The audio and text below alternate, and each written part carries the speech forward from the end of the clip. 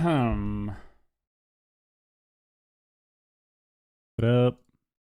What up, people? We wait. Pro boss, what up?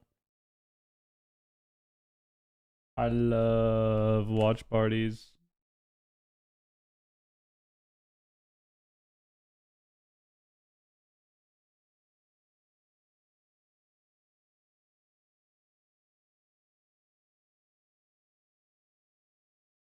Mike, what up? Good luck this weekend. I'm not even playing, bro, but thank you. I'll tell Wiz good luck. No smiling shuffle, bro. Yeah, we got. I think I have a stream plan now. I have a plan. I have a content plan, and it definitely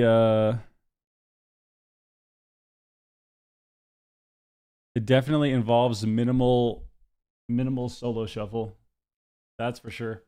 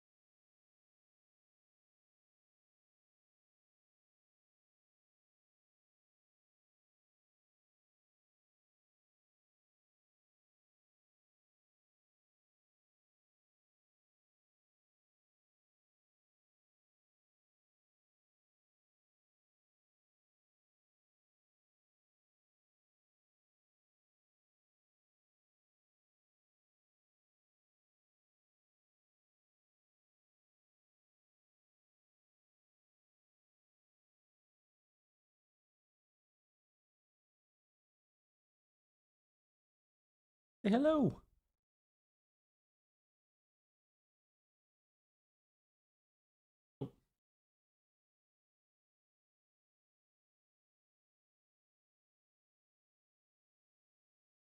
Ah.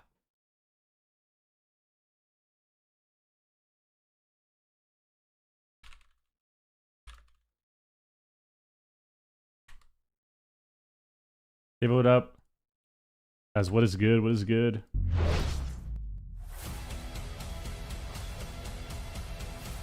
Yes. Alistair Low, somewhat up. Everybody, welcome to Cup number 2 of the 3rd season of the War with the AWC. By the end of this weekend, Reaper. teams will be more than halfway through their chances to get points to get into that coveted top 3 position to get into the grand finals by mid-November or be sent to the gauntlet. We'll get into that just a little bit later, but I want to catch up with you guys first. Ven, what have you been up to this weekend? I've been talking about it nonstop. I'm sure you guys are almost sick of it at this point, but Legion Remix. I've been spam playing Legion Remix. You can see I've unlocked the beautiful... This guy self-promoting his Legion Remix mog, dude. And not only the... Ever gonna make a Dynasty 3? I don't know. He'll law it up. It's a great way to re-experience Legion. It would be fun to have like a War Within one, but... And yeah, it's been a lot of fun. Are you on Tyke? Yeah. Is that why you have to have all, Walking away, what up? all the little like things above your letters in your name? Yeah, someone took my name, but you know. Yeah. Somebody thought of Alberta, dude. That's the nature of it on Tyke. Someone took Alberta beef, dude. Legion Remix definitely been a lot of fun for a lot of people. So go check that out if you haven't already. If you want to feel like a god, get some cool transmog. In the meantime, but let's talk about AWC today. We got a lot going on. And these teams are going through a lot as well. They have a bit of a journey that they have to get through to get to the grand finals, like I said a little bit earlier. For okay, man, what up? Just playing what up? Gauntlet as well. Yeah, we definitely need to make like another 15th and 16th. We've already had Cup 1, currently in Cup 2. Another one, I think. And it's that top 4 spot that these teams make another one, I think, for that $200,000 prize pool. And these games are really going to start to make or break the teams and their position in the standings for their respective regions. Here's a calendar, also a little of an overlook of where we are and where we'll be November 14th through the 16th. Wait, the finals is really close, actually. If you want to see exactly what is going to go down in the North American and European finals. But something else that has been going on. The finals only this what? week as well, Zico. A few weeks after? Turbo boost that came out. That seems insane. Also some changes to some specs. Yep. Turbo Boost is live now. It's the perfect time to get back into the game. You can go push your keys. You're gonna have more power to your character. You're gonna be stronger, you can even upgrade it a little bit as well. And then also we had some class tuning happen. We can see. I know it's here, about the same time. Hunter's got It's a little a bit of a few nerf. weeks. Ret got pretty large nerfs. Arcane Mage got a small nerf as well to Lay Drinker. Neutral kind of to Discipline and Resto Druid. Let's Misty see Weaver, what got buffed. happens. Outlaw Rogue got a buff to their coin as well. Discipline Priest got a little bit of a atonement healing buff. It's like 1%, but yeah, pretty neutral, I would say. Hunter got their aim shot nerfed, as well as Black Arrow buff to rapid fire, but I think players are going to potentially 1%, but yeah. Pretty neutral, I would say. Hunter got their aim shot nerfed, as well as Black Arrow buff to rapid fire, but I think players are going to potentially swap around their builds maybe to work around that for a little bit. With the Turbo Boost, all item levels has been increased as well, so that has given everyone basically a little bit more stats, a little bit more stamina. So we'll see how that shapes up the weekend.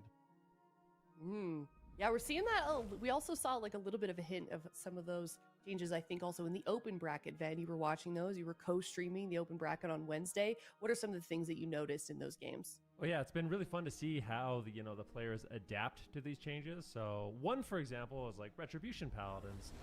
They're actually going to be mixing it in and bringing in the Templar specialization as well. So McWeedy had a very good run in this lower bracket. He's going to be bringing in some large hammers. Saw some healer swaps and see that massive explosion of damage. So Rets are going to be super lethal. So we can see it showcased here once again here on this Dragonborn Nethi. It's getting deleted by the Ret Paladin. But also, yeah, in addition to that, we have Mistweaver Monks getting a little bit of a buff, which is good for buff. I mega blurred, so I mega zoom, so it's really blurry. Is but it going to be enough? There's a Soothing Mist and Enveloping Mist buff. Bank's actually been playing. We have a Smith machine, and our cat likes to climb on the Smith machine. Damage. We'll see if it's going to be enough. Once again, they had a great lower bracket What are you run. doing? Made it into the top 8, so we'll get to see the Mistweaver Monk showcase. What are you doing? And see how far Bank can take it. And then, of course, Outlaw Rogues are Unreal. another one that got some buffs and is basically man. through mostly. Mistweaver got us a buff, yeah. You buffed, didn't so see nothing, we're gonna yeah. get a little bit Just more burst in she does that a lot. She'll He just brings climb on Outlaw this. Rogues today and tomorrow showcase, Unreal. and that is a good thing for Yolo Inc. We actually had a really good run. I think They ended up losing this they do match, tuning but during the AWC, yeah, they and looked it's gonna incredibly affect good it. while losing. So I think this is a team that has a lot What are of you doing? potential, playing not only this rogue warlock priest, but also bringing in Gelu. We saw Gelu played in that lower bracket, looking phenomenal on that fire mage. That's a specialization he's really good at. So we'll see. I have high hopes for Yolo. Apparently the Mistweaver buff is like randomly kind of nice. How all of Which, I those mean- teams play out. Let's first take a look at the standings. The Soothing So buff we looks ended up after like last whatever, weekend, but those open bracket Enveloping got games on 15%, Wednesday as well. so- Like I did mention, teams are trying to get into that top 3, and if they don't make it into the top 3, that 4th through 8th spot are going to have to battle it out in the gauntlet for that 4th and final position to make it into the grand All right, here we final. go. So looking like a bit of a bloodbath right now, Guys, especially if you did not considering know, that because of we actually have a exact repeat of last week's cup for EU. EU this weekend has an exact repeat of what we saw Saturday and Sunday bracket wise. It's the same exact matchups. Same exact matchups the entire bracket. Look at this. Echo Dobob, Under Pressure, Streamer Zone, Buff, Mistweaver, Cleave, Pilled, Full Smart, Yolo Inc. And they're all in the same spot. They're all in the same spot as well. It's just an exact replica of last week's bracket. Outcome. That's Debating whether or interesting. not I should just take all my predictions from last week and just do the opposite because I was so wrong, or if I just stay the same. If it's gonna be, I don't know what to do right now. I'm kind of at a Double loss down. for it in this regard, but this was a fantastic bracket the last time we saw it play out, and I'm sure that it just means it's going to be even better. The teams had a week to get even better. There are some changes that are going to help some of the teams that might have been on the losing side of some of these matchups from last week. That Echo versus Dobob series is always a highlight. These are the main rivals, I think, right now for Europe. Under Pressure has big names on it, but we haven't seen them, I think, at their full potential. So now with the week gone by, I'm excited to see what they can bring to the table. And then, of course, in the lower bracket, we have all of the newcomers and newly fused teams together that are going to be battling it out to make. Oh, apparently the lower bracket is flipped, but it's the same matchups. Definitely. Okay. Take all of these So it's not an exact. It's not an exact replica. God damn it! Make your, That would have matchup been of the day. Who funny is to it see. today? I'm going with the same thing as last week. I'm looking at that Under Pressure Streamer Zone GG matchup. I think that, you know, the Echo versus Dobob is interesting. Of course, it's always So about first series is going to Streamer Zone be. versus last week we saw Streamer Zone and kind of big mix. What's the first series? Last interesting Streamer Zone GG match. I'm going with the same Buff thing as Mistweaver last and week. Cleave pilled. I'm looking at that team. They're a contender. You know, they got So a Loco, they prediction. got massive players here. You know, Houston, MVQ, Jamie. These are all top-notch players. But last weekend, I Buff. think compared to what roster they have, they kind of fell flat. So I think that this is a team that hasn't yet lived up There we to go. their potential. And I think they could be a potential contender in EU. So for me, it's going to be interesting to see, is go. Streamer Zone actually a top-tier contender here? Because last season, it was mostly about Echo and Dobob. Now, if Streamer Zone can join that, and or if even Under Pressure can also join that, you Let's might have get four it. different teams that could rival that #1 spot in Europe.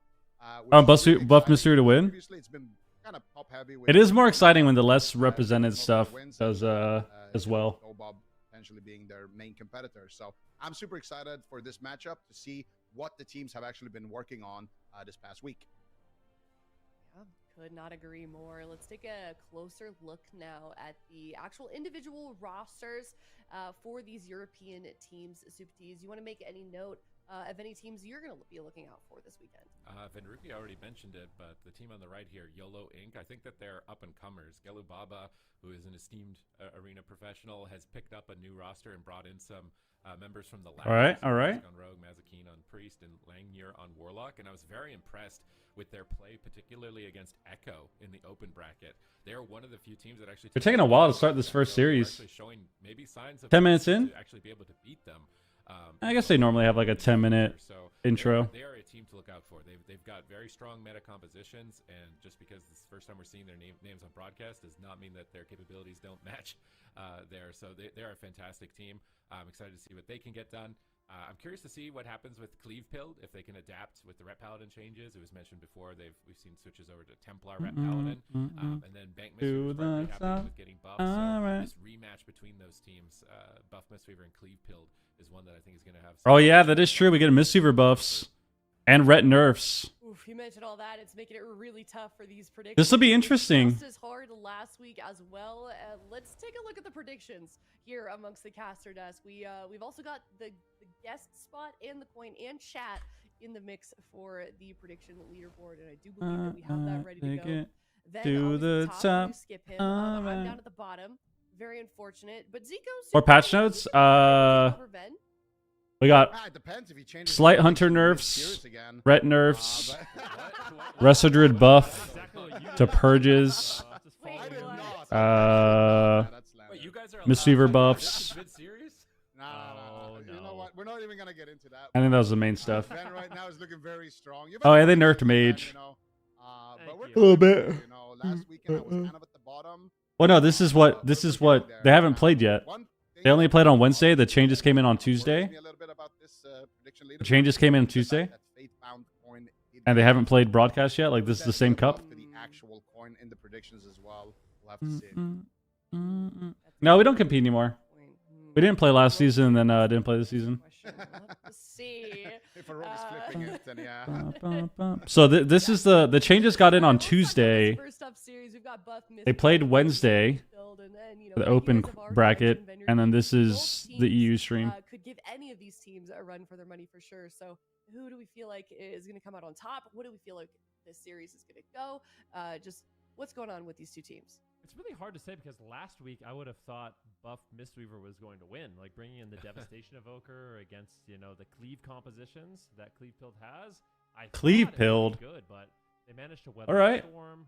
They ended up bringing in the Warrior for Ret Warrior, and it looked really strong. So I'm curious to see what Cleave Pilled leads with this week. I would expect Just need a team. I believe in you, man. Warrior, Just find a team. and we'll see. Luckily for these teams and all the teams, they to kind of run it back. So for Buff Mistweaver, they get a second chance at redemption. We'll see what ends up happening.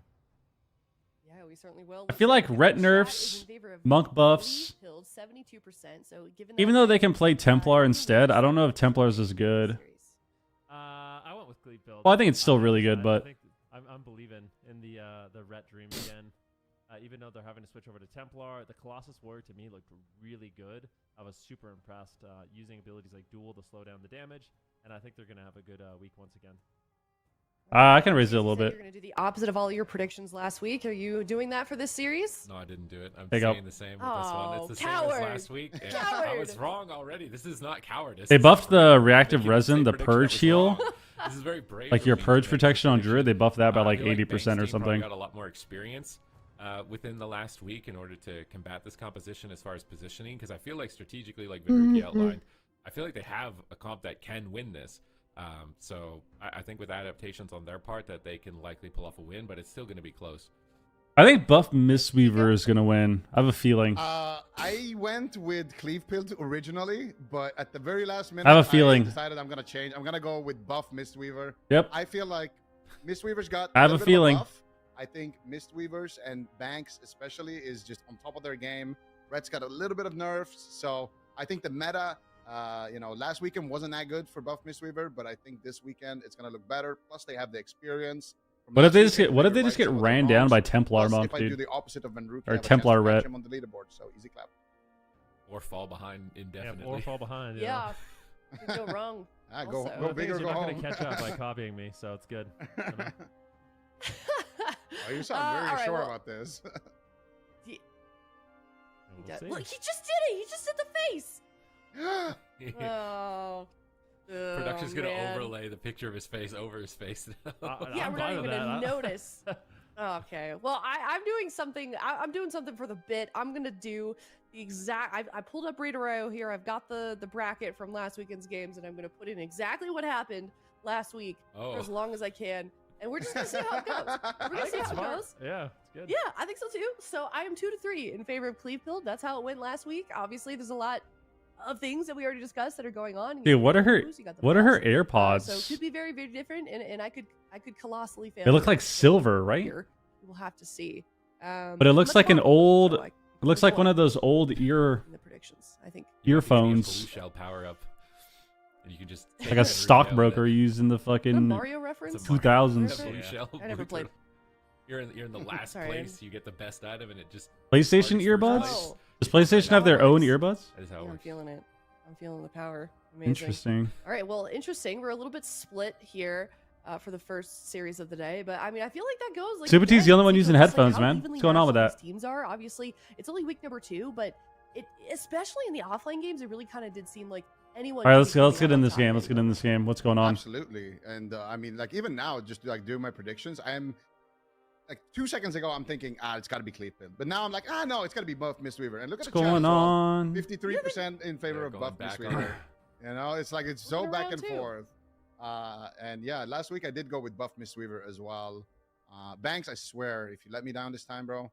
Echo wins I'm again. looking in Ah, the On if this I get one, you on I'm my doing the team. opposite of last week. If I get it wrong, Maybe. I'm just auto-putting the it was a opposite. close series, close turning last week. So All right. Well, game number 1 should be starting here very shortly. It is also in the lower bracket, and like I stressed in the beginning, they should have of the put day, like we a see the bottle of bracket as pills many with an points as axe possible, getting into that top next 3 to the spot, water. 4th through 8th for the gauntlet. That would have been a better Very picture. tough given the level of competition Like you have the we're currently water, seeing, and then you have a especially in bottle this of pills region. next Game to number 1 to Grand Arena. It's an elimination glass. round as well. So loser of this one, unfortunately, knocked out of the tournament early on. My is top Buff healers. What do you Mistweaver mean? versus Cleave Like Pilled. players? Whoever's doing well. Just a high mountain Tauren warrior. I mean, what could be better than this? This is just amazing. Cleave coming in with the Ret warrior. There's a Void Weaver, man. Here. I'm really hoping that Warriors is once again. Okay, I mean, if he's playing Void Weaver, I actually think they have a really good shot. Slayer, so actually changing up his build despite winning. We'll see how experienced he is, though, on the ult. They're probably just going to run him down. Cassidy under fire right away, and a lot of this game comes down to training down Cassidy. Players, damage, making whoever's winning. We'll see if Cleave build can continue that strategy. That can make it a setup here on. I don't think I've ever seen Bank on anything but a monk, so devastating. Let's see how this goes. Trades ultimate penitence as well. They managed to survive, but a great push by Cleave. We already PS ulti pen together. That's kind of an overlap. A little bit of a different version of the Mistweaver right now on that Discipline Priest, rocking that Void Weaver, and definitely, I think he's gonna regret this. Oh yeah, I mean, I think coming out onto McWeedy right on the push, but they still get the second charge of pain suppression. They still got the ulti penny as well from Bank. He's got the powered barrier. Yeah, this guy is just drop the powered barrier as well. He's got nothing left. That's it. That's his last cooldown. Now it's just time to go for those void blasts and try to get some counter pressure. But things are not looking good. Did he just make this yesterday? For Banks and Cleave are looking super solid right now. But finally, some pressure coming out onto Oles. You get the Emerald Communions. Cassidy comes in with the Cyclone. Pretty sure you can't live versus Red Warrior. No, you could definitely live, but get it onto Oles. McWeedy gets Cyclone on very low HP. Cassidy his Void Weaver is looking a little scuffed. I'll say that. The Feral Druid, they're pushing for the bubble. Can they get it? They got bubble though. Out of CC, they do get the bubble. Picked on MD. Comes Cleave build. Bank is in big trouble, man. Yeah, a lot of danger right Use your now. Shadow Fiend, bro. These Cyclones from there it is. Absolutely incredible. Bank getting low in health. He has the Void Shift, so one last cooldown. He can trade his health for someone else's. Beautiful. Do kick, nice. Coming in, slowing down Smite and Cassidy. Cyclone gets cast out on a McWeedy. Bank surviving, doing a good job navigating the situation so far, but this is not an easy spot to be in. Void Blast. They got to kill this healer. Hammer of Justice. He's so dead. Might not make it out of this one. Oh, beautiful off heals there by Smite and Cassidy. Just swap. Just enough time to survive. Still having the Void Shift, though. Everyone's rotting down. I don't know if he's going to be able to live. Yeah, this is... on Smite, but still. Yeah. Drop. And Cleave Pill taking... not easy game one, but yeah, really convincing. All right. This is a strategy they'll be able to replicate. I feel like Buff Mistweaver might need to go back to the drawing board. Yeah, absolutely. I think locking in the Void Weaver into... Why did they do that? That's kind of one of the weaknesses of the Void Weaver. If you're just getting tunneled the entire game, it's really hard to get those Mind Blasts out, and it's really hard to be effective and actually get good pressure out and survive. Why did he do that, dude? Why did he do that, man? You should have just played Monk. That was so bad. That was so bad, dude. Okay, so why did he do that? That was just... I mean, everything about this game, like, look at the start of this game. We'll just go back to it so you can see. Like, this is... I thought he was just going to play Monk. He's playing Void Weaver.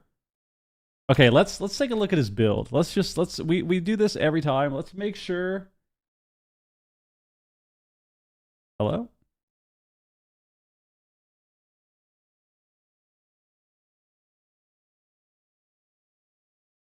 Bro, did they change the thing?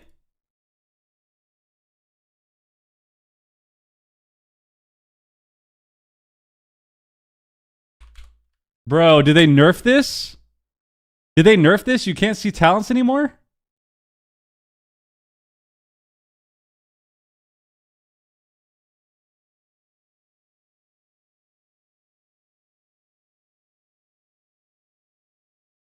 Okay. I mean, I can... Let's see. So, like, right off the bat, this just looks terrible. Because, like... He PI'd.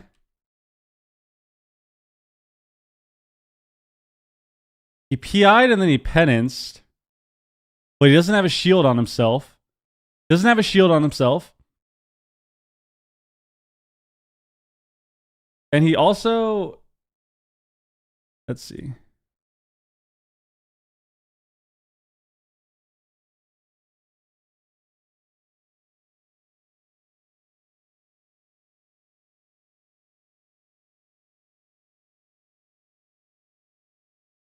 Dude, yeah, this is just fried. You can see previous games not while it's going on? No, that's just not true. That's just not true. You should... They already played their game. this takes like a minute to refresh, and then you can see talents. No, you're... Dude, I've competed for 11 years. The second that this pops up on GCD Companion, you can see all of their talents, but it's not showing you their talents for some reason. I don't know why. You should be able to. I think it's just a bug, because I want to see what he's playing. Let's make sure it hasn't started yet. Okay, he's back on Mistweaver. Yeah, get the hell off of the Void Weaver, bro. That was... Like, I don't think Void Weaver is super hard to play, but I think what makes it hard is when you're the one getting attacked. So, like, he logs on a Void Weaver. I would assume that he has no experience playing it.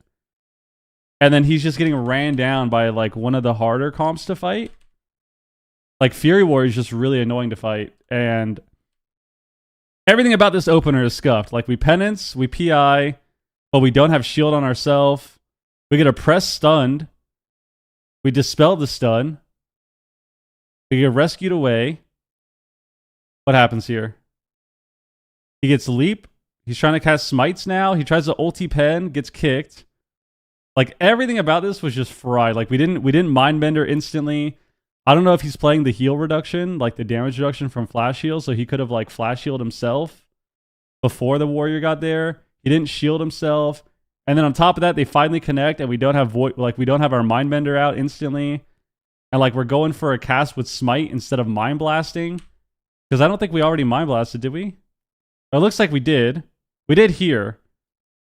So we got the mind blast off. But then like now we're just like spamming smite when like here we could have been kiting. Like here we could have just like ran away, get the mindbender out, and like run by the pillar.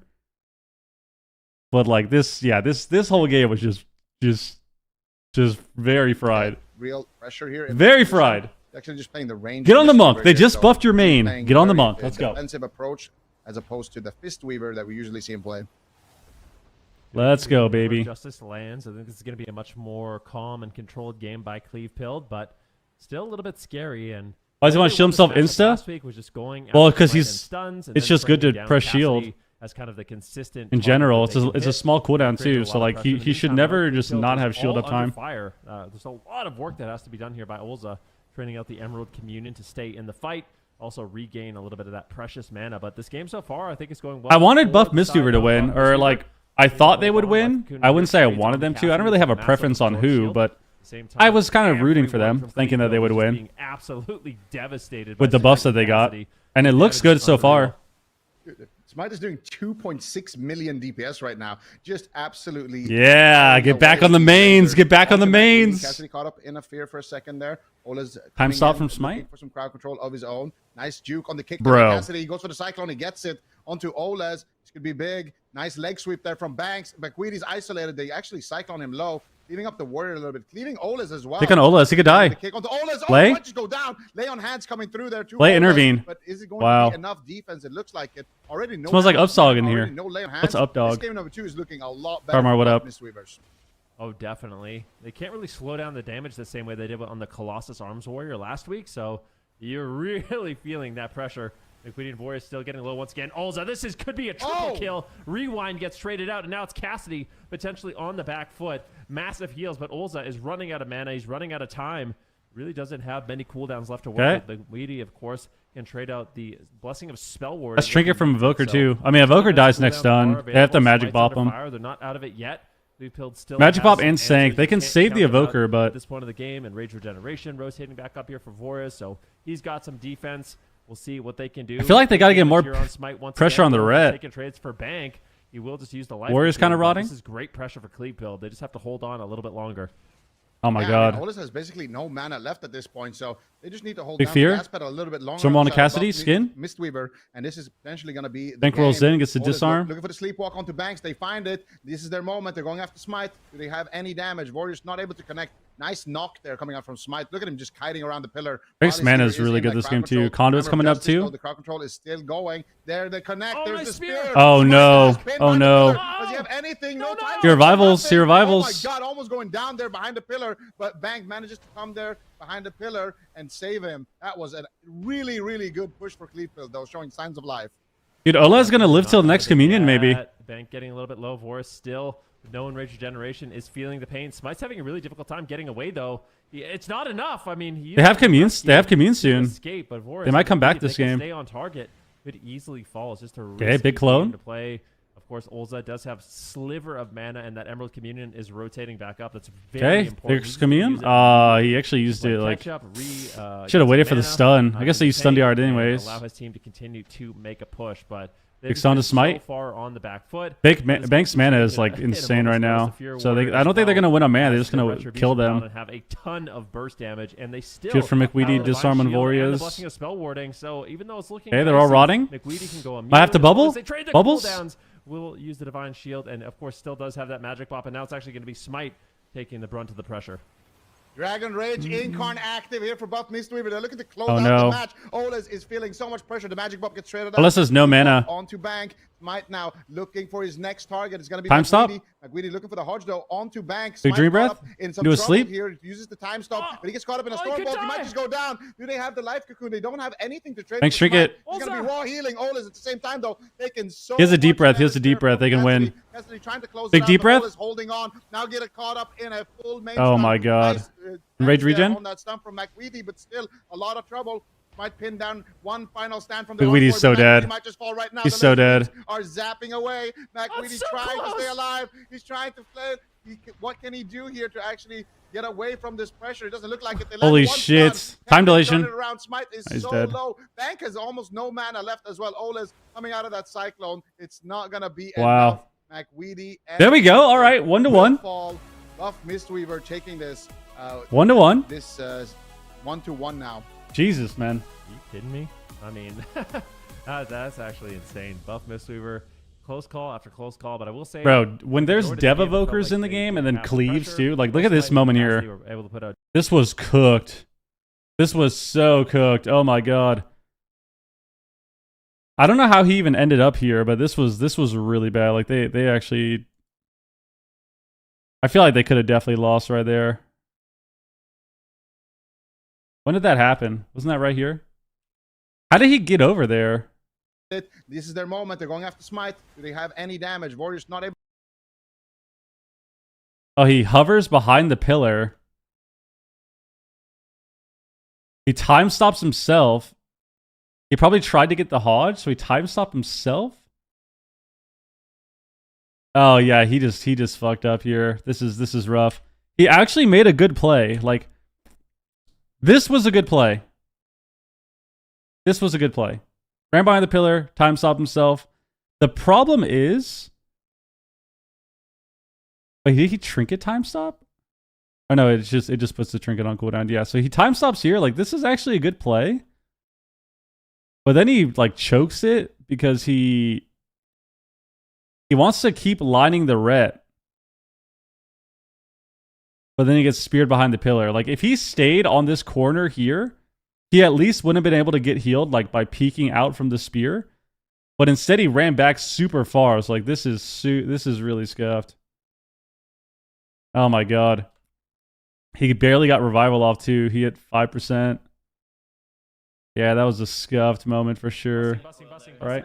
That makes freaking thing that we said, man. Tier 3. 66 months, baby. That's what I'm talking about. I feel like Cleave was doing better this game. They got a lot more pressure onto Smite, and they were actually swapping the Feral instead of training Smite, instead of training him, but I think they need more pressure on the Monk. I feel like Monk is really good when you're not dealing with... I shouldn't say really good. I feel like Monk is solid, especially with this last set of small buffs, when you are constantly pressuring them with CC and attacking them and getting interrupts. Or CC and interrupts, or CCing them and interrupting them and attacking them, or just attacking them and then randomly CCing them off. Like, you have to get more pressure on the Monk, and it seems like they're kind of doing that. Like, they're double stunning sometimes, they're getting sleepwalks sometimes, but when you're playing Ret Warrior, I swear, it's easy to just cleave you know, like their name says, and just attack whatever. So you hit the dev, you can swap to the feral, you hit the dev, and then if the monk is ever there next to you, just literally put 2 globals on him. Like, I think people really underestimate the pressure that you can create by hitting a target, especially a target like monk that's really squishy, for 1 or 2 globals. Like, if this warrior tab targets the monk and presses rampage with an execute proc, or like an onslaught rampage, whatever, like, he will do 40% of his health. And all of that makes it so much different for the game. Switching up his specialization. Pressure-wise. Opting to just play that more consistent damage build. Let's see how that works out for him. Dragon Rage gets popped immediately. Let's see. Smite getting super aggressive. War is just going to fear it up. Intimidating Shout defensive. And they're going to make swaps on the healer. Bank's in trouble. I mean, guys. Oh, the revival is guys. Bank super. Do I not know what I'm talking about? Like, it's crazy. I'm telling you. Every time we start talking about what they should be doing, it's like, it happens every time. To stay alive. That was good. Gets away without. They got port. They got revival. Yeah, I really like that. Just Fear Smite on his cooldowns. Go after the healer. And if they can make a couple of more swaps like that, that could definitely be what. They just got to swap. They have to swap. They can't train him. Seeing Bank, they're going after Cassidy a little bit. Cassidy dropping low. Nice. There we go. On the Warriors. Cassidy playing a little bit of defense. Big tab. All is looking for the sleepwalk. Gets interrupted. They got to stop clone though. Smite looking to lob out some damage. Okay. Nice cyclone here onto McWeedy, down to 50% HP. Big rewind. Getting absolutely blasted there in the backline as well. Now they're going back onto Smite on the side of Cleave. Here comes the shockwave stun. Nice disarm though onto Warriors. Okay. Still sitting through that cyclone. McWeedy could be in trouble, and they get the re-follow up. It doesn't look like it. Bank's still rotting. It's kind of crazy. Warrior now. Still not topped. Phenomenally right now. He's cycloned up the entire team, making sure that there's always one player not playing the game. Oh, big sleep. Bank now sitting through Boned him. Sleepwalk, but look at that beautiful cyclone. Damn. And he cyclones McWeedy's trinket as well. Cassidy is just MVP right now. It's a lay now. That was a really good clone. His lay on hands there due to the cyclones. See, like, this is bad. I don't like this. I don't like running at the monk. Break stunned into a full cyclone. Cassidy with full control of the match, slowing down the game and just allowing his team to stay in it.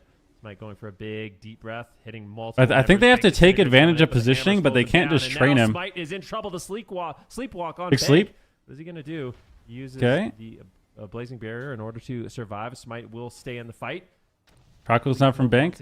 Leslie's kind of dying. Last time dilation for a bit. Disintegrate cast. War is putting out a ton of damage. Okay. Mana once again in favor of buff Mistweaver Monk though, so good control of the match. Smite has Dragon Rage in a second. Incarn here too. Never Dragon Rage. Cleave pilled out of this match. A lot of damage coming in. Might have to hit bubble here. Might have to trade out the Divine Shield. Smite pops the Dragon Rage. There's a lot of offensive cooldowns being paired with the Incarnation. So buff Mistweaver, their damage is sky high at this moment, but Wars just does not. Oh my god! Oh my god! Cocoon gets the will. 10% health. Will Cocoon. Will's Forsaken Life Cocoon. I can't believe. There we go. Deep breath. War's able to do.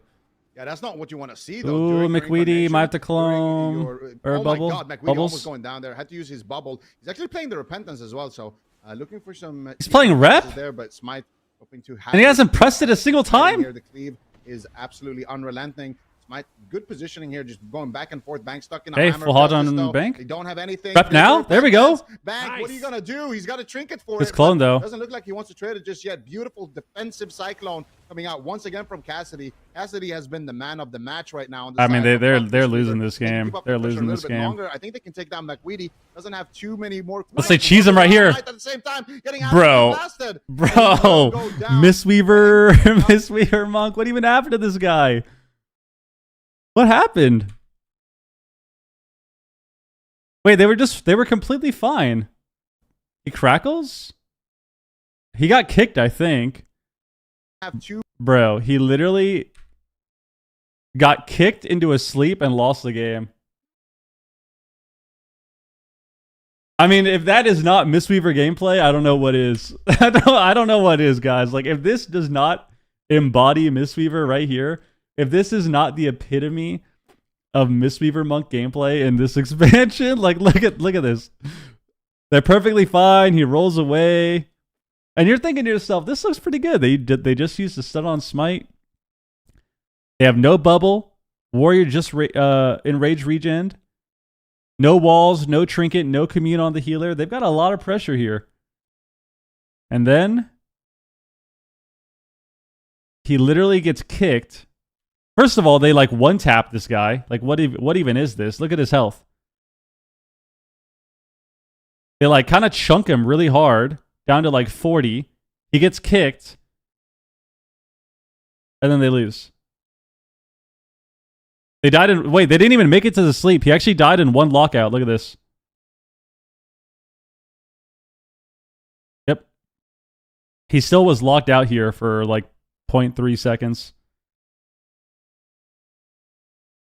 All right. I mean, that is a way to lose. That is a way to lose. That game was looking so good for them, too. That was looking really good for them.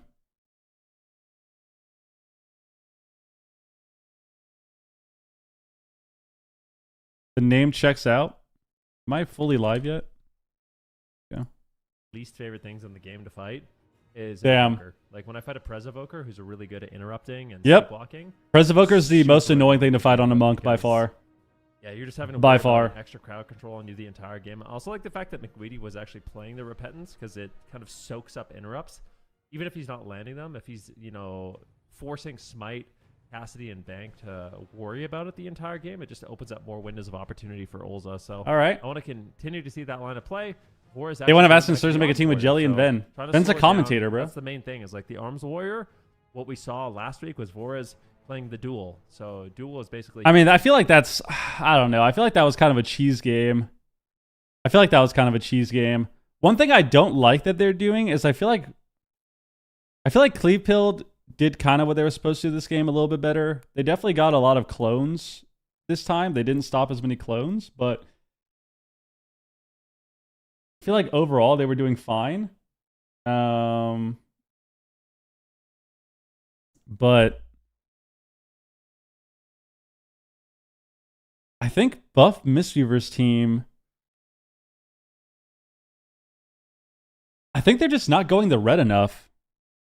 Let's see, are they about to go in the game? I don't want to go back if they're about to start. I keep doing too much VOD review and then the game is up for 30 seconds. Like they had a point where they got bubble and then they're just not attacking the ret. And I feel like that's the problem.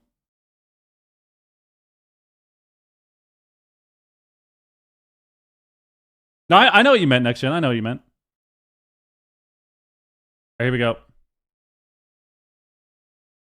Value out of his Cyclone.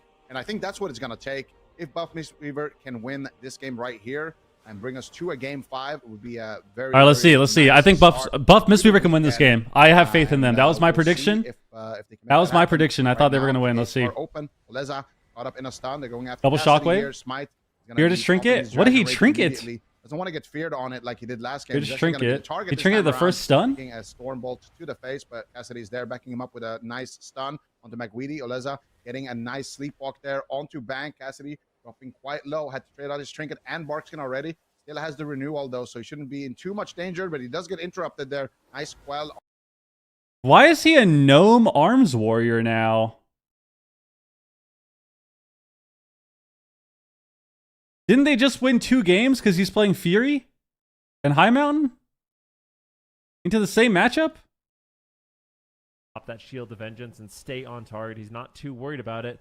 Here, still Dude, they are getting rotted. Justice Land Revival? Smite. He time stop his revival! Stop there. He time stop his overlapped it with revival! the revival, so I don't think No! he actually got the revival heal He in got that topped moment. anyways? I could be wrong, but I hate time stop. I hate Heal time stop. there. That's why. I hate that That's ability. Super unfortunate. I absolutely hate that Will ability. recover, though, either way.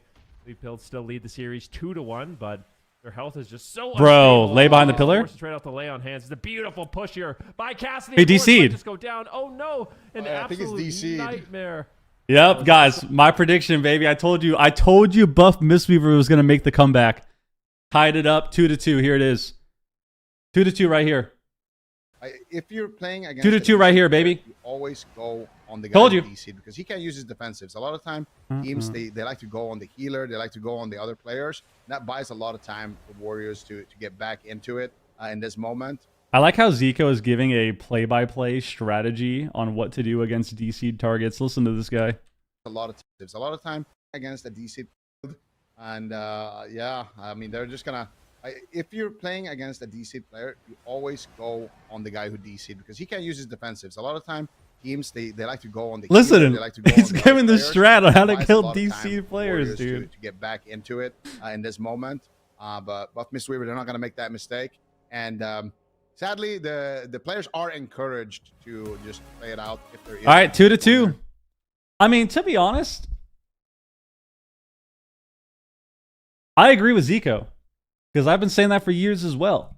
Like, if you're going to wait, then you're going to wait. But if you're going to kill someone when they DC, I hate when people are trying to play the game still and continue to play during a DC and they're chasing around the people that are actively moving their character and are still connected to the game.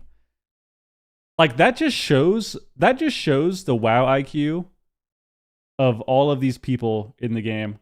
When, like, you have a DC target and, like, let's say, you know, you actually decide to kill them. You're not going to wait for whatever reason you have. You're not going to wait. You're going to still play the game during the DC. And then you're chasing around like the healer or something instead of the dude that isn't moving. That makes no sense. That makes no sense. And then what always happens, like in Shuffle 2, what always ends up happening is the dude ends up coming back. Or what's even worse is the guy actually lives long enough for them to close the game out, and then you don't tie the round, so you lose. You don't tie your lobby, and then you lose. And you lose 20 points. All because these guys don't want to kill the DC'd character. It's insane. It's insane, dude.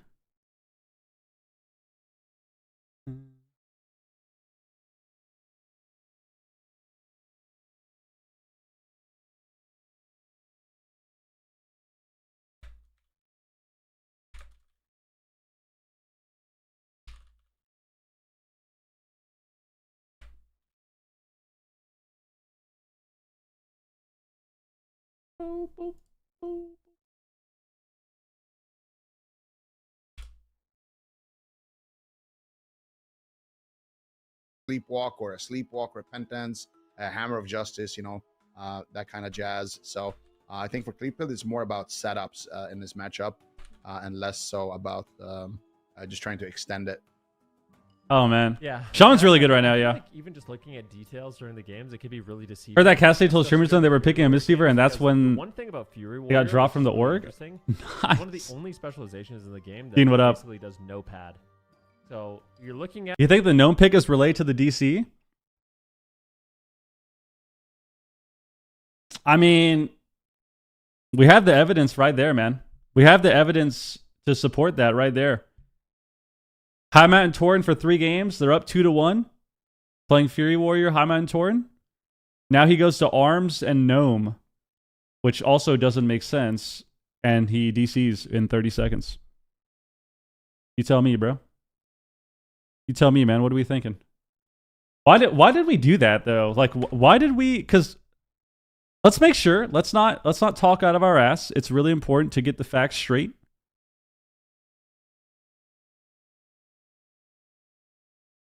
Dude, it's still broken.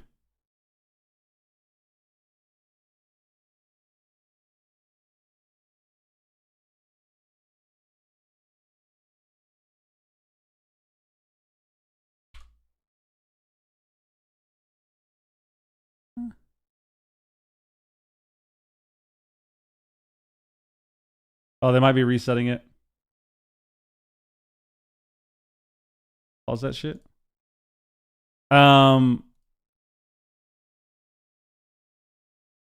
Does blind pick? Well, no, the blind pick only for races, the blind pick only matters. The blind pick only matters for races on the first game. Doesn't matter after that. Doesn't matter after that. Like if you pick your comp and you go into it because you win the match and then you pick your comp and like they pick map, you pick comp, they pick their comp to counter, you can still change whatever race you want. Like it doesn't matter. It's only for the first game that it matters. Because the first game is a true blind pick. So they don't want people cheesing it, especially if you like, because people will do this. This is why it's important for Blizzard to enforce some rules. Because if they didn't, people would actually abuse this shit too. Because what people do is like, let's say you get into the game in the grand arena for game 1, right? Blind pick game. If they didn't ask for races, what people would do is if they got into a game and they saw the comp you were playing, they would just log off and log onto a different character that was the correct race. It's really cheese. So like, let's say you're playing into an Assassin Rogue, but you thought they were going to play sub, so you played an Orc. If they didn't ask for races, people would swap to Dwarf or something. Like they would leave the game after they see it and then swap. Which people have done before too. That's been a thing that people used to do that all the time, like years ago, until they started asking for races. Which I think they started doing that finally in, I believe, Shadowlands. Either end of BFA or Shadowlands is when they started doing that, where they ask you for your the races you're playing for game 1.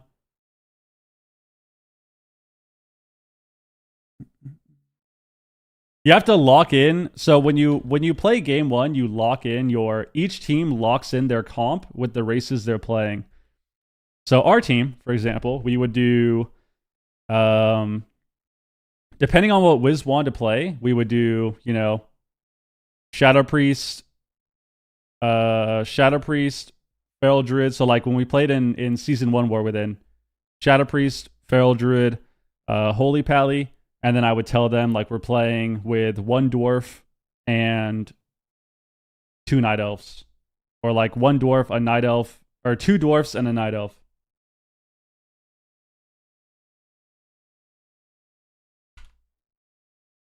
Okay, apparently it's fixed now.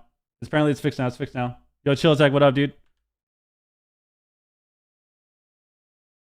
And I knew this series was going to go the distance. Here we go. Cleave Pilled versus Buff Mistweaver. This is going to be... This guy said he knew the series would go the distance. They literally got a DC win. Come on, Zico. Come on, bro. A really, really tough game here for them. But they're going to lead the charge here already. Why is he arms again? Smite. And I really like that they're mixing it up, They like to use that fear early on. Sometimes they use it onto the Dev Evoker and go after the healer. Sometimes they go after the Feral Druid. Sometimes they fear the Feral Druid. They definitely keep their opponents guessing. But McWeedy right now taking a decent chunk of damage. Olas actually was about to get stunned into a Cyclone there. Clicked on Searing. As he did get interrupted. Might still just absolutely blasting right now. Doing so much work with Olas. With a nice Dream Breath. Should be able to keep his team alive. Nice Deep Breath there onto Smite as well. He's coming out there to protect Smite in that position. Sleep. Bank caught up in CC. Smite, what are you going to do? He's going to sit that? Nice rescue there to get behind the pillar and get a Does he get read? Read? Is going to be traded here for Smite. Deep Breath? Cancel it early and then come out with a Full Hodge now. And here comes the damage. Bank is still in crowd control and his team is just winning the game 2v3. They're still winning though. HP had to use the rewind and got Cyclone on it. McWeedy now as well under heavy fire capacity. Looking for the Cyclone. Not able to find it there. Good push. Surprising they turned that around. Yeah, I mean, this is such a back and forth game. McWeedy trades out the lay on hands. Can they stay on target? Full Cyclone here onto McWeedy now. I mean, you shouldn't be sitting any roots because he has a Paladin. Like, they have freedom for all the roots. They have freedom for every root DR. They have rescue to get out of CC as well because rescue takes you out of roots. They might have to bubble here. Trinket? Olza gets Cycloned on his Trinket. Oh no, if they get the Divine Shield too, that would be absolutely devastating. So far, Buff Mistweaver Monk, they might be able to change history here in this game. Oh my god, he flew his Demolish. Last week, that's not what happened. Let's see if they can hold on and continue this pressure and actually win against Cleave Pilled. Let's see what McWeedy can do. I mean, Buff Mistweaver is owning this game. Like, Olza too. So all the interrupts are out of the way and a full sleepwalk finally lands. Great opportunity here. It may not look like it in terms of like big defenses, but there's definitely winning. That pillar, doing a great job, and a lot of that is because of that Ursul's Vortex. And now they're gonna have to go to Cassidy. He's just gonna trade out the Bark's gonna be completely fine. They want them to go on Rescue? Cassidy. Double stun. Buff Mistweaver. Here comes the leg sweep though onto Warriors. He's taking a lot of damage. Smite is loading up. Huge pressure onto McWeedy and Warriors, but now finally a Stormbolt connecting here onto Smite. Parry there. Damage from the and they communed. It's not good. Here in game number 5 as they look to battle it out. McWeedy though. I get bubble here. That'd be really good. No, didn't. Got a Spirit Bloom. Demolish comes in. Interrupt that Cyclone to save that bubble. Now they won't have that available for Bank. Okay. So Bank's going to be able to breathe a little bit easier there. Big deep breath. Missed the double stun though. And they find the Cyclone. It doesn't look like it. Nice cleanse there coming out from McWeedy onto his healer, but all is still Okay. taking a Pulling lot the of ret. pressure. Nice Warrior low can die. cyclone there Oh as my they continue gosh. the pressure onto the Warrior. Cassidy really wants this win, and they go after Olas as Ooh, well. ret might die. McWeedy in bubble, in execute range. He might just have to send it here. He's gonna hold it. Can he hold on? He's trying to kite. Nope. He Crackle. has to. Has to bubble. Oh my god, that was so greedy. Last Now wall from finally, Aleza Hammer of too. Justice onto Bang Rep for comes in 10 finally. out of that bubble. Ooh, oppressive Once rep. again, Olas is in a Oh, he cyclone. broke it. He He's not able to broke make it. his target. Warriors still flailing behind. Cassidy just trading out the Barkin once again. Kick on the Searing Glare. Okay. Beautiful push here from Buff Mistweaver. They get the hit and they get the run as well. Buff Mistweaver is under a little bit of pressure because Bank was interrupted there, but it looks like they should be able to Searing? recover. They still have the life cocoon, and Restoral is rotating. Stormbolt back. demolish? Cassidy could be in trouble right now, then. Ooh, big Oh, one he might shot. just die. He might just Cocoon. die. Trinket Life Cocoon or Okay. Rule of Forsaken Life Cocoon comes in. Cassidy's low, but McWeedy is lower and might just get dropped. He's gonna have to magic bomb looking now. for a potential triple kill. Yeah, this is good. They're finally going the red. This is what I wanted to see the first game. That does not make him immune to Oh! Cassidy, Wow. And Cassidy closes it out. I think There we Cassidy go. was there too for potential touch of death. Beautifully done. There we go. By Buff There we go. Mistweaver. They're the first team this I mean, weekend guys. to change history. We got a little bit of a We change here. did predict Buff Mistweaver. Just saying. We had a good prediction. We had a good prediction. We did say Buff Mistweaver. We had a lot of faith. We had a lot of faith. We thought, the Mistweaver buffs would be a little Out of helpful. his mind, landing cyclones, good. landing cyclones. At some point, they had to Hammer of Justice, the Feral Druid, just to stop him from cycloning because they had no. The DC changed the game. I mean, yeah, they got a free win off the DC for sure, but to be fair, I think Buff Mistweaver played this matchup the way they were supposed to. I think they played the way they should have the other games. Like they went the ret a lot more, which I think is better to do. And also Cleave Pelt is weird. I don't know, why did they do this? I really don't like when teams make changes like this and obviously there's a reason for it. So I'm going to say for seemingly no reason. Obviously, whatever they're discussing in Discord and stuff, whatever they're discussing in comms, they've got a reason to go arms. But as someone who is, very knowledgeable on what's happening, I think this pick was terrible. I don't know why they went arms warrior on the last two games. Like, you're up 2-1, and obviously he DC'd, but like the arms warrior pick makes no sense to me. And then also I feel like Gnome is really weird too, because they're really tanky as High Mountain, and then he goes Gnome and he's getting kited anyways. Like Gnome doesn't. You're not getting kited by Dev Feral because of roots. You're getting kited because you're permanently slowed by Disintegrate.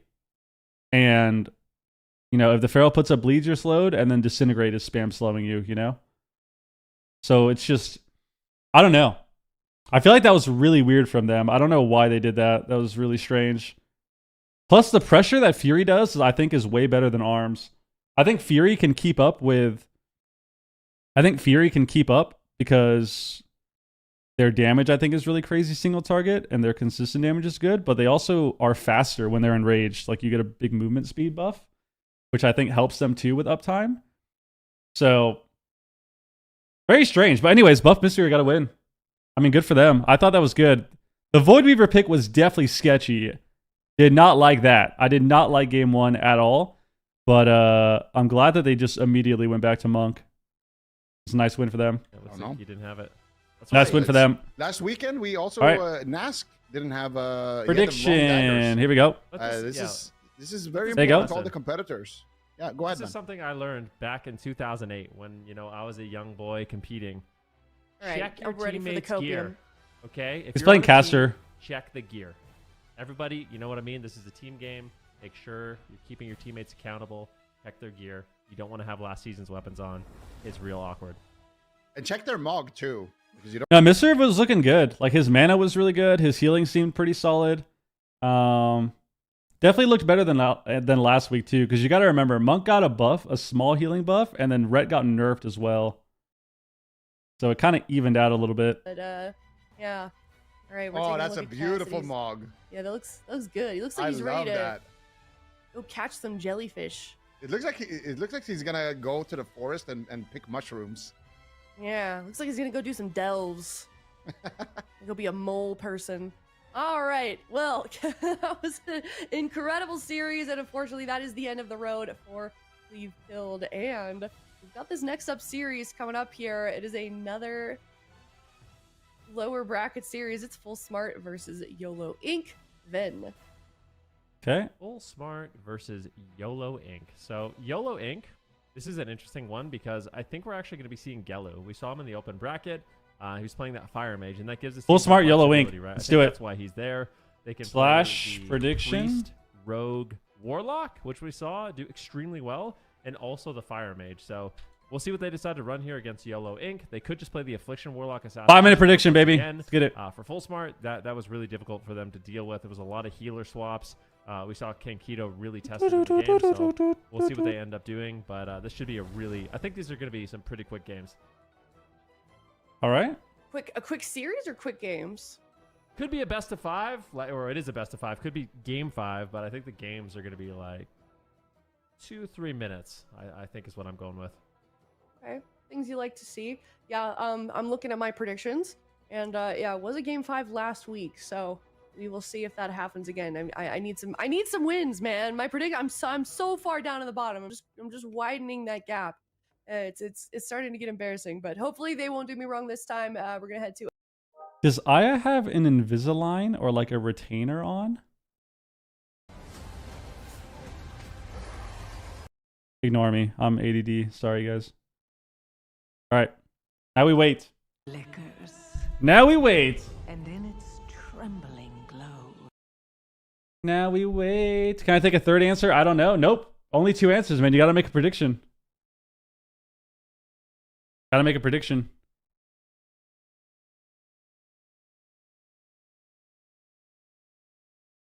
She a high rate arena player? I doesn't like play arena or anything. I think she's played, but she plays WoW, but she doesn't like play arena or sweat it out in arena.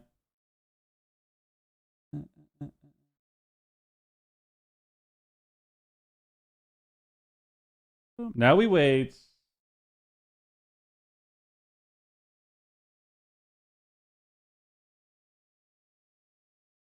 Now we wait. Now we wait. I mean, that was a good first series. Let's see. Are these talents updated? Can I see?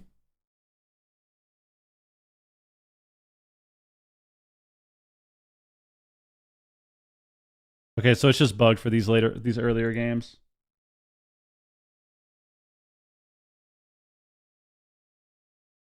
There we go. So it is fixed now. Yeah, I wonder why he swapped to this.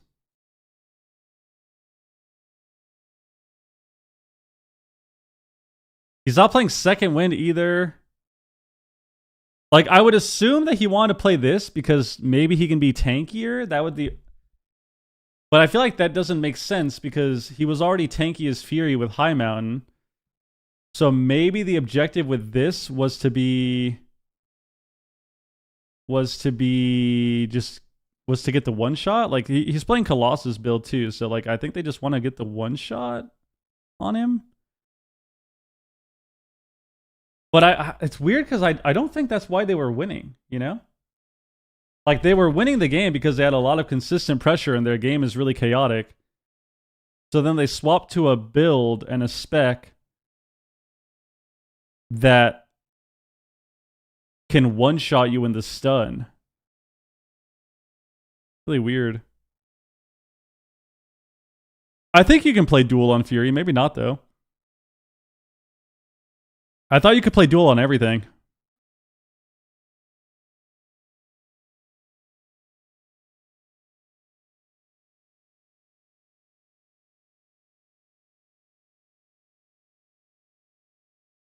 Yeah, that was just really weird. I don't know why they did that. I thought they were owning as the other matchup.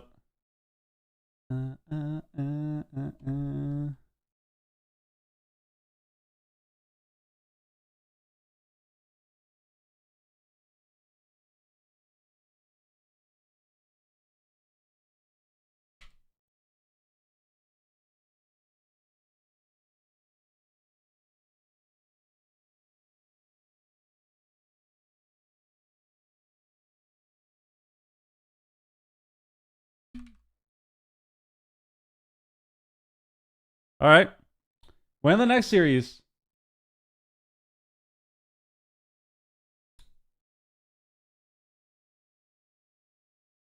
Yeah, maybe you can't. And I think it's bugged too, so we can't even see.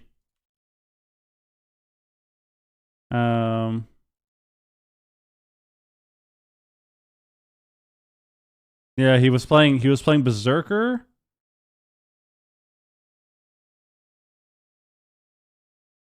That doesn't get you out of sleeps though, right? Oh, he gets the whatever it's called, war banner. I forgot it's a war banner too. Okay. So you had war banner.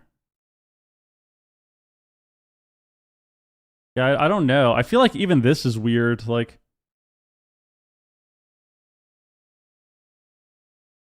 I feel like they could have played. Do you still have Battle Trance?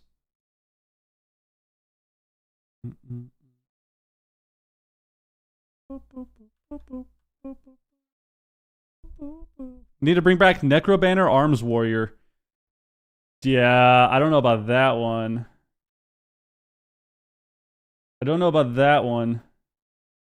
Necro Banner Ret Warrior was so stupid. Oh my god. Just charging you down as double Terminators, dude.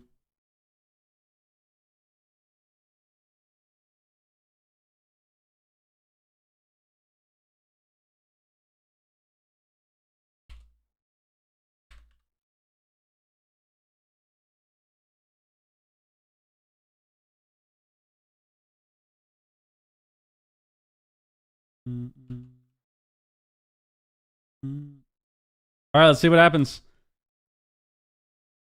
Buff Mistweaver. Mistweaver stocks are going up, dude. Stocks are going up for the Mistweaver.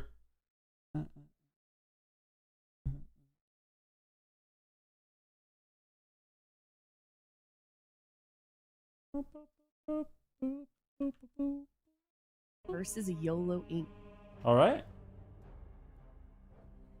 Team Machine's muted. They muted him on broadcast, man. Oh no. Demix on the browser? Go ahead, Sid. Yeah, I mean, this Throwing the series. question to you. This series, I leaned into Yolo Inc. last week, and they kind of let me down. But I feel like they're improving a lot more based on their performance in the open bracket. So Yolo Inc. are looking like a star. Full Smart, I'm just worried about what their identity is, because Tony initially was coming in on basically not Feral Druid, like anything but Feral Druid. He was on a Ret for a bit, he was on a DK for a bit, and it felt like they were kind of just trying to chase the meta. And in reality, Jungle looked like it could get some decent performance. So we saw them switching back to it a little bit later. So I'm wondering where they've decided to land as far as this tournament is concerned. Are they going to be airing into chasing the meta, or just playing into their strengths? Yeah, kind of a bit of a toss-up also when it comes to Tony and Casu. You never really know what those two are going to do, D-Machine, or what they have in store for us. Yeah, but I want to see the bread and butter jungle. I want to see it again. I think that they're still so good at it, and this guy's gonna have his just kind of max eye level weapons too, right? New things happen. That's but good. Honestly, when looking on the side of Yolo Inc, they need to make something happen this tournament. Like, we are in Cup 2, which means that there's only one more opportunity to earn points, and they got knocked out immediately last time. They need to be getting those points. They do not want to be looking at tiebreakers. They do not want to be looking at possibly not even making it to the gauntlet. So I'm curious to see how they're looks going to high. adapt. And honestly, He always looks like this, man. It looks like a lot of people are still betting on Full Smart. I think that's a safe bet. Does Surge have a favorite team in EU? Whoever wins. That's my favorite team. Whoever has fun series. Whoever isn't a boring team. Which there's a lot of fun teams to watch, I would say, this time. Like Banks' team has been fun. Cleave build has been fun. Yolo Inc. has been fun to watch. That's Gelu's team. Big Mech's team has been fun to watch. Warlock composition. Going into this cup, we saw some outlaw changes. I would love to see. He's mewing. I think an outlaw would make all the difference. But I think it's kind of a Yolo Inc. series to win. It's kind of. He kind of is. Is Supa flirting with us? You flirting with us, dude? My prediction Uh-oh. is perfectly in alignment with yours here. I think that this is Yolo Inc's come up basically here in Cup number 2. I feel like they were just maybe getting over like first tournament jitters, right? They're a completely new roster. Supa is 100% off his tits. Bro, none of these people are high. What are we talking about, man? These people are very professional, okay? If I was on the desk and you made that assumption, you'd probably be right. But these people are very professional. They're very professional. It's a little different. Instead of you guys, I'm 3-2 in favor of full smart here, but I do think you guys make a really good case. I think, you know, a lot of adaptations have happened during the week that hopefully we'll see Yolo step up to the plate for. Regardless, though, I do feel like it's going to go to a game 5. Ven thinks it's going to be 3-1 Yolo Inc. So we're kind of split on the desk here. Zico, I'm going to call him out here, and he's not here to defend himself, so sorry, bud. But Zico said full his smart prediction last minute, so it's interesting.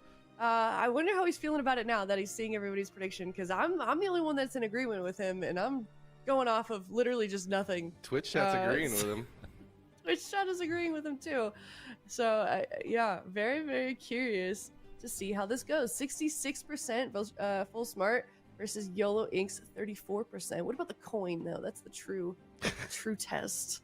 I don't know what the coin is at for this series, but I mean, either way, these teams know what they are stacked up against. Sounds like the coin is on the side of full smart. So the amount you would take to least. secretly. But like I said, these teams are facing elimination. I mean, I wouldn't like need to be David secret said, about these it. teams need those points as well. By the Speak end of a the little week, we're cook, going to man. be 2/3 of the way for their opportunity to get into the spot that they want to be. Is it going to be top 3? Is it going to be 4th through 8th to make it into the gauntlet? Time can only tell, but it is game number 1 here. These teams are facing elimination. It's full smart versus Yolo Outlaw. Inc. All right, game number 1, elimination series. Okay. Embracing the high mountain meta. Tony is going to be running in on the fair. Arcane Outlaw. Casso has switched his hero talent, so there were nerfs to the Dark Ranger for marksmanship. So all of them have now switched over to Sentinel, and it can still blast almost as equally hard as Dark. All right, so we got a Marks Jungle with Evoker. He already snipes a freezing trap. Gelu is Arcane Outlaw with a with a Void Weaver. Ret Paladin, because Arcane Mage into jungle can be very challenging. Yeah, that's a super good point. But also, got kicked on Arcane Surge. Rogue, and I love to see that. Big volley. Yolo Inc, making Nice Fear. Cheap on. Oh, they're going healer. Series. The rematch, if you will, kidney shot on a Kenkido, no follow up just yet. Actually, they're actually doing damage into Kenkido. Gelu Baba is one of those mages that has been around the block depend on the quite sleep. a few times. He knows what he's doing on that mage, so I know that he can make magic happen, no pun intended, on the Arcane Mage, even if it's against a team like Full Smart's Jungle. Casso taking a lot of damage? So much pressure constantly, and they're actually not chasing the Arcane Mage. I feel like that might be a misplay. The cheap shots just keep following it up, but Casu, he's just positioning himself in the middle of the map. A-OK, no CC to follow it up just yet. Okay, not looking too bad. His dragon, but the cheap shot does land. The fear does land as well, but this is incarnation from Tony. He's trying to get aggressive, but he gets caught into a cheap shot of his own. Sheep, it's gonna break. He's dipping lower Oh, it and didn't lower. break to the He's in rift, right? danger zone. He's still in Commune, top form. actually. He's gonna be A-OK through this Emerald Communion, but that's another cooldown. I feel like that was kind of a preemptive commune. Nice freezing trap. Maybe he wanted mana? May not be enough. Gelu is stunned with all Pre-altar. He really wants to get to it, but he might Fire breath though, block. Oh, and Gelu drops. oh, you gotta Full block. smart, go full ham. And Oh game my number 1. god. Closing it out All right. A minute and 30 seconds in, and being an Arcane. Yeah, you gotta defense block level that. is You gotta very- block that. A very threatening position. You gotta block that, or you gotta PS that, because like you can see him casting the fire breath there. He got stunned with altar up at the end. Like right here, you should just be thinking that it's probably time to block. Like you can see him. It's already sketchy. Why didn't this guy will? Okay, I mean this is just massive communication. Like we get altar. We get a nice altar, so we greater invis, we altar, we get slept. Oh, did they overlap? Is that why? Let's see.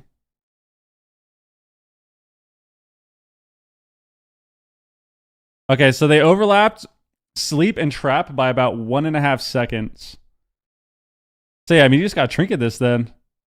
I mean, this is just a trinket. Like, this is just a trinket, and this is either a trinket and you have to overlap with the altar, or you have to block. I feel like this is just block, though, to be honest. I feel like this is just a block. You get stunned. Your greater invis fades. You have altar up. You can see the evoker push in and start casting. Like, you just have to block here. It's just too risky, especially because you're low. You probably only have a couple buffs. He has a clear casting buff, altar. Maybe he has fort too, or maybe he has arcane intellect, but like, yeah, he actually got the altar off too. Got the altar off too. Yeah, I mean, you just gotta hit the block there. It's unlucky. But I think that comp pick was really weird for them too. I think their opener was also really strange. I don't know why they did that.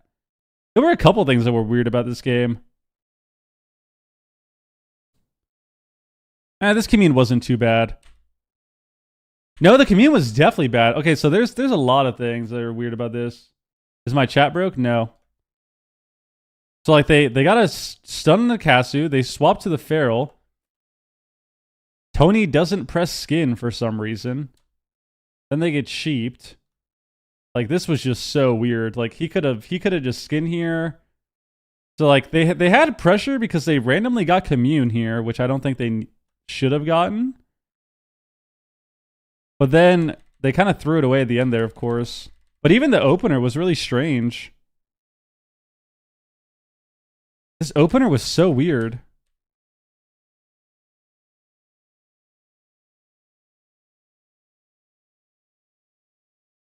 Like, they cheap the hunter. They chase the evoker. Evoker renewing blazes. He deep breaths. They volley. They get a fear. They use a stun DR on the Feral too, so now they can't go him. And then they do this like really shitty go on the healer. Like, this was, I feel like this was so bad. Like, this could have easily been like cheap shot into sheep. You go the Feral with Arcane Surge. This was really weird. So I feel like this go sucked for them too.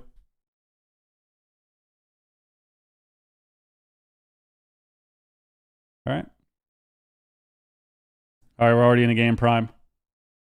Polymorph on the healer. Really good crowd control on the healer here. Wow, they're opening the fucking DPS. Look at that. We just talked about that.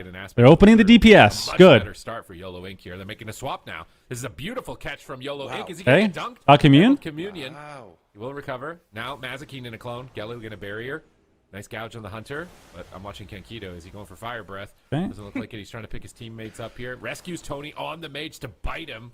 And There we go. Oh, last PS already? Here. Pain suppression might not be Wow, enough. that's bad. Cyclone on the healer. You can sit this. There's no threat to it. Buy time for Mazikeen. He fades Cyclone. He's going into Void. Damn, form. they had a lot of overlap there. You know, the Void Weaver, Void form. He gets trapped on it. That's a really well-timed trap. You want to CC the Disc Priest right after they cast Mind Blast.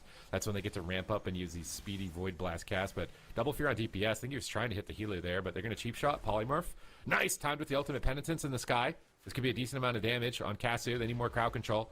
Gelu's in a Cyclone, though he can't get it. He's silenced now as well. He has no ice block. Mazikeen's clone. He trinket swaps. And he fades in case they switch to him. But he actually gets bashed. Gelu is still dying. It's massive damage crashing in on the entire team. They gouge the hunter to try and stall. Okay. Kenkido's unrelenting, flying through the deep breath, knocking Mazikeen into the open. Rapid fire onto Gelu. Here off to the side from Casu as well. Another freezing trap. Got a full ring. It looks like he deathed it. It's clone, though. Trinket's a clone. Double. Where can they go with this? Clone Arcane again. Surge gets cloned. No, MD's the he needs half. to get this Arcane Surge finally. He goes for it again. He gets kicked. Oh no. Cassie's doing a fantastic job knowing that he is the kill target and just They're so dead. keeping Goodbye. that win condition away from him. Gelu's, it's done. It's over. Yolo Inc. found Yeah, they got to get off this comp. I don't know. Like, they got to either go Assas or he needs to just play Holy Priest. Or he can stay Fire, but then they have to play around Ross, which, like, Ross is really annoying. But, like, you can bait Ross onto different targets, but I feel like this is just completely fried. Even this game was just... They got so much pressure here. What happened? Like, they got everything. They bait cooldowns from Kenkido. They go Hunter. They got a fear? Kenkido, decent start so far. If they can get, like, a survival of the fittest here, but aim shots... Fear into a sheep. They're being lined up by Casu. Polymorph on the healer. They go Hunter Really good hard ground here. Control on the healer here. They're splitting though. Mixing it up completely from game number 1. Okay, they got skin turtle. Get an aspect of the turtle. A much better start for Yolo Inc here. They're making a swap now. Now they're going the healer. From Yolo Inc. Is he gonna get Now they get dumped? commune. Like they got so many things. They got skin, turtle, heal, and commune. And then they just fell apart. Gouge on the hunter. Union. Wow. He will recover. Now Mazikeen in a clone. Gelu get a barrier. Nice gouge on the hunter. But I'm watching Kenkido. Is he going for fire breath? Doesn't look like it. He's trying to pick his teammates up here. Rescues Tony on the mage to bite him. Okay. Going for fire breath. Doesn't look like it. He's trying to pick his teammates up here. Rescues, but I'm watching Kenkido. Now Mazikeen in a clone. Gelu get a barrier. Like what's Gouge on the killing them hunter, here? But I'm watching Kenkido. Is he going for fire breath? Doesn't look like it. He's casting a flash heal? He's trying to pick his teammates up. He get kicked or something? Gouge on the hunter, but I'm watching Kenkido. Is he going for fire breath? Doesn't look like it. He's Okay, yeah, I mean this is just fried. Why is he flash healing? trying to pick his teammates up here. Rescues And Tony they get on one the mage shot. to bite him. And Gelu is trying to They have to overlap here. get away after Tony gets reconnected here. Pain suppression might not be enough. He's going to go into the block. Cyclone on the healer. You can sit this. There's no threat to it. Buy time for Mazikeen. He fades Cyclone. He's going into Void form. Well, not Void form, but the Void Weaver. Void Mazikeen. He fades Cyclone. He's going. Does this guy not have a precog? Because that typically counters presence. They're going to Tigers. They're playing Affliction Assass. Okay, good.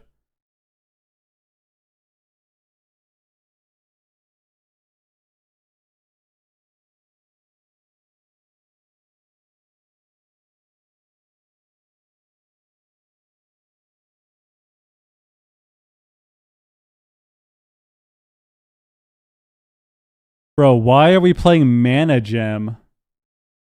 We're playing Void Weaver Priest. Why are we playing Mana Gem?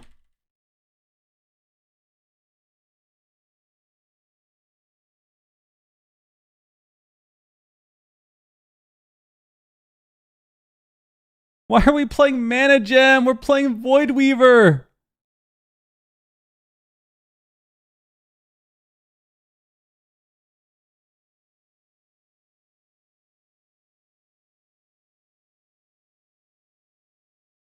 Okay, I mean his spec is fine, but why are we playing?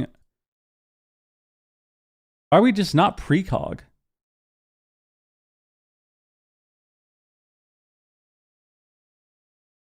Okay, weird. Full Smart look really good right now. So Here we go. Yolo Let's Inc. see. Reverse sweep against pretty much it looks like a full power, full Smart. They gotta get 3 wins here. I don't want to count them out. I genuinely They gotta get don't, 3 wins especially here. Considering my predictions on the line, but they're actually going to open up and do damage to the Discipline Priest right away, and that's going to be the Pain Suppression, the Hellstorm. There we go, Big They split Hal. the pressure over onto the Rogue. So much damage in this opener for Full Smart. They smell blood in the water. They feel the momentum. Incarnation, True Shot Aura. is Nice. tough Bull damage, rush on the but clone, Kenkido's bro. taking a bit of pressure as well as all of the damage for the Affliction Warlock is now starting to. Here we go. Here we go. They might have overstayed their welcome. Tony at half health is going to catch a big heal from Kenkido to follow it up. Yolo Inc. are able to stabilize, but that was a potent opener for Full Smart. Big setup here on Nosk. Mazikeen's down 2 pain suppressions. He's going to be relying on that cooldown reduction, but he gets cloned. Nask might need to trade even more. He's getting bit by Tony. Is he going to go down? He's cheap shotting. They're spamming fears. They're buying time. Why are we still not playing AoE Garrote, man? Why are we still not playing AoE Garrote, dude? Destroyed by Casu. This, oh my god, Sentinel Hunter looks so much better than Dark Ranger last week. He's just holding him at 50% health seemingly forever. He lands another trap. Trap. But a nice Howl of Terror from Langnier. Langnier needs to carry right now. He's the one that's being left open, and he's trying to do his best with Howl of Terror and spam fear. He's controlling the Hunter. They're garroting the healer. They've got good pressure on the Hunter and Feral. Triple but they need dots pressure out. on the healer as Feral's well. dying. Tony caught behind a pillar. He pre-walls. They catch a stun on the healer, but Nosk has evasion up. Tony What is this gateway? The fuck? What is going on? What is happening? What is happening? Sorry, I'll go live. Kenkido pre-walls, anticipating a kidney here. Nask has got kidney shot in about 7 seconds, but his healer's in a trap with no trinket. Nask has a smoke bomb. He might have to drop it defensively if they find any momentum. Hey, ulti Ultimate pen. penitence, they absolutely will not need Feral's to do that. dying? Cyclone? No stop. Let's clone. Took a lot of damage. Kenny on Shot the Kenkido. healer. Oh, nice. He timed his stasis to go off in the stun, so his Dream Breath healed him while he was stunned there. They gave him a nice little recovery. Good play from Kenkido. He survives another swap. You can tell that he's getting more comfortable in these rogue matchups. day by day. Yeah, so far so good for him. But I think Okay. Yolo Inc is doing bombs. Oh, here's the bomb. It does get dropped and it will be respected. Full fear, nice. Baby Full fear dots, coming PI's out. into the disarm. He's just trying to stop a bit of that pressure. Kicking a clone. And it looks Trinkets like, it. Langgear is just kind of like available to do whatever. He makes a new wants. gate. They're really focusing down Nask, but their full trap lands. Nask gets Uh-oh. caught. In Nask the gets stun, away. Uses the trinket. He's As on Keen's the run, stunned. but this could very He should well live just be here. the They're game fine. for They have a him. lot of He gets cooldowns. slowed down, and Cassio is able to reconnect with the True Shot aura. If he is able to get a couple of aim shots off, it could just be lights out for the Rogue. But he shadow steps, he dips and dodges and gets out of line of sight of the Hunter. Oh. A nice fear, a life grip. Nazg is Okay. alive. They have Deathmark Kingsbane soon. As his discipline priest is out of CC for now, as he gets caught. They gotta one-shot the Feral. Reconnect on the Tony. Naz sees it. He puts him into a cheap shot. They're trying to get aggressive. They're trying to swap. Or the Hunter. onto Cassio on the Hunter. They can kill Hunter through lands on the Turtle. Tony. No more cross CC for the Feral. Big for just ouch. a short period of time, but he gets out of it very, very quickly. Disarm the Hunter? Yet another disarm. Can he? Yolo Inc just desperately flailing That's to try Mark? to gain control of the game. Oh, they at least got Emerald Communion. That might give them a shot later on. I want them to do Naski's that on the Deathmark, Hunter. knowing that would probably get dispelled, so he used that to bait Emerald Communion in a way. That was actually smart by Nask. They get a major cooldown. Misses They're kick. running on mana. I feel And he if they could just steps the slow clone? game down a little bit more. They might be able to win in a stall fight. They have a pain suppression. They have a life swap. But Maskeen's in a freezing trap, no trinket. Okay. Langmuir might be out of range of his port here as well. They could Big swap volley? the Warlock if he didn't relay it on this tomb. Blinds the Feral. This Tiger statue right Yeah, I now. don't see it on the ground. Okay, they're But they got kind of some choking now. This is not good. This is not good. Pre-renewing Blaze. He knows that he could be a target here after using that communion. They heard Fear on you. the Hunter. Lang got cloned. He's relaying the port. I said defensive smoke. Casu seems to just one-shot this rogue. He relays the port. Maybe what's going on? Ate the trap, though. Nice. Nask eats the freezing trap. Dispels Finding? all the bleeds off himself. So now he can get a Clone on aggressive rogue? healer. Langmuir's going for a Big swap on haunt. Kinkito. Big Trinkets? kick. He connects the haunt. Big hit on Kinkito. Oh my god. They're on match point. They're facing an elimination. They have to win. It's do or die for Yolo Inc. They gotta get dots back on this Hunter. As soon as anyone even looks at He's him. almost Zoom. But the disarm onto Cassio is going Pick to on Soul Rot. him yet again, using that on cooldown. Now they're trying to set up. Langmuir a taking full damage. kidney shot, but the swap over onto the Warlock. Langmuir's in trouble. Tony's trying to get the bites in. Okay. Kankito even pushing in. His trying to wall. get a defensive gouge on the Cassio. Don't let him clone you. I'm sorry. Oh my Unable to resolve god, the should have feared the follow-up, Feral. dark pack, but the cycle land Maybe on Hal? Cassio. Hal? Hal? Giving Hal? Hal? 1% Sliver of health. Swap. Huge swap going to be used. Actually, not that huge. He had low health, and he gets He's kicked so out of it. dead. He has He's pain dead. suppression. He's going to Bye. use it right away, but that is it going to knock. be enough? What is that Surely he will go gateway? down. What is the He's getting away gateway? from Tony, the Oh, the fear. desperation, fear. He's still Kinkito's dead. alive. He's alive. Kilo in the background is getting cheap shotted. He's using He's every dead. defensive cooldown he has available, but this is the true shot aura for Oh Cassio, my and the God. luck will fall. Yolo Inc. Regardless. All right, Full Smart definitely played this series a lot better. They definitely just straight up ran them down in all these games. Man, this was so close. Yolo Inc looks so much better in this matchup. If they could have held on a little bit longer, All right. they were going to win on mana. They were getting so close to taking. I feel like, I don't think YOLO Inc. I think they can actually win. I don't know what. Let's see what happens here. He, like, I He's think still in I range think- of a feral charge. Yeah, I feel like Okay. he. Like this was bad too. We got wall off. We could have feared the Feral. That Instead, long. we have to like wait. So what did we fear here with this wall? We walled? Oh, it showed it too late. Like we walled super late too. And we could have howled. So we actually could have just howled here. We fear the Hunter. We could have howled both of them. That would have been insane. Maybe they were on DR still? Was this Feral on DR? So he got out of a fear at around 412. No, he should have been off DR right here. Could definitely just howled them. Double howl right here. On the Incarn. Could have walled higher. We fear the Hunter. The Rogue's re-stealthing. A clone on the Priest. I mean, the Rogue could have stopped that too. We could have stopped the clone. We could have howled before. Double howl here would have been lit.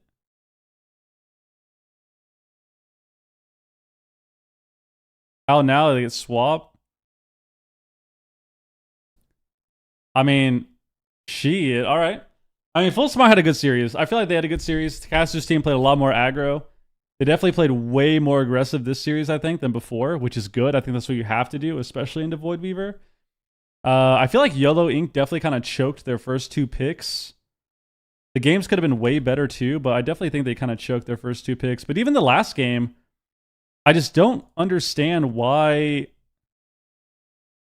Okay, like we have precog now, so I don't know why we weren't playing precog the first 2 games.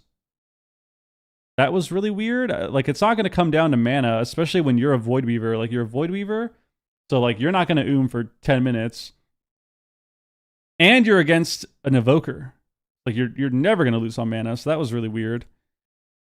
And I swear...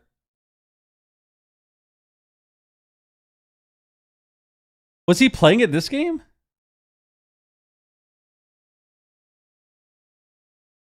So he has AoE growth this game, but like... Is that true? There's no way. We're literally watching his Garrotes. Like, even this game was cooked. Like, look at the start of this game.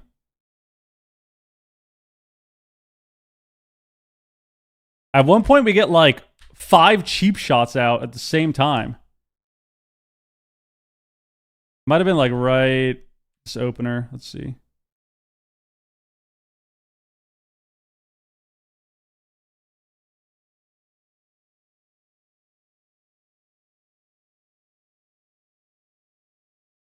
Okay. Like right here, this was so fried. I don't know what this was. We vanish cheap.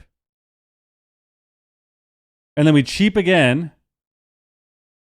And then we cheap again.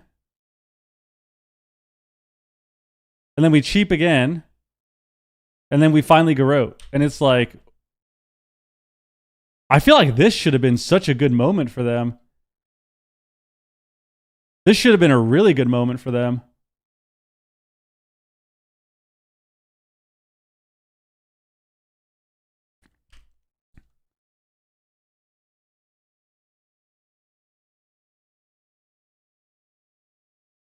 Like, even this was crazy. We get a Vanish cheap. And this should have been like Vanish cheap, Garrote, cheap this guy, then you can Kidney the Feral. And then, like, now we have triple Garrotes out. Like, this would have been insane. But then we cheap this guy.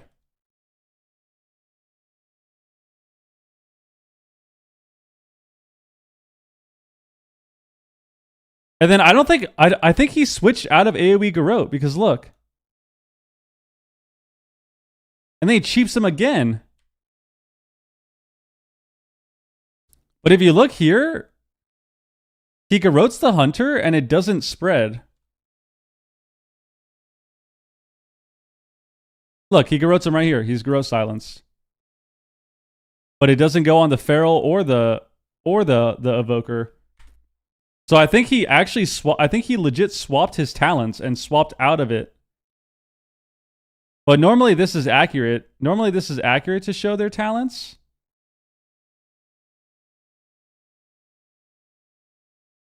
So it says he has AoE Garrote, but we're literally watching him not have it.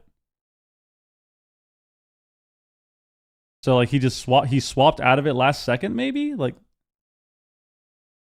because this would have been an insane opener for them. This would have been perfect to reverse pressure.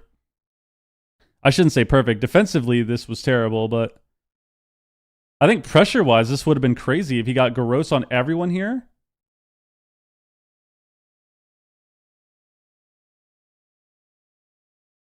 I think it's only out of stealth they get AoE Garrote.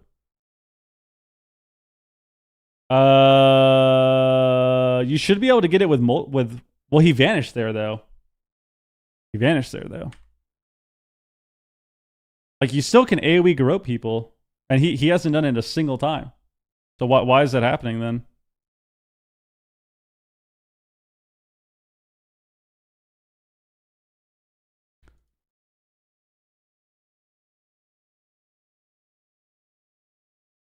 I think he swapped out of the Talon or something, because he has not had a single AoE Garrote in any of the games. And he wasn't playing the talent last week when we watched. He wasn't playing it. And then this week, it said he played it that one game, but It said he played it the last game, but he didn't have any. And I think that's a huge mistake. Like, that's so much pressure that they could get from that too. Because not only are you AoEing your Garrote, like not only are you AoEing your Garrote and you're getting up on your bleeds, but when you AoE Garrote them, the Feral can't do anything either. And if you notice all of these games, the Feral is cloning the whole time. But if they're ever stacked and you AoE Garrote all of them, then this guy can't press clone anymore. So it's just another thing to kind of slow down their CC. Because like this right here, they're replaying it too. We use 5 cheap shots here. We cheap the Evoker, we cheap the Hunter, we cheap the Feral, we cheap the Hunter again, and then we cheap the Evoker. Like, right, we literally cheap. We Garrote the Hunter, we cheap him, and then we cheap the Evoker again. So like during that moment, like this moment here should have been insane for these guys. Like this should have been insane. This should have been AoE Garrote, everyone's got Rupture, and everyone is dying instantly because your lock can finally cast. Everyone is stunned, Garroted with Rupture, and the lock can cast a Haunt with his Dark Glare and like just kill the entire team. His Dark Glare ended, but still, like he should be able to haunt something here.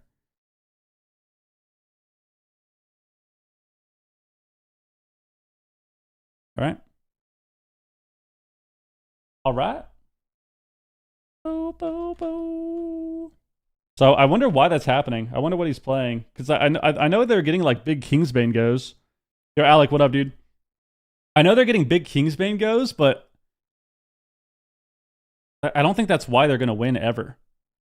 Especially into a comp like this.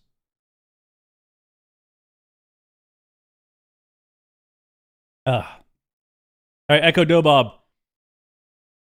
Guys, who's ready for a 10-minute Rogue Mage?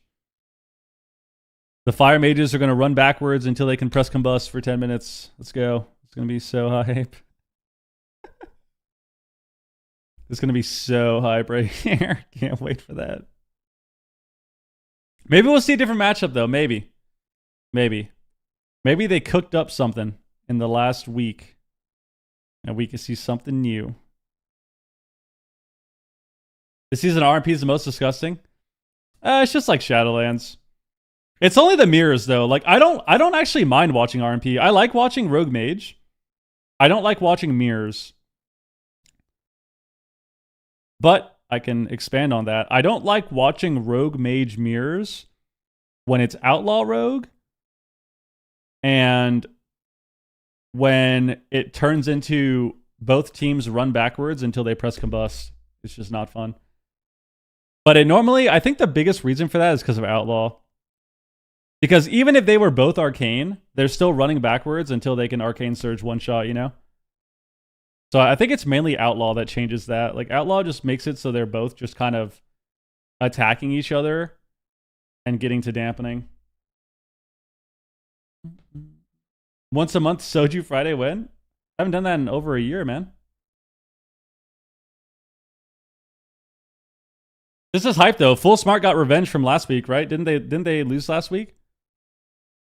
So now they're in the top 6. Banks team got revenge too. They got a win, which was sick. That was hype. So here we go. Tony, seen oh wait, I didn't do the prediction. I'm bad. I haven't seen Flappers. Oh my god. And Flappers. Distracted. He's Flappers. Full Smart. Oh, he's Flappers. Kind of a staple in AWC. You know, he disappeared for a bit, but he came back with this roster, and they were able to make a huge impression on everybody last season in the EU Here we go. region. Predictions But are up. Here's a look at Dobob, the kind of the history that we've seen with them, what they're capable of as well. Supatees, really, really strong team. Kind of the only ones that have been able to go at least consistently toe-to-toe with Echo.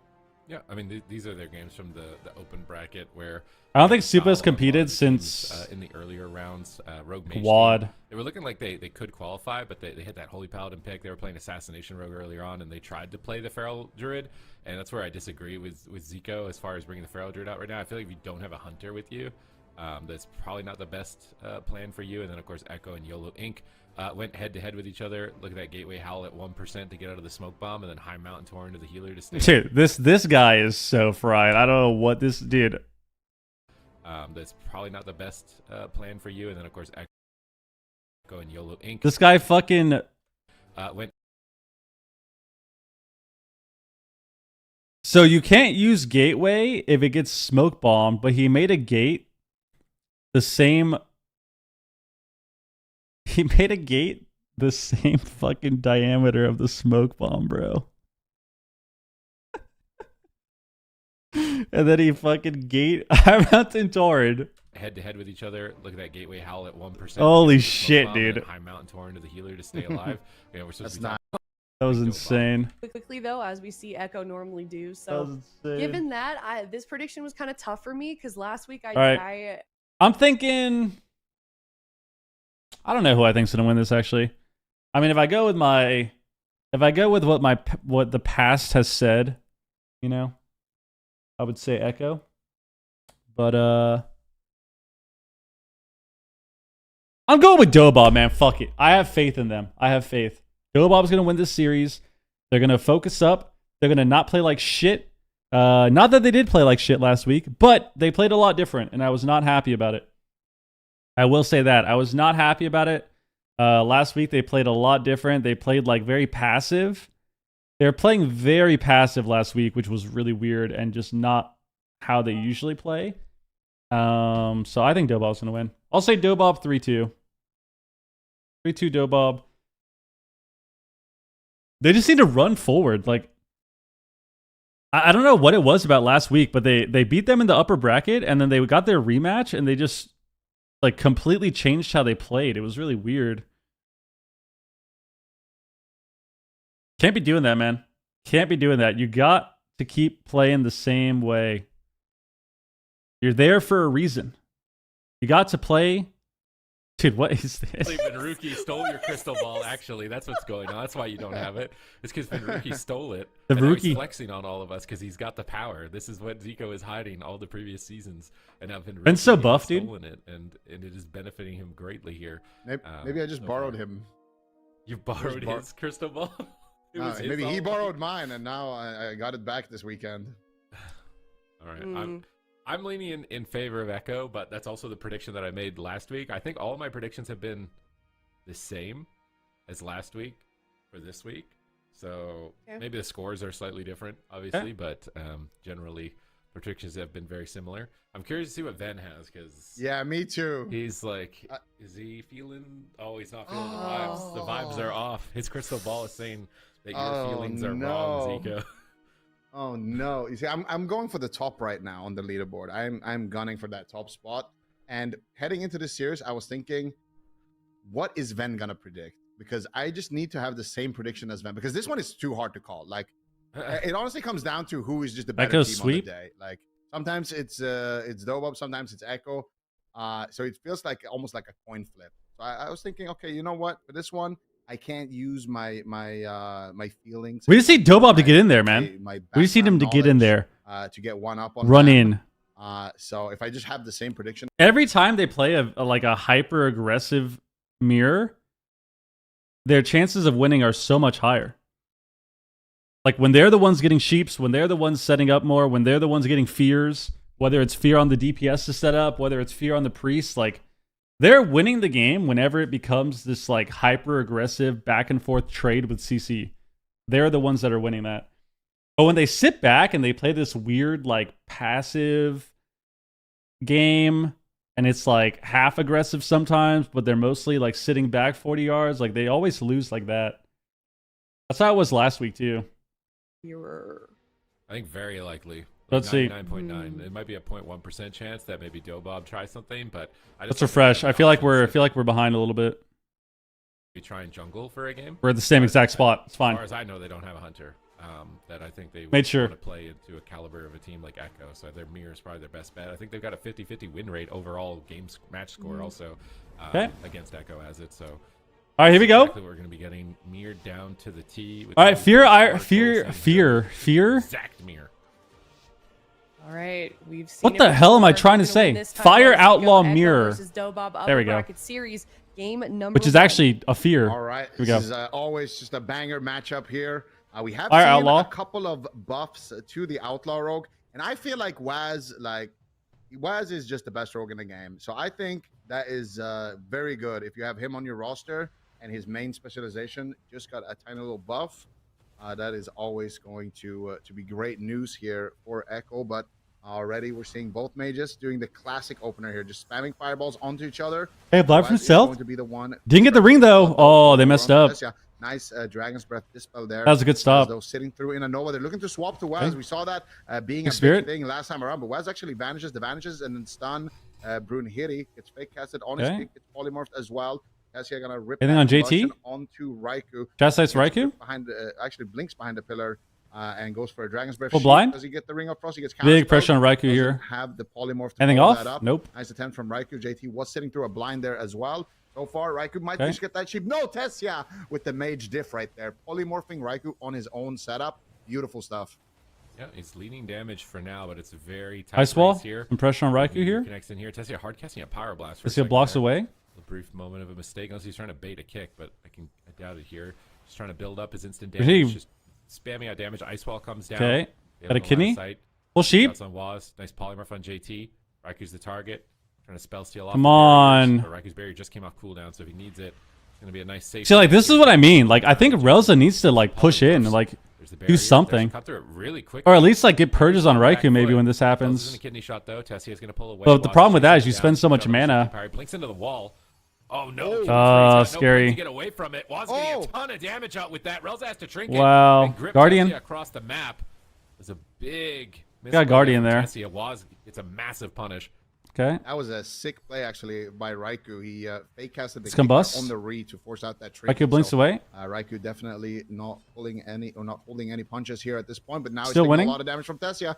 Drops pretty low, but JT is there with the Guardian Angel to respond. Waz caught up in a cheap shot. Tessia looking for the Ring of Frost onto Waz, just trying to slow down the Okay. rope. JT actually tries JT to runs death and into walk death. the ring, but he gets Frost Nova A Nova. before he can DR himself. Tessia has Full a sheep cheap now. right now. Nice. There it is. He's gonna connect there. Alter onto up. JT. Now Big Raikou damage gets on counterspelled Raikou. Frost as well. This is disaster. They're Free going sheep. after Swap on Brunhilde. Brunhilde, though. Swap onto Oh, Brunhilde, no. getting his trinket there. Echo almost getting a KO there. Nice counter aggression, but the cauterize is gonna proc for Raikou. They got caught. Should have been JT's trinket, I think, but Raiku's gonna have to play without that cauterize. Should we form up now? Onto the ice block, though, They have so bomb. Brunhilde can die. Kind of 2v3 turnaround there by Bomb Raikou. and combust. Raikou, no cauterize. What are you gonna Wow. do? Trades out the ice block. JT with no guardian, not able to save the situation. They're gonna bomb With that, combust Brunhilde. Let's cauterize see. Plus ice block. Dobob has kind of equalized themselves in this matchup. No trinket on Relza. They gotta trinket get on no grip, Brunhilde. though. Waz has blind. They could kill Brunhilde in this next setup. Combustion up for Tessia. Raikou. They has feared the him off advantage. this. Oh, Tessia connect anything. Raiku's at the pillar. Nope. Here we go. Brunhilde. They baited the grip. They Here baited the comes. grip. Cheap shot. Does Raikou get it? He gets the blind. No trinket for Why would he combust? Do they kill him anyways? Full blind? combustion, and Brunhilde drops the smoke They bomb. bombed. So the combustion. That's for a couple of Brunhilde's. seconds. Raiku's in a polymorph, and that smoke bomb's keeping him Okay. alive for now. As he manages to recover, they swap their attention back on Tessia. He has defensive options. That killing spree is crashing massive waves of damage onto Tessia. Relza actually Okay. picks him up. That defensive bomb. They the still quick bomb. reactions from Brunhilde in that moment in time. It would have been checkmate otherwise. Keeps his team in the game, and now Raiku's No in grip position with now. No cauterize and no ice block. Brunhilde still has blind to get through JT's trinket. Raiku's being pressured even with no crowd control. Can he on bomb? JT at this point in time? A smoke bomb comes down from Waz. Now Relza's trying to get Yeah, inside. I mean, this face was as he moves just- forward. Double Dragon's Breath to try and peel from Tessia. Blast wave to pull them away from Brunhilde. They survived the smoke bomb, but if they can get crowd control, they might be able to just win. They just without had no the stun. damage JT there. into a cheap shot. Tessia needs to get a polymorph here. Waz is on his back. He gets counterspelled. He gets gouged. I don't think he's going to be able to find it. JT fades and pulls away to the pillar. Tessia recovers with the barrier. They're going to initiate with blind instead. And now counterspell is on Blind on cooldown. Here comes JT. combustion. And Tessia, he's just going to go for damage. I'm surprised to not see him blink. Raikou behind the pillar. Paulie's He worried kind of about messed getting up. stunned, but Raikou gets stunned behind the Combust. pillar. And now JT is out in the open. If Tessia can find a crowd control here, I don't like that positioning from Raikou. He blinked to the opposite pillar. of That's JT also and then Brunhilde. pulled JT out in the middle. Ooh, Tessia takes blocks some damage, high. Wow. but just Saves cheap the COD. shots from Okay. Waz. They get ice block. MD's Forcing it. the Top ice though. block is major. That just puts them back in the game. yeah, that's really nice stuff, but they're still on the back foot a little bit on Echo. Good news is they're gonna have Even the on ice mana, block rotating kidney? back up on Maybe a the ring? mage before Tessia will, if they can live that long. But Wow, right kicked now, him on Ring of Frost fire, connects though. there. Tessia gets kicked here. Big damage coming out from Waz. He gets slowed down there for a second by Brunhilde's cheap shot. What Raikou looking for some polymorphs, looking to, try to Oh, get the a grip fake on the cast, wall. but he gets gripped on the ice wall there. Nicely done there by JT. Mana equal here between these two priests. Both still have their void chip Both still have their trinkets, and both teams are still looking pretty solid at this point. Should be able to at least survive one more KO here. But Brunhilde has his trinket rotated back up as well. So these rogue swaps from Echo, while they were nice, hasn't actually net them a kill earlier on in the match. And I think the big reason for that was actually Raiku's didn't have enough damage on that kill go. But here comes the combust from Tessia. Big damage onto Raikou. Gets gripped behind the pillar. Actually, blinks behind the pillar. Drops a Ring of Frost as well defensively. Just Nice fear on Waz. Cheap shot though. Big swap. It's a trinket. Trinket evasion. Vanish too. Brunhilde survives another swap. Use it on mana. That they've got multiple targets. They've got options. And as RMP, when you have options, it's even more deadly. They path the here? other team can't anticipate who your target is going to be and set up premeditative pre-plans basically to be able to deal with your Pass attacks. us on Raikou? Echo have an advantage there. I think JT Tessia's still dying? Yeah, he death the blind. You faded the blind. Nice play, but Tessia is just dying. They don't even need crowd control, it feels like. They're just running him into the dirt right now. Echo are taking control. They're trying to get pressure on Raikou, but they're just not finding it. On Waz again. On his engagement, Relza faded a cheap shot. Now he's running away from the subterfuge. Good play Okay. from Relza to avoid Waz. Now he's polymorphed away. The priests are making big. Brunhilde can die here. Fading cheap shot, cutting the subterfuge. They really want this. They're playing at the top. Hold on, their think of the game. resub, dude. You see Echo with a slight mana lead. Relza's trying to even that out. Oh here. my god. He gets a bit back, but big setup. Brunhilde's That was a good one. Setup. He's disarmed. I think the Faint resub, here, dude. though. He gets gouged. Raikou is getting pressured, but now his Little blocker anti-gravity. rotating back up. He has it available. You might have to use it literally within the next couple of seconds. Brunhilde can die next bomb. Because he's low. Raikou gets gripped. They need to just be patient here. Just be patient. Bomb the rogue with combust. You just got to be patient. Yeah, he gets the sheep. He fakes a kick. He gets a sheep. Here comes a combustion from both mages. Who's going to die Okay. first? Brunhilde is getting smacked around. Is he going to die in this cheap shot? They could have actually bombed that, but they Relza. waited. Doesn't Okay. look like it. Cloak of Shadows. He should be Cloak able to snout? recover. They're swapping on Waz. Trying to keep Yo, their options on the table. Young, thank you for the Well, resub, dude. evasion. The brand new He's Prime, still got actually. a Yo, Fire thank you Mage very damage, much, man. though. Potentially.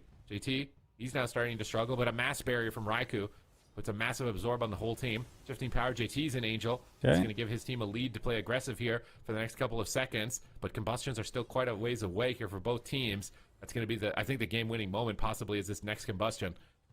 Yeah, I really don't like that they used two combustions here onto Brunhilde when Tessia had no ice block. Now both mages have their ice blocks, and both teams are kind of pinned onto this situation where they have to go rogue or try to win on mana. I feel like these rogue Tessia swaps is are just so dropping quite bad low. for He gets them. countered Like, by they the Ring of just- Frost. He snipes the sheep, but They keep on doing Waz, it nice wrong. position there by JT behind the pillar, not allowing Tessia to actually get that full volley.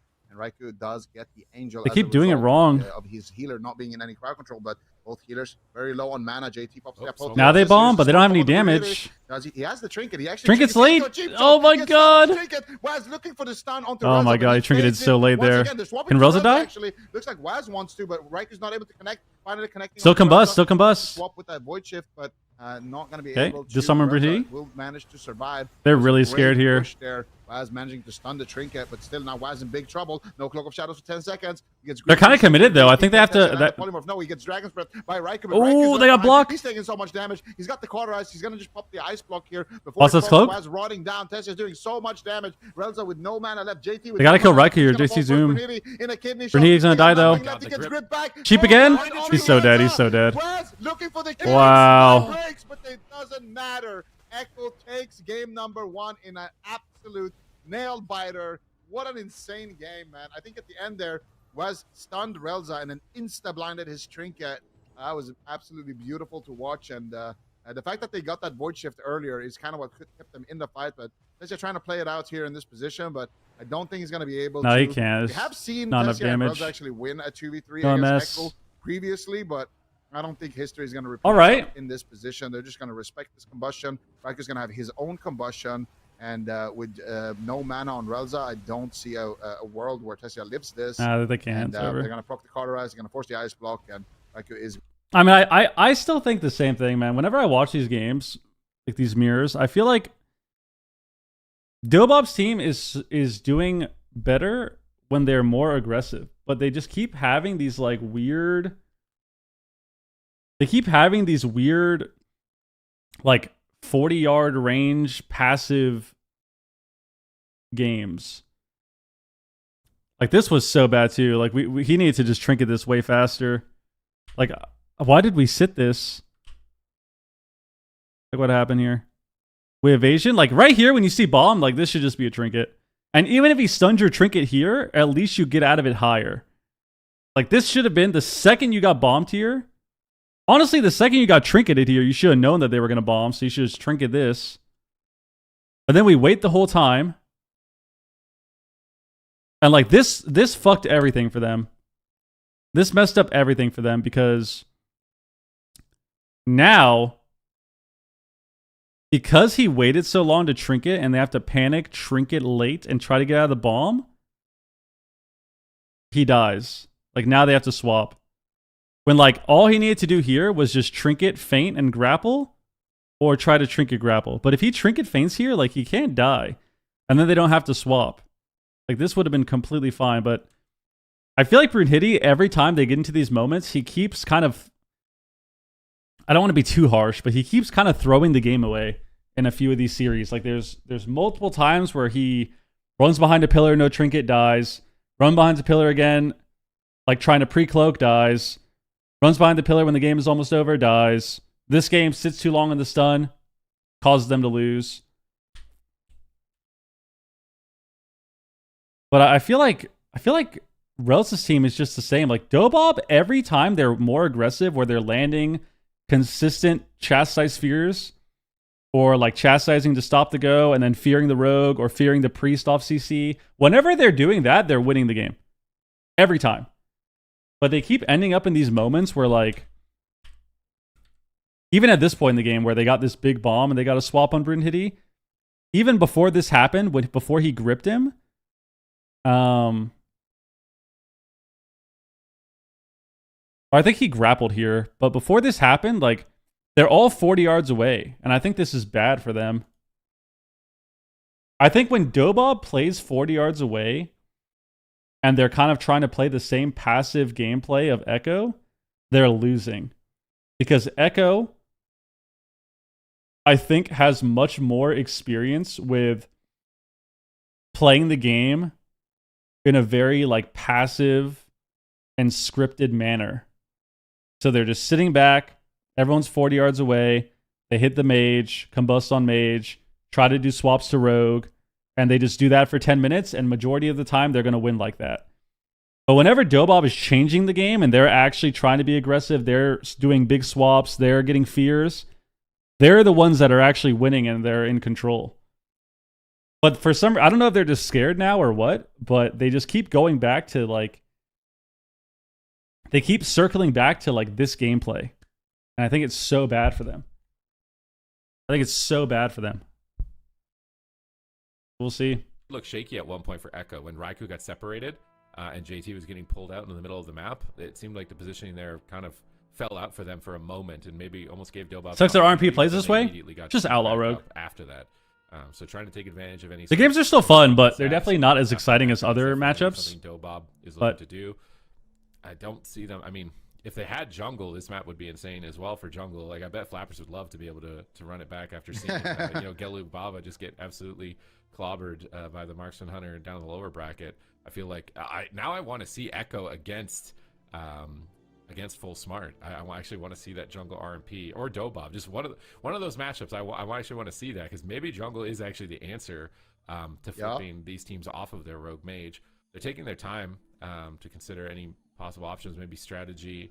Obviously, it was a long game. It was like brutally long to consider everything. So, but they're going to go with the same thing here. I can't imagine that the Feral Druid is going to. All right, this same situation has happened like 5 times in a row now. They need to figure it out. It's time. It's been many moments of this. The rogue gap is too much. I don't think it is. I don't think it is. I think there's an obvious. Here, I think the resub, dude. I mean, the way it's going right now, I feel like Echo probably wins again. But I feel like Echo probably wins again the way it's going right now. But I mean, we're only 1 game in, so we'll see. But yo, thank you for the resub, man. Like, yeah, there's a rogue gap because obviously Was has been playing rogue for fucking, over a decade in tournaments. But I don't think that's why they're losing. I think it's a team gap. I think it's a strategy gap. That's what I think it is. I think it's a Dobob is in their own head gap. Because it's not like they can't win. Like, you can't say it's rogue gap when Dobob does really well into the mirror, into Echo, and they literally beat them last week in the first series in the upper bracket. So it's like, and they did really well too. It was like 3-1. They had a really good day. So it's like, you can't just say, oh, it's row gap, they can never win, because they can clearly win. It's just, I think it's just team gap. Is going to be much stronger. It's time to push your keys. It's time to push your rating. Your character is stronger than ever. Team gap. Let's go. Echo versus Dobob. Echo striking first blood here. Rosa, land of fear right now. Look where he is. In this position. Both Cheap into fear. Blind? Fireballs are Okay. being, lobbed out. We have fear off this? Ooh, nice little stun there. On No, we didn't get the... What? He's just dead, bro. Ooh, nice little stun there. On to... Oh, he fell through the map. He's dead. He's just dead, bro. He's just dead. We went from a 10-minute game to a 20-second game. No, they gotta No, restart it. I think he fell through the floor. I think he yeah. fell through I the think floor he because there's blinked no way he and... got the damage, right? No. I think he's just... Little stun there. Rogue sitting in stealth. What? Did he get DB through? Fireballs are being... He got DB'd into the corner of the tomb and then tried to blink. uh, Look at his character. Look at him. Look at him. Look at him. looking to equalize in this position. We'll slow-mo it. Sitting in stealth. Fireballs are being... looking Hold to on. equalize in this position. Both rogues sitting in stealth.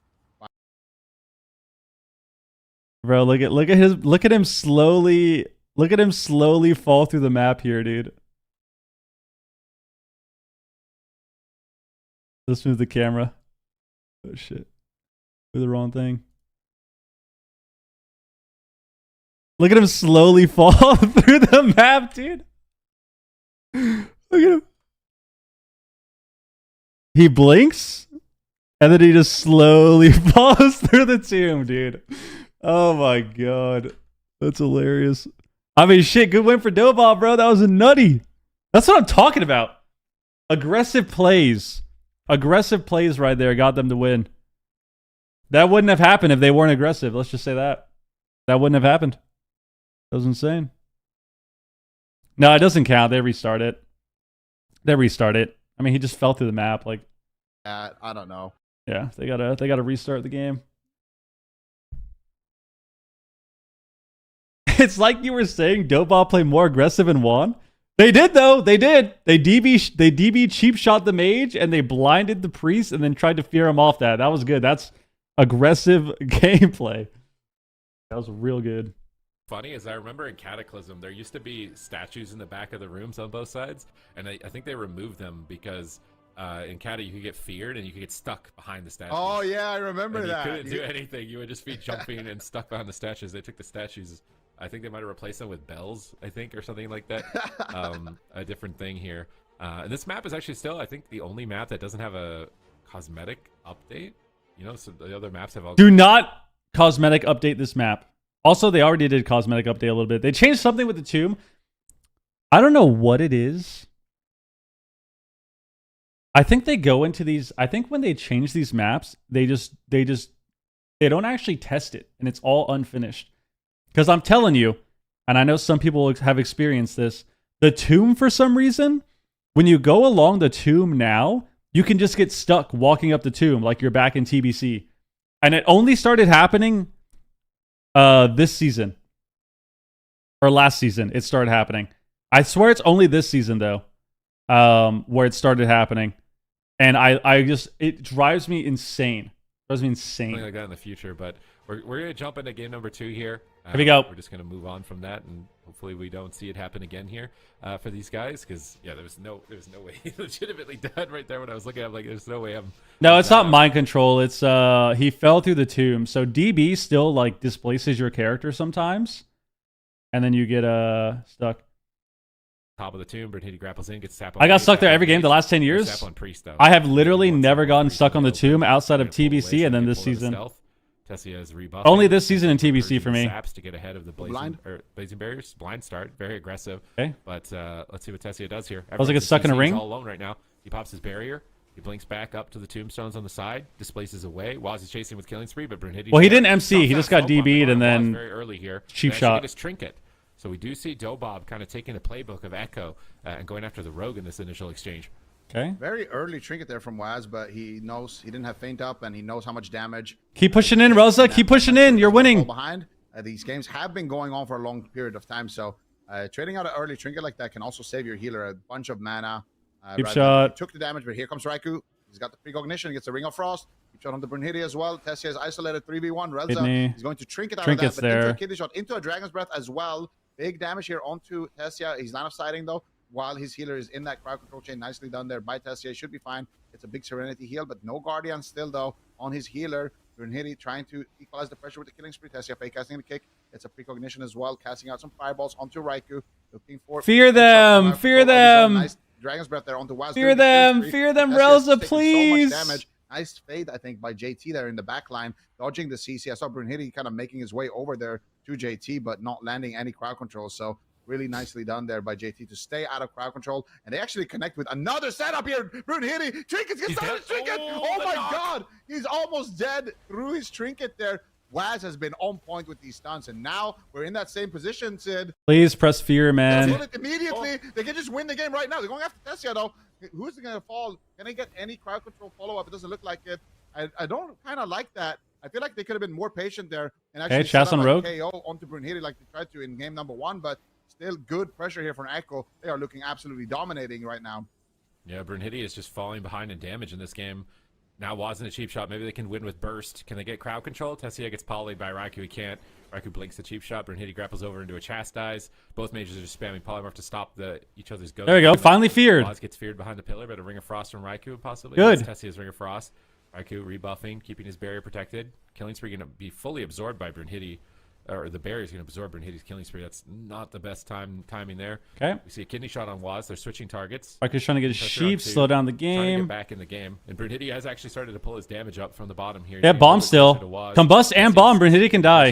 With every Let's see. Second, and it's setup and damage. You have to have the whole package. He vanishes. Matchup DB sheep. goes long. Raikou finds a polymorph. Nice. Big opportunity. They gouge Tessia. Brunhilde. Is he going to get caught here?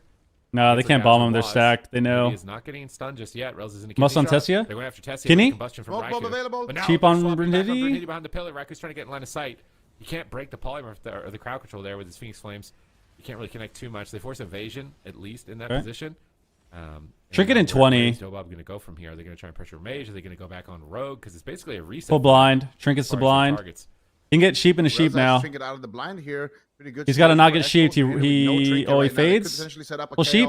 if they can connect with a CC. They get the full sheep. Bomb? Nice. He's nice, dead. Smoke Unless bomb you can here on DB peel. Brunhilde. This could be a Tessia realizing Nice. the danger Good that his DB. teammate is in. Beautiful play from Tessia there. Runs into the smoke bomb, gets the Dragon's Breath onto Waz to stop his damage, hits the counterspell onto Raikou to stop the follow-up CC. Nice. Both members of Echo. Swap but now? Raikou's in trouble. JT has to trinket out of the blind there. Actually, no, he sits through Raikous it, to double just barrier. reads it, and Kidney on Raikou JT does is manage to Guardian survive too. here with the alter Big time swap on and Waz. with Full the ring. Guardian. Waz now in trouble though. Smoke bomb coming out from Brunhilde. Waz is gonna trinket, trade Ooh, up okay, the trinket. shadows, respect the damage, and mana looking in favor of Echo. So far, the pressure has also been in favor of Echo, but both They have teams in combust this again. position are equal. Raikou, the target. Nice double Fear this, fear this, fear this. Why don't we fear? Why don't we fear? They're going Relza. A little bit of it. They're just throwing after Relza. He's got no trinket.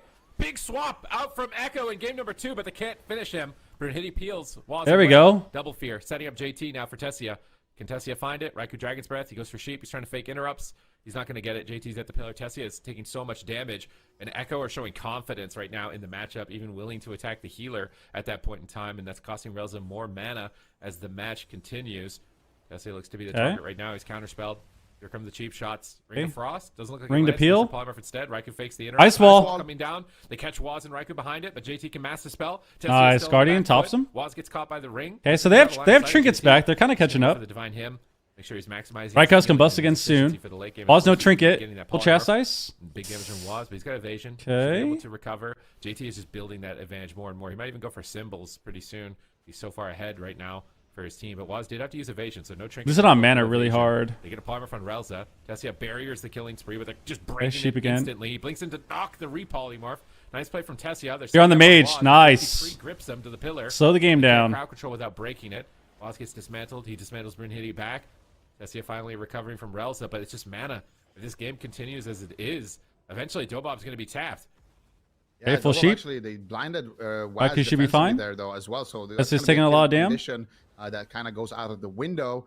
And like you said, on mana, it's not looking too hot. So I don't know if extending the game is the right play here. But Sheep on the Raikou still under killing heavy spree. fire at this point. Killing spree coming Tessia out. taking a Tessia lot as of well. damage. This is Taking a lot of APOC. damage, no trinket Caught available him. to Relza. Oh, they go swapped otherwise, too. And they get the void shift as well. That's not good. Relza with no trinket. He's low as well. Raikou has combust in 40 seconds. Maybe we'll see another healer swap coming out here from Echo. If, That's the last Relza call of the decides game. to They won't start get another Guardian. one. We'll have to see how the game plays out. Looks like Relza fades his kidney fades shot. Gets a some fear. from Waz. Fears up Waz. He gets dispelled though by JT in the back line. Waz in a disarm. They're going after Raikou on the side of Dobob. He's down half HP. Double Dragon's Breath. There's the cheap shot onto Relza. Just Can a Raikou sheep. get there with the polymorph? No. Tessia trinkets and counterspells Raikou. They're on his cast, but Brunhilde is in so much trouble. Huge damage coming out from this combustion. Raikou is letting it rip right now onto the rogue. He gets the Guardian. He goes for the vanish. Sheep on opener JT. here onto JT. Double stun. No sheeps though. Raikou. They're going after Waz here on the side of Dobob, but it doesn't look like they have enough damage in this position. He still has his shadows. Raikou, meanwhile, though, taking a lot of damage as well. Guardian Spirit gets traded. Triple Dragon's Breath. Tessia looking for the Ring of Frost.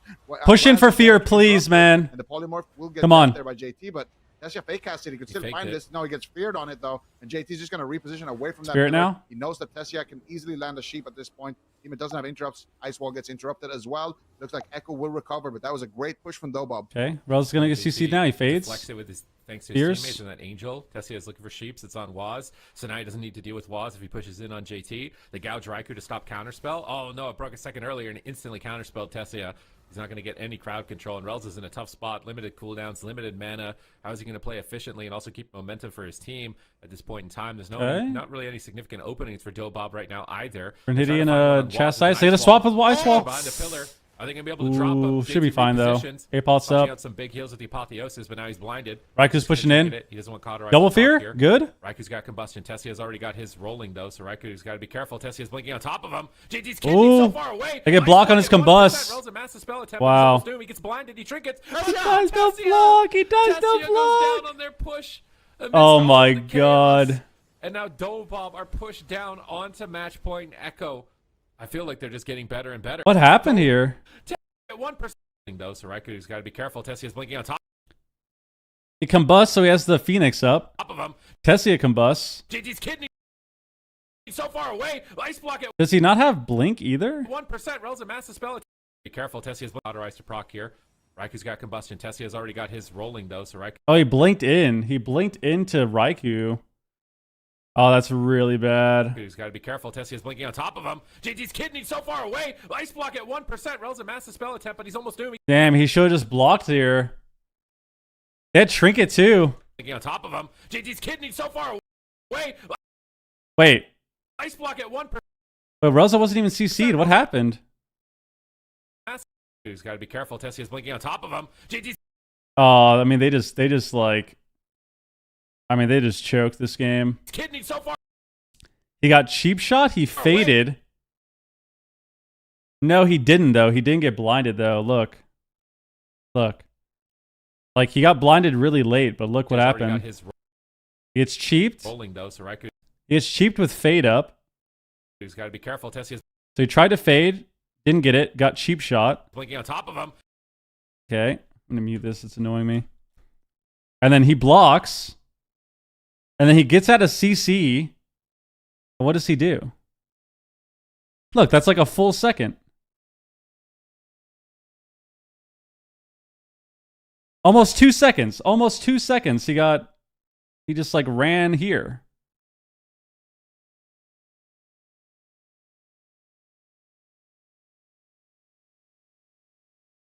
Yeah, I mean, they just choked this game. They just choked this game.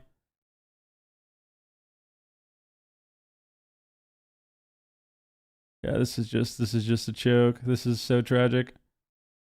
This is so tragic. Damn. He lost where he was, I guess. I guess he couldn't remember where he couldn't see him or something. Is that not LOS there? Okay, you guys, this is what happened. We'll watch it again. We'll go frame by frame. Okay? This is the point I'm trying to make. We'll go frame by frame. We try to fade right here. We get nothing. We try to fade. We get nothing. We fear. So we try to fade. We double fear Mage and Rogue. Okay? So we try to fade the CC. We double fear Raikou and Waz. We run behind the pillar. Waz grapples in, cheap shots. Tessia blinks in with Combust, which I don't know why he did this either, because he combusted on the mage, but he could have just combusted where he was. Well, he already combusted too. He actually already combusted right here.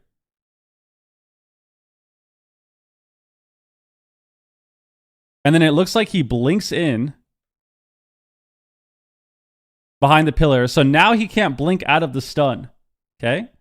Raikou gets cheap shot, or Relza gets cheap shot. Renhidi blinks back, or grapples back. They stop the CC from Raikou. They get blocked from Raikou. He tries to combust. They get blocked from him. And then we get out of the cheap shot and watch where he moves. Keep in mind, his mage is right here. There is no LOS because the mage is right next to him. They're standing next to each other. Okay? Then he gets out of the cheap shot and he has 2 seconds. He has almost 2 full seconds. And he runs forward. Like, I think he literally lost track of where the mage is. I think he lost track of where Tessia was or something. Like,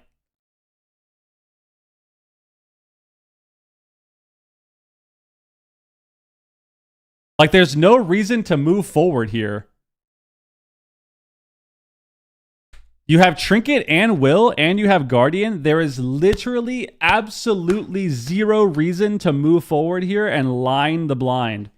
There's no reason.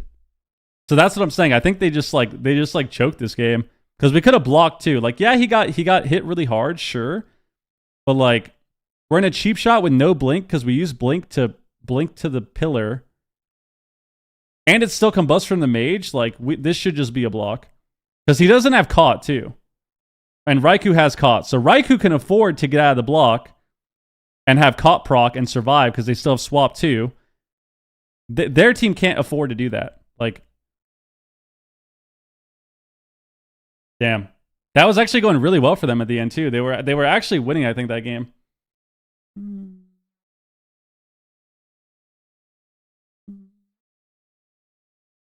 That was just fried. That was fried. I feel like, I mean, I'm just gonna keep saying it. I think I feel like Dobob is just getting. I think Echo is getting a little bit better, but I think Dobob is getting worse. I think Dobob's getting worse. I think they're just in their head. Like, I don't think we pressed fear for like 2 minutes this game.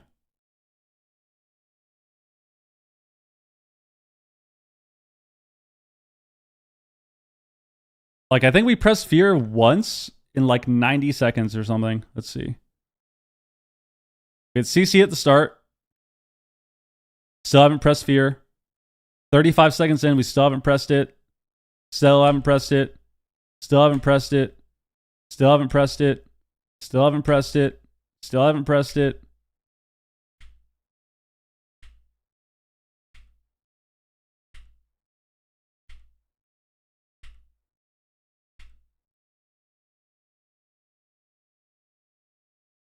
Like, look at this. We pressed our first fear of the game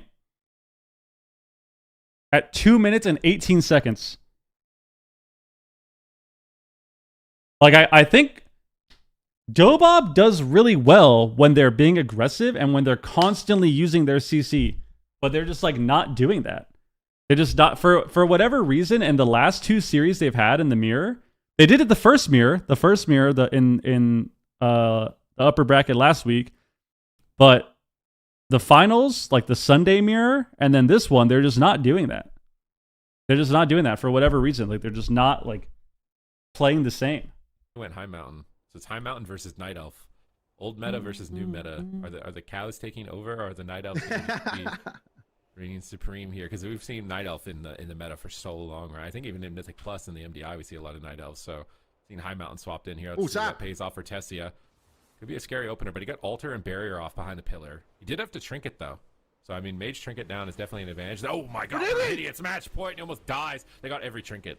It's not even a minute in the game. They got every Trinket. They got the Angel. They got the momentum. And yeah, the cow is not I don't think the cow is making much blind. difference right now. He's just dying right now. It just feels like Dobob, they've lost all their confidence. They lost all their momentum. They got to find a way to pull this back. They go on Waz. They get his trinket at least.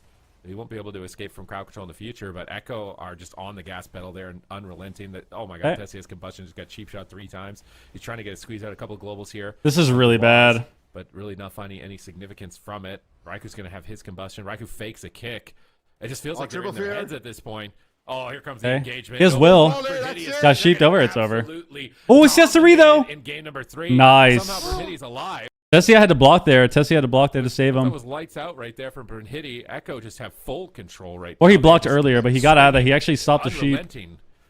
Okay. Actually saved him with a high mountain torrent. Yeah, high mountain stun. And he CS the sheep. Actually peeled him off of that engage, but still, and he already blocked. 28 seconds. And they have no trinkets. Bernhitti has no cloak. The only way Bernhitti lives is by just pre-vanishing the goal. He's actually sitting and stuff. He knows, I just have to AFK at this point. I am so dead if I open. So Bernhitti doing the smart thing here, forcing Echo to go onto his mage, but still, Tessia has nothing as well. Ooh, the chastised A random bomb.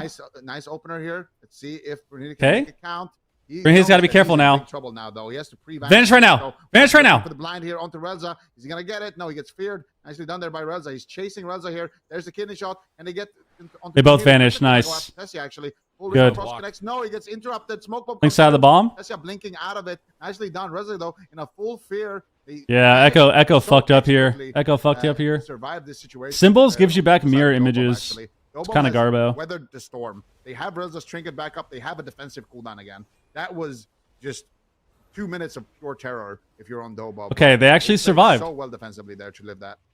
Okay. They might be going back into pure terror. Push on the Raikou again? 3 damage on Tessia. Barrier. Nice Relza is an angel. Relza is an angel form. Got combustions available on both sides. Who's going to launch Big first? Spirit. Bernhitti's in a kidney shot. Raikou, Double DB. Has a ring. Holding his finger Double on the ring. trigger. He's ready to go, but he's just not popping.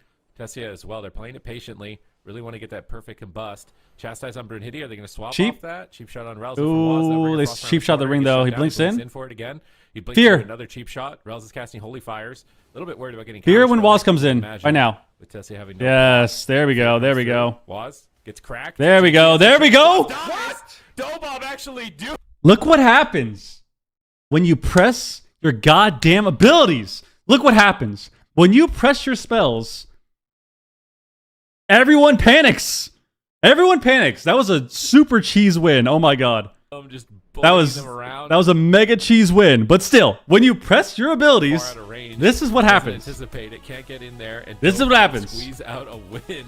Holy shit! By far the worst game from Dobob. Yeah, that was a terrible game. That was a terrible game. Everyone had to full send all of the entire spell. Guys, what are we thinking after that game? Go. Thank you for the resub.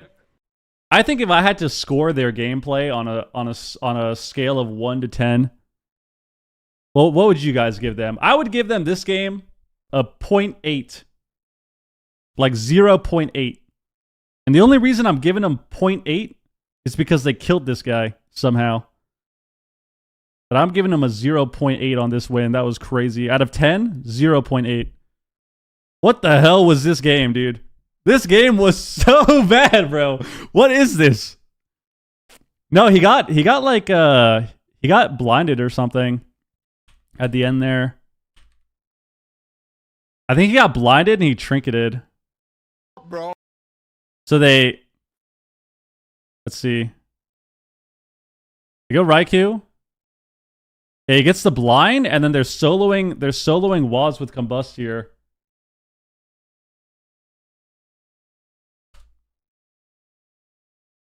I mean, guys, all I'm going to say is this is what happens when you press your abilities. He was definitely in range there. He probably just didn't expect him to die. This is what happens when you press your abilities. This is the significance of pressing your abilities, man. And I'll tell you why. Because it may you guys may think, "Oh, this is just like this, it didn't have any impact on the game." I'll tell you why it had an impact. Watch what happens. Waz grapples back in. They chastise him. Okay? They press Combust on him during the chastise, and they fear him. And all of this CC takes like a quick half second to break. And while they're doing that, Relza is also holy firing him. So Waz, in his mind, is thinking, Waz in his mind and their entire team is probably thinking, they press combust, they're going Raikou, they chastise Fear Waz, they're not going to attack Waz. They're CCing him. They're not going to attack him. Which does what? It creates panic, and it creates some miscommunication. That's what this creates. And look, and now they cheese him. But the only reason that this happens, the only reason, I cannot stress it enough, is because we hit our abilities. We get a blind on the priest. We chastise the rogue, we fear the rogue, and we're just sending damage, and they freak out, and he dies because he didn't even faint at the end. Here, look, he tried to faint really late. You'll see it right here. He faint Crimson Vials right about here. So you can see he tries to feint Crimson Vial, but it's like you have to press your abilities, man. You have to press your abilities.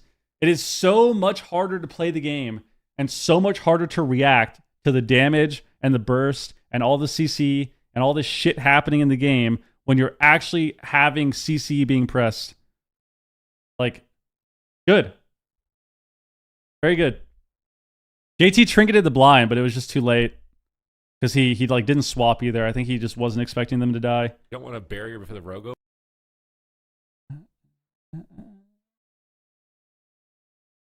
Yeah, I think he, like I said, he just panicked. I think he maybe he thought he had Serenities up or something. I don't know. I don't know what he was even pressing in that moment.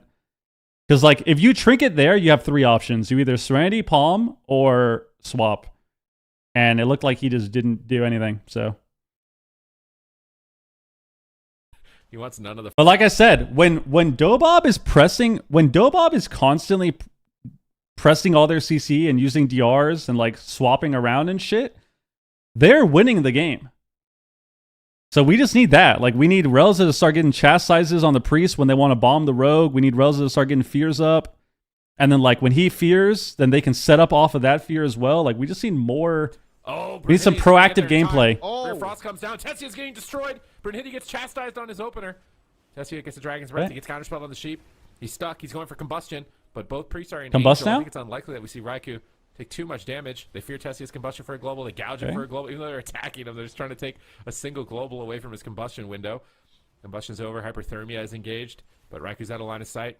Barrier shifting power, big value. Relza can't get too close to JT. Relza's actually repositioned away from Raikou. Tessia gets knocked. Raikou is playing, I feel like, more aggressively towards Relza still. Trying to find a way maybe to get around that balcony in the near future. Casting polys. Trying to bait deaths. Not finding the base, though. They're gonna sheep. They're gonna try to go for CC soon. Breath. Waz is there, but he doesn't stop the sheep. Ooh, chastise? Chastise on Waz. But Tessia is actually the one taking damage, even though JT's in a sheep. Echo gets disrupted with a Dragon's Breath into a polymorph. They're just exchanging damage now. Combustion available for Raikou. Is he going to just send it early on here and build a huge advantage, or is he going to wait for a moment, a specific moment? Two-shot Waz. Right now, he's just sending out the Fire Blasts, trying to land a counterspell. Tessia gets sheeps on Rogue, but now those are on DR. Waz is going to do a lot of damage when he comes out of this. He's got Adrenaline. He needs to be able to fade fear Waz. Disarmed. He's just been sheep 3 times, so Waz can ramp up here. They're going to have to... When's he going to pull it? They're waiting. Now grip. Hitting a kidney shot. Baited the bomb. Pulled away from the engagement. Okay. Tessia blinks back with Alter.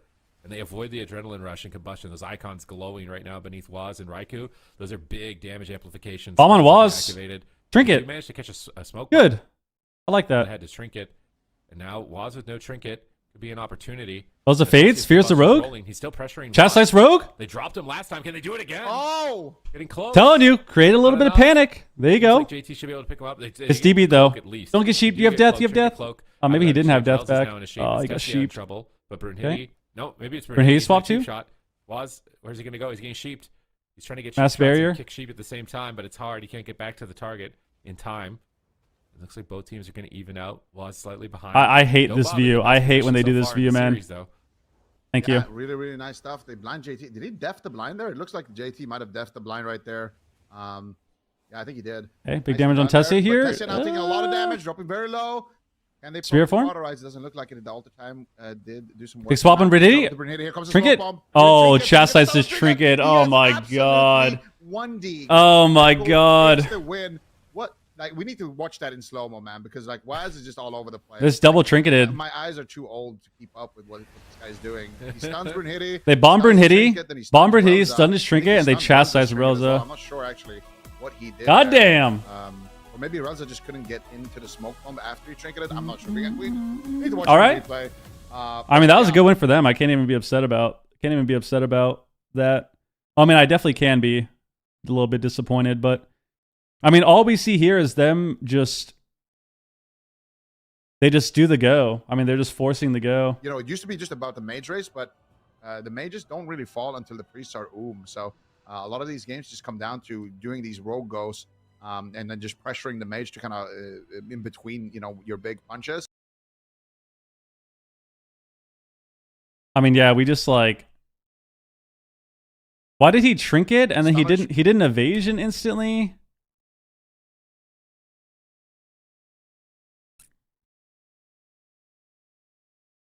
I mean, I feel like this is just. Why don't we trinket here?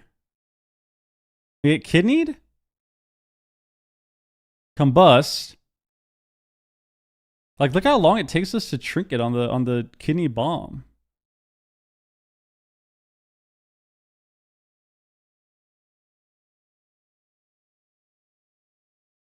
Like, we kidneyed here.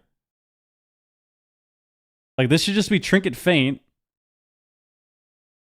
And then he bombs, and it's like, okay, we should definitely be trinketing here. Like, we sat almost a full second after he bombed, and then we trinket faint, and then we don't even evasion either. And then we evasion 1%.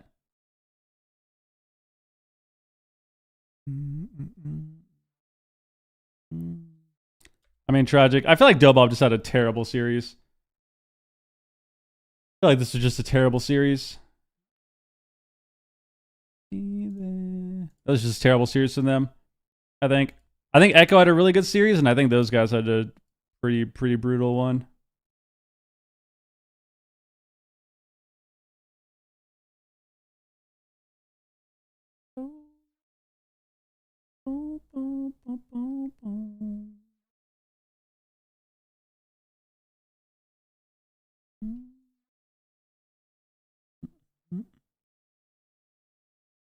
Yep. All right. Rough series for them. Hey Trey, what up? Delayed bomb a second? Well, they're just a global, I think.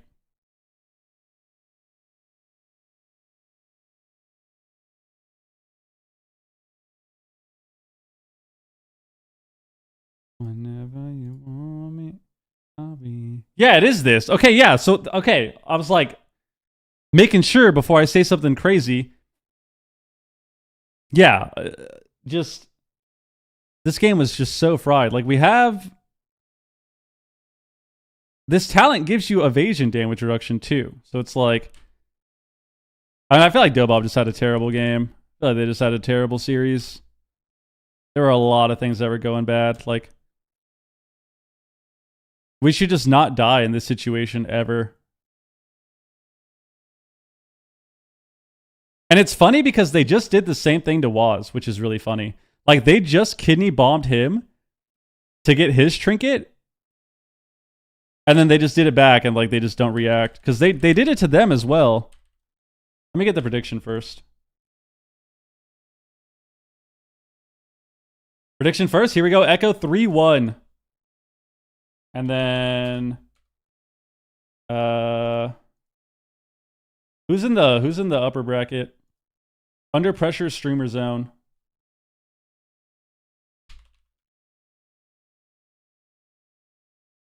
We'll do a 5-minute one.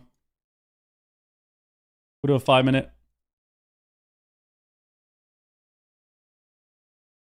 I feel like it could be even better for them this week. I want to go back and watch that game again, that moment.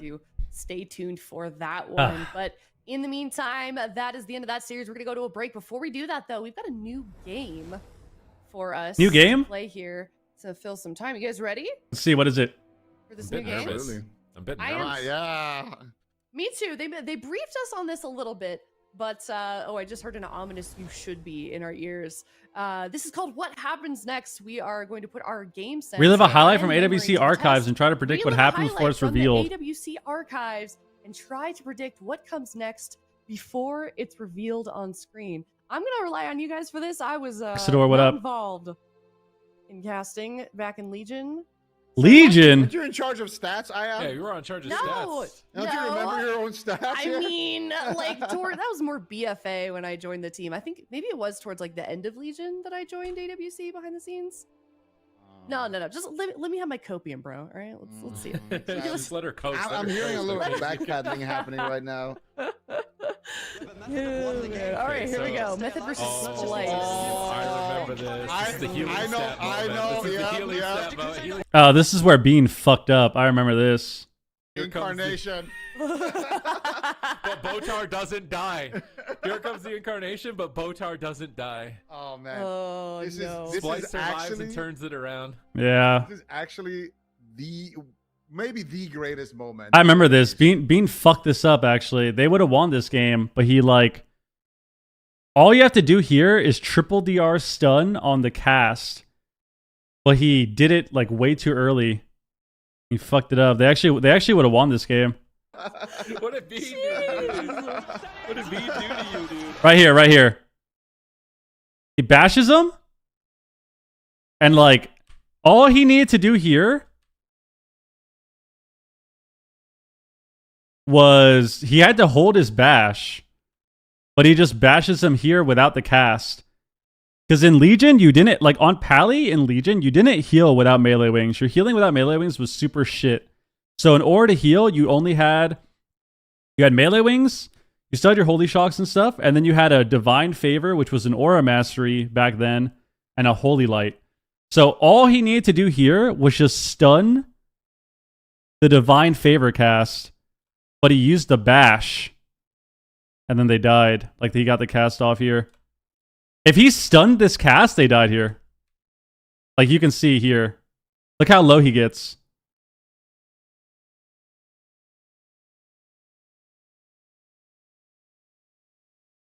Like, if he stunned this cast, they probably would have killed him here. Because he actually dipped even lower. Like, they had a much better chance to kill him there if he actually stunned that bash. And then he gated away. That was crazy. And then almost died to dots. Look at this. Like, he actually died here. If he fucking didn't do the bash like that, they died here and they won this game. They would have won this BlizzCon. That was crazy. This is literally the closest you could come to winning and not actually win.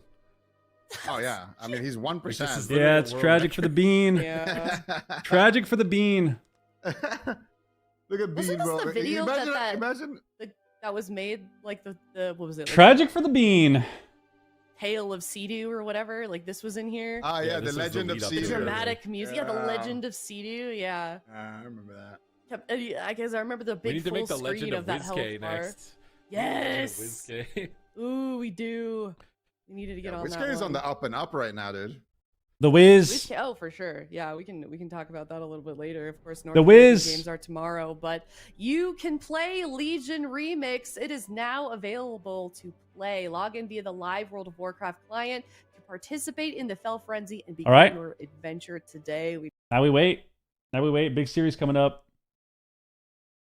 Big series coming up. Hopefully we get a rematch too. Hopefully we get a rematch with Dobob.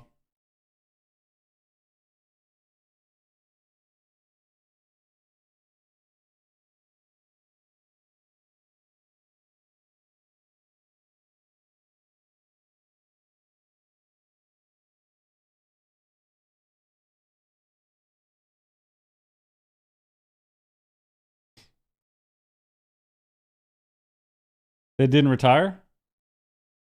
Didn't hit that retirement.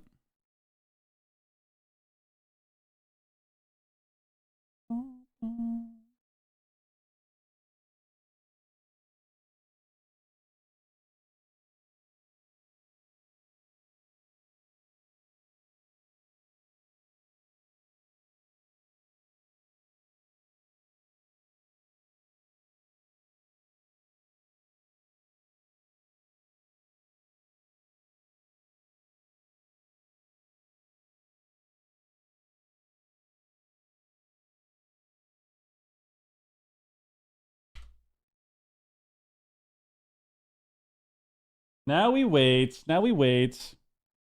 Series have been pretty good so far. I need Dobob to stop pissing me off, though. That's what I need. A little disappointed.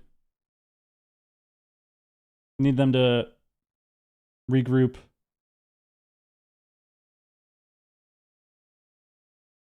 Hopeless. Soon, you all will. The light guides my steps and illuminates my path. The light flows through me, and by its grace am I made one with all that is sacred. The light guides my steps and illuminates my path. The light flows through. World of Warcraft nighttime, dude. It's gonna be lit.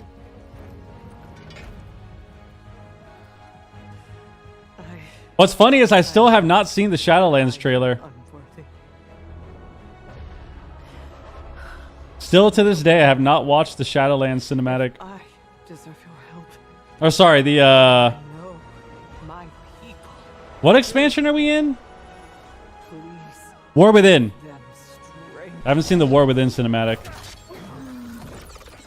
I saw the Shadowlands one, of course. Spirit, but that will not save you. Soon, I will break your world. You can't even break one elf.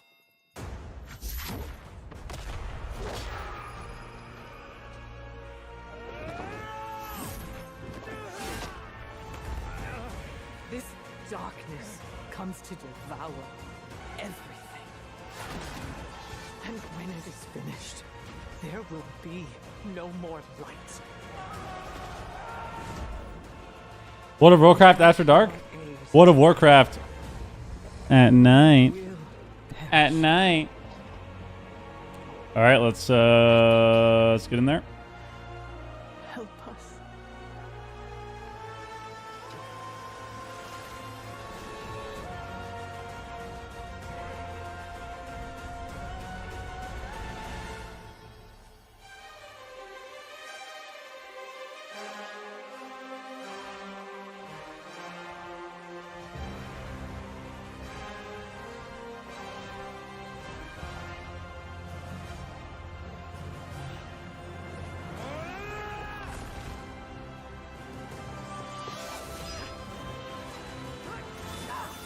Shouldn't they be running, not walking? Well, will not fall. Not while we draw Right? breath. Where's the urgency, man?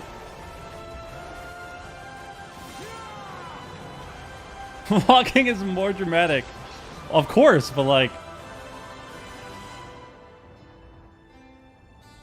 World of Warcraft, nighttime. Yes, sir. All right. All right, all right.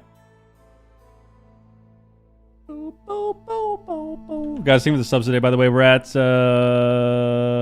on the day. Look at that. Thank you very much. At least 5 on the day. All right, we got Under Pressure and Streamer Zone. Let's see how this goes.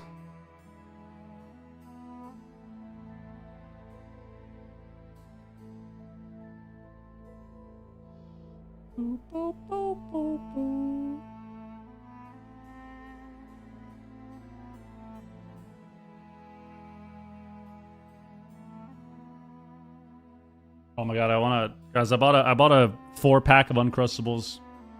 I gotta go set one out for later.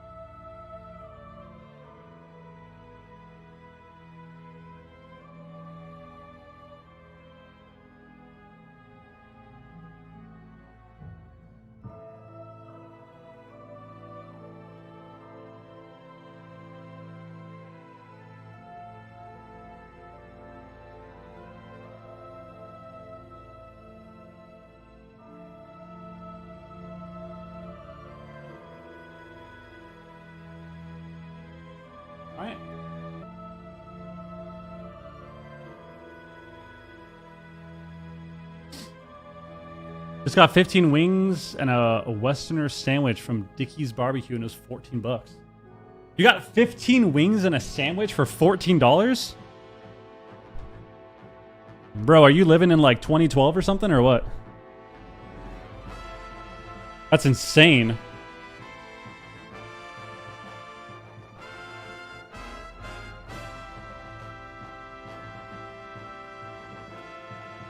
Oh. Oh, yeah, you're definitely living in 2025. Sorry, I read that from the corner of my monitor when I first sat down. Yeah, okay, yeah, you're definitely living in 2025. $44. That makes a lot of sense. That makes much more sense. Okay. Sorry. I got really happy for you, dude. I got really happy for you. I saw $14. I was like, damn. $44? Much more accurate. Much more accurate, dude. My bad, bro. My bad. Bro, I was looking last night too. Dude. Yeah, honestly, we gotta boycott all these fucking companies, bro. I'm not gonna lie to you. All these companies, full boycott. I looked at, and I know DoorDash increases prices, but bro, I was gonna get we got pizza last night, and I was looking at the prices, because I was like, okay, I don't really want like a full pizza, and I don't want like I was gonna get wings. So normally I get a PPP, personal pan pizza, and I get like 8 boneless wings. But I was like, you know what? I kind of want like the regular wings, not the boneless wings, and personal pan pizza, and I'll eat like half of it, and I'll eat the rest tomorrow. Today. And so an 8-piece boneless, and this is on the app, so it's a little bit higher, obviously, than if you ordered it online or ordered it, at the store or whatever. An 8-piece boneless, okay, was $10.30. A 6-piece traditional wing, let me repeat that. 8-piece boneless, $10.30. A 6-piece traditional was fucking $13.60 or something. So I was like, oh, I kind of want traditional. And then I saw it was 6-piece, and I was like, oh, 6 pieces instead of 8. Okay.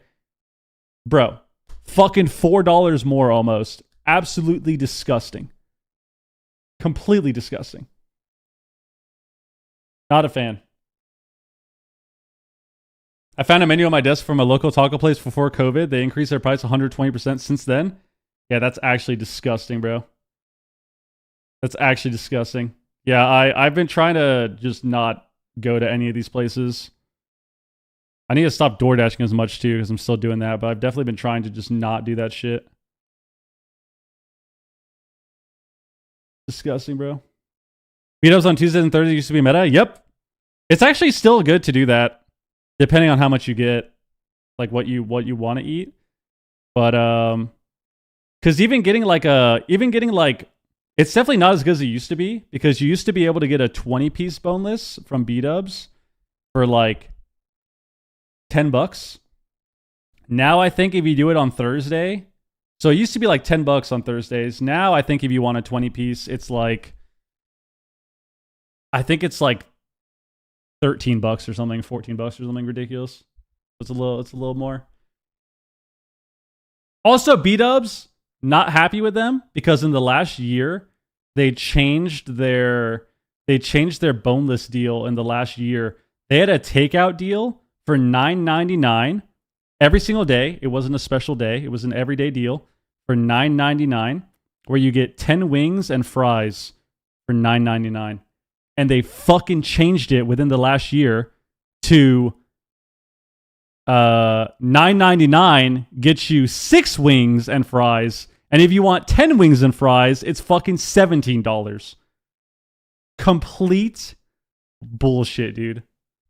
Complete bullshit. So I'm not very happy with B-Dubs right now. I'm very upset with them, actually. Very upset with them.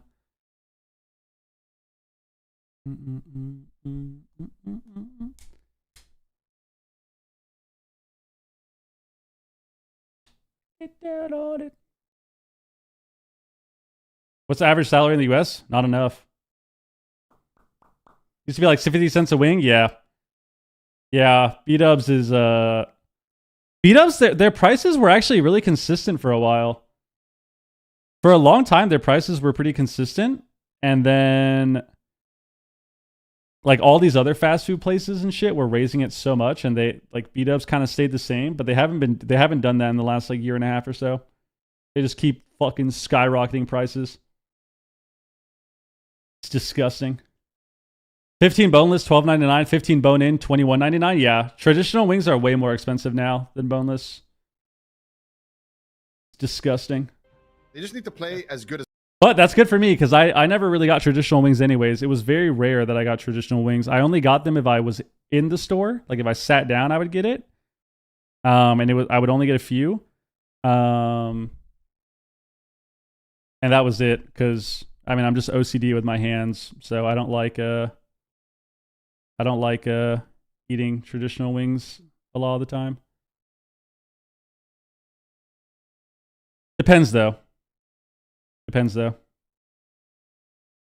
Yeah, Wingstop prices are definitely better than B-dubs, but their flavors aren't as good.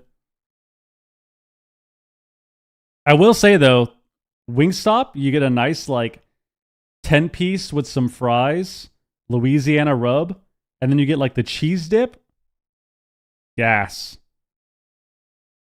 Been with my wife for almost 10 years now. We go to B-dubs as a tradition every Thursday with her dad. Dude, that's actually sick. I'm sick of B-dubs? Okay, well, I mean, I'll take your spot, bro, if you want. Can I take your spot? Can I hang out with your father-in-law? We'll watch a game or something, bro. But they have to pay for it. I don't want to pay for the wings though. But I will take your spot gladly.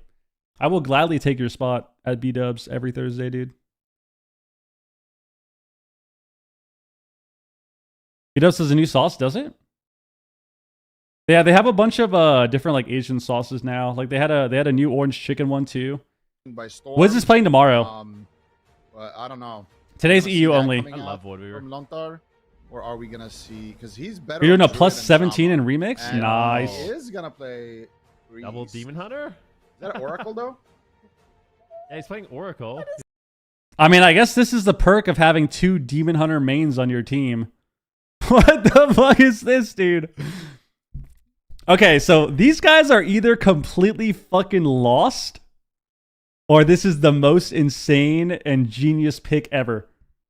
I called I wanted something crazy, and this is exactly Let's see. what we got. Yeah, look at Let's that. see. We got Double DH Holy Mana Priest. Cleave back. I don't remember actually what we used to call it, but yeah. Are they gonna run the See if it Hunter? Works, I guess. Double Demon Hunter right now. All of the big mechs. Swapsy getting.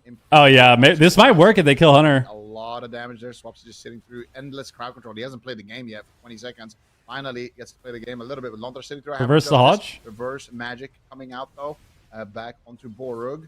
And Borug just spamming out the heals here onto Big Max. Well, Hex. Trying to Shadow Death the Hex, but failing. Dark. Now he has to trinket out of that Hex, so they don't have anything to remove a Hex. So Jamie's going to have to be a playmaker here on that, Swapsy is going to have to be a playmaker on that Shaman and make sure that he can find as many Hexes as possible. Big Mix under a lot of fire here. There's the stun though from Swapsy's Elemental onto. I'm losing faith real fast. I'm not gonna lie. Lotta looking for the double fear. He finds it. Big Mix is isolated. The double demon hunter dream pushing for the turtle. Another full hex.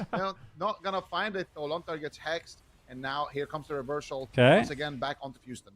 Reverse Double the is either a stun. dream or a complete nightmare, depending on who you ask. Like if this is the composition starts being played a lot, I'm a bit afraid. Lightning Lasso here onto Houston. High Mountain Torrent stun? High Mountain stun. Swapsy getting cheeky with that racial. Trying to get him stunned up, but it looks like he will survive. I want them to kill the Pally. I think training the Hunter without CC kind of sucks. I think they should go the Pally more. Fix this game.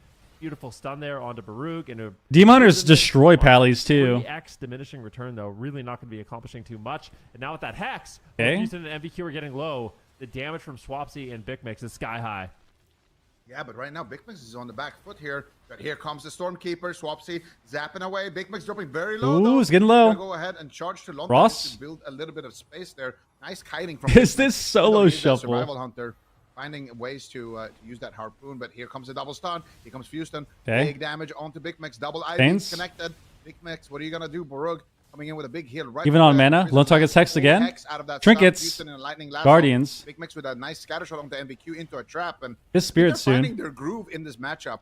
Landing a stun into a hex on the healer and then scatter trapping one of the demon hunters. To kind of force Yeah, them go the to pally, go the pally. Yeah, yeah. There we go. There we go. Barug, though, he's taking a lot of damage. Feller option coming out onto Borug, dropping to half. Houston dropping a lot of damage from Jamie. Could be the darkness here being traded out. They have This is what you should do. Lontar also getting swapped to. Everyone is just PvEing at I don't know about training him, but the I healers think swapping him trying is to good. force something. Or what they should do, honestly, they should just split DPS. They're playing double DH. Split DPS could be good too. Gosh, Houston and MVQ getting crazy here. Big Mix moving over. Can he land a full trap? Oh, Lone Star does a great job using the Shadow Word Death. Oh, he hexes He actually Houston. tried to line up a triple high mountain on not only stunning both DPS, but landing it on the Lone Star. Unfortunately, barely missing it. That's a really amazing play, though. I feel like if you line that up, like that's Hey, like Hodge, a full reverse. strike in bowling or something. Houston Yeah. now getting low on health as he continues to make a push. He gets disarmed. Nicely done there by Big Mix, but the darkness comes down. No, Lone Star was never on Give Dobob. Houston enough of a shield to get topped off and make a play. Yeah, right now he's caught up in a stun though. He's taking a lot of damage. Both Demon Hunters. The Hunt is connecting on the Big Mix as well. Obviously looking for the hexes. I wonder if he should hex some of these Demon Hunters on their cooldowns as well. Lands it onto Lontar. Never mind. Heather? Houston almost going down here. Nether walk. And the Shadow Meld is going to be traded out there for Houston. I like that damage coming out there from Swapsy. Big Mix looking for the freezing trap. Lontar, Shadow Word depths. But Lontar is on DR still from that hex. So I think he actually got a little bit baited there. Yeah, this is looking sketchy. Properly, but Houston is getting absolutely blasted here. Swapsy is having just the time of his life. Being It's not looking too good for them. Into two melees, doing so much work. Full Hodge onto Lontar, and they get the follow-up hex. It doesn't look like. I think Swapsy might be I think they pushing need for to it either right split DPS or now. swap Decent Pally. beating I as think well, this but is. now finally reversing the pressure back on to Big Max. Big Max gets gripped away though. Actually, he charges away onto Lontar. I always get baited by that, but yeah, the Harpoon. Big Stormkeeper? Doing some work here for Big Mix, building more and more distance. And Houston, I don't know, man, how much time he's got left. Okay. Yeah, Trying to eat the this is trap. It looking gets deadly. hexed. I mean, a full hex lands once again. This is the metamorphosis. Houston Meta trying the to get damage aggressive, there. Trying to get a little bit of leech Reverse the shielding out if Hodge. he can. He reverses it. It looks like the reversal of the Hammer of Justice on Lone Star will keep Houston alive for the time being. He's going to pop Blur.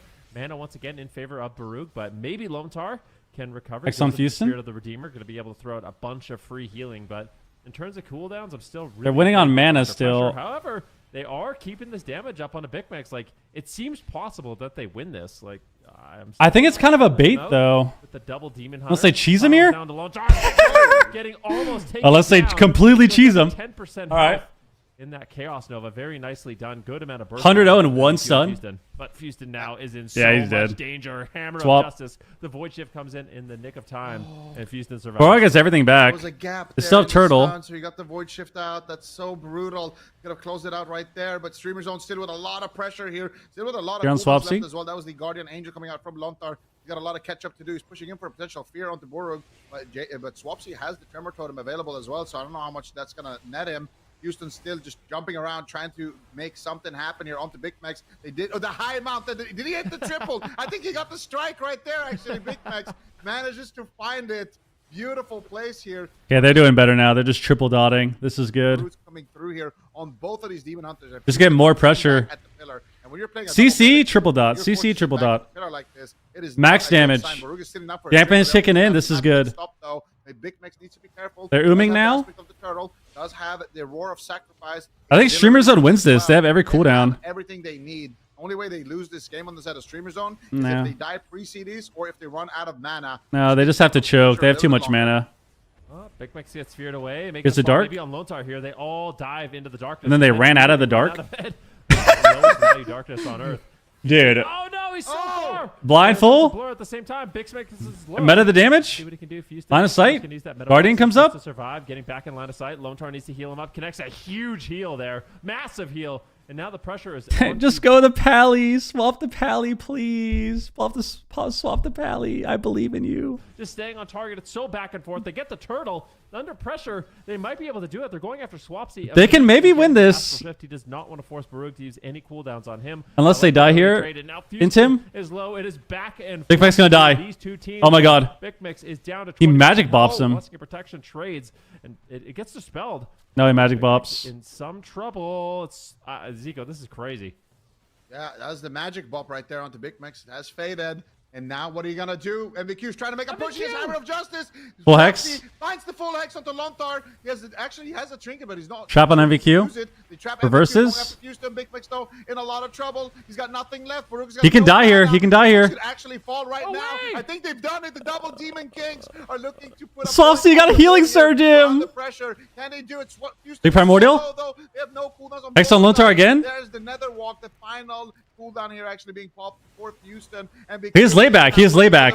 I think they've done it. No Roar of Sacrifice. The High Mountain comes through from Big Max. He's lay.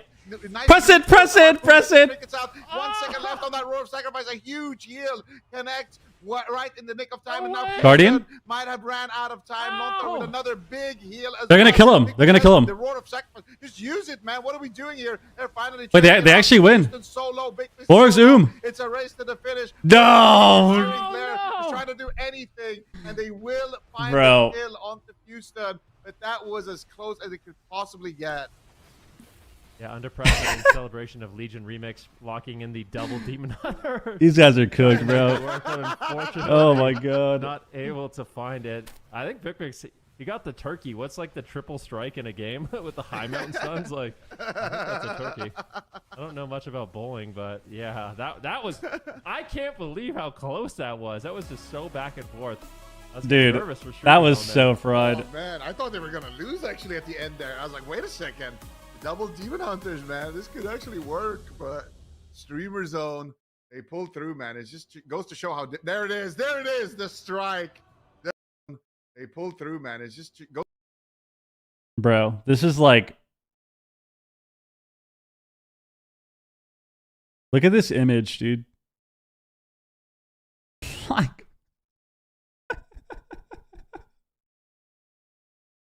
What is this, bro? What is this, dude? Goes to show how. There it is, the strike, the triple. Beautiful. I love that the replay. Like it just. There were so many close calls. The first thing we focus on is the triple High Mountain.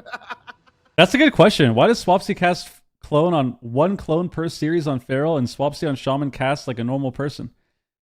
Yeah, he's actually hexing on cooldown this game. He landed, I'm pretty sure. Like I don't want to throw numbers out there, but I'm pretty sure he landed like 15 times the amount of hexes that he did in this series. Then he landed clones in like 4 series on last week. Like, if you compare like the clones to hexes, like 15x difference for sure. Like, there's just no way, dude. Like he can keep himself alive quite towards Void Weaver. I like watching it. It's fun. I think they need to go pally more. I honestly think that this was not that bad. It's kind of surprising, but. I don't think this game was that bad for them. The problem, I think, is that they're just tunneling the Hunter. They don't have any CC on the Pallies, so they're trying to win with just, like, raw damage.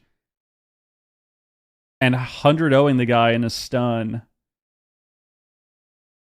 But I think if they actually, like, try to do some swaps, it would do a lot more.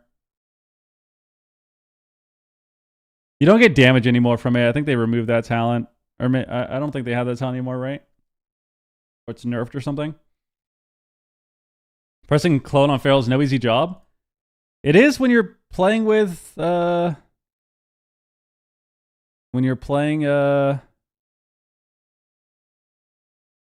casters and stuff. And even as other comps, like the thing is you just gotta press it. Like you gotta just press the clone. And if you get kicked, it's fine.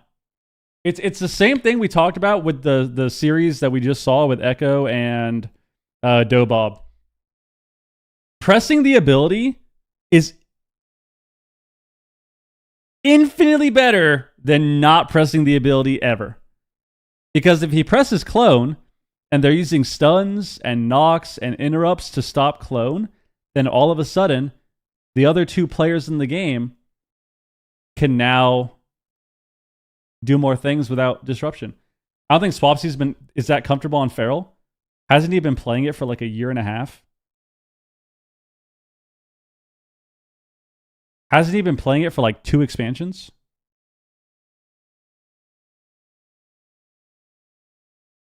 I wrong on that?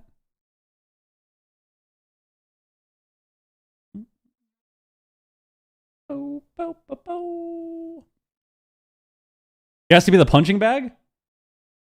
I mean, call it however you want it. Punching bag, fucking pinata, actual player in the game, not a damage bot, like whatever you want to call it. But yeah, he has to press clone.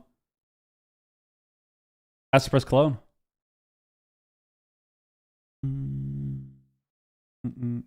Yeah, they played double DH. It was actually a really close first game.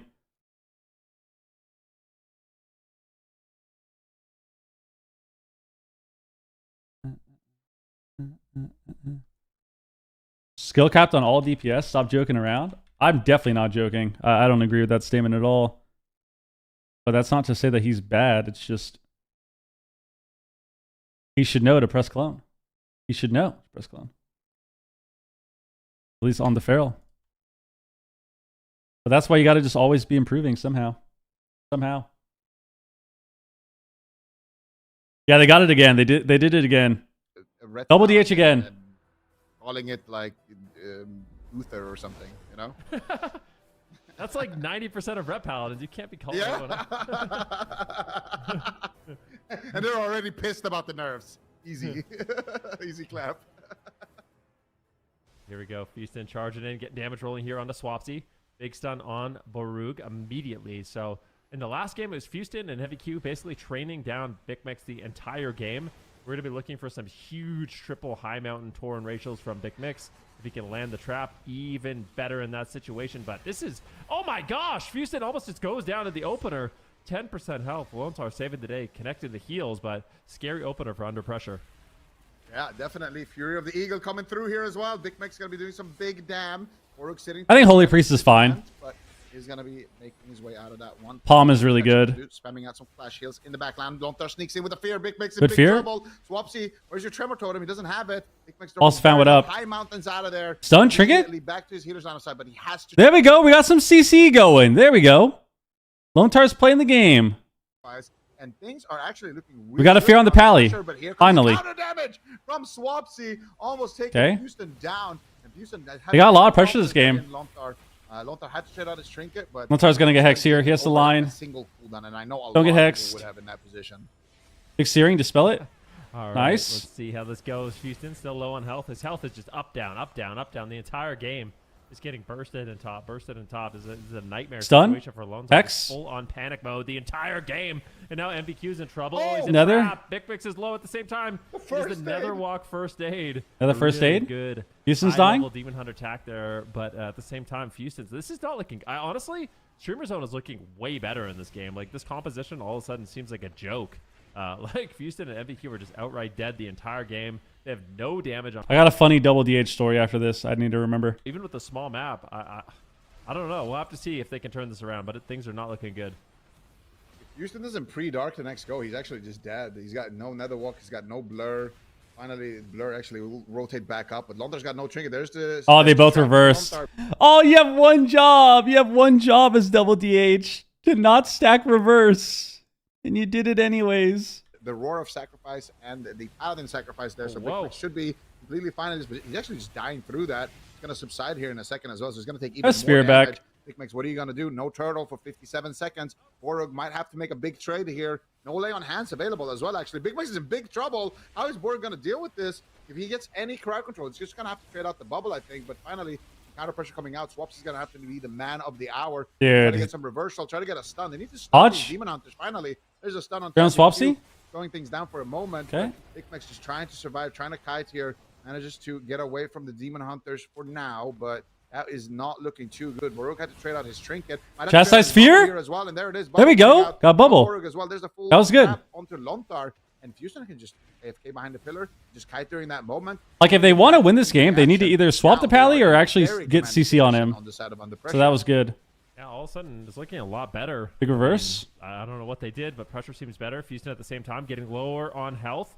Okay. Yeah, fear in 5 seconds. Just keep running at the pally. Big Mix. Bloodlust, though, from Swapsy. Large amount of burst damage. Woo! The biggest off on Lontar out of nowhere. Big Mix and Swapsy are there. Oh, we fear the hunter. That sucked. That sucked. Gets feared on his burst. Nicely done there by Lontar. No, that wasn't good. Getting in position to get healed up by Barug once again. Going to be playing a little bit more defensive. Goes for a scatter, but a full stun on Lontar. Fusion Hex. is low. Blur gets traded Using out. his Hodge. Hammer of Justice lands. His Blur He's up. not going to be dodging in that stun. So good play, but ends up getting dispelled there by Lontar. Fast And Ice once again, Pally? Under pressure can make a push. And once again, Big Mix is in a lot of trouble. He's got the aspect of the turtle. Will he use it?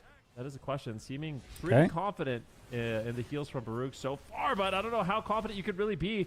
The sacrifice trade Sack here? gets out as well, but I mean, really greeting it with that turtle. That was a Ultimately, super Cleave DR ends up stun that paying off for sucked. Big Mix, and he holds on to that big cooldown. Yeah, and look at Houston right now. He might have to trade a big cooldown here because he's getting absolutely wrecked. There's a high mountain from Big Mex. Oh my god, he's gonna die in the Get a Hex. full Hex on the Lothar. Lothar's getting Cleave. He gets stunned, and he is down. Absolute insane turnaround there coming out from Streamer Zone. I like what they're doing here. Going after Lothar. Did he need to swap there?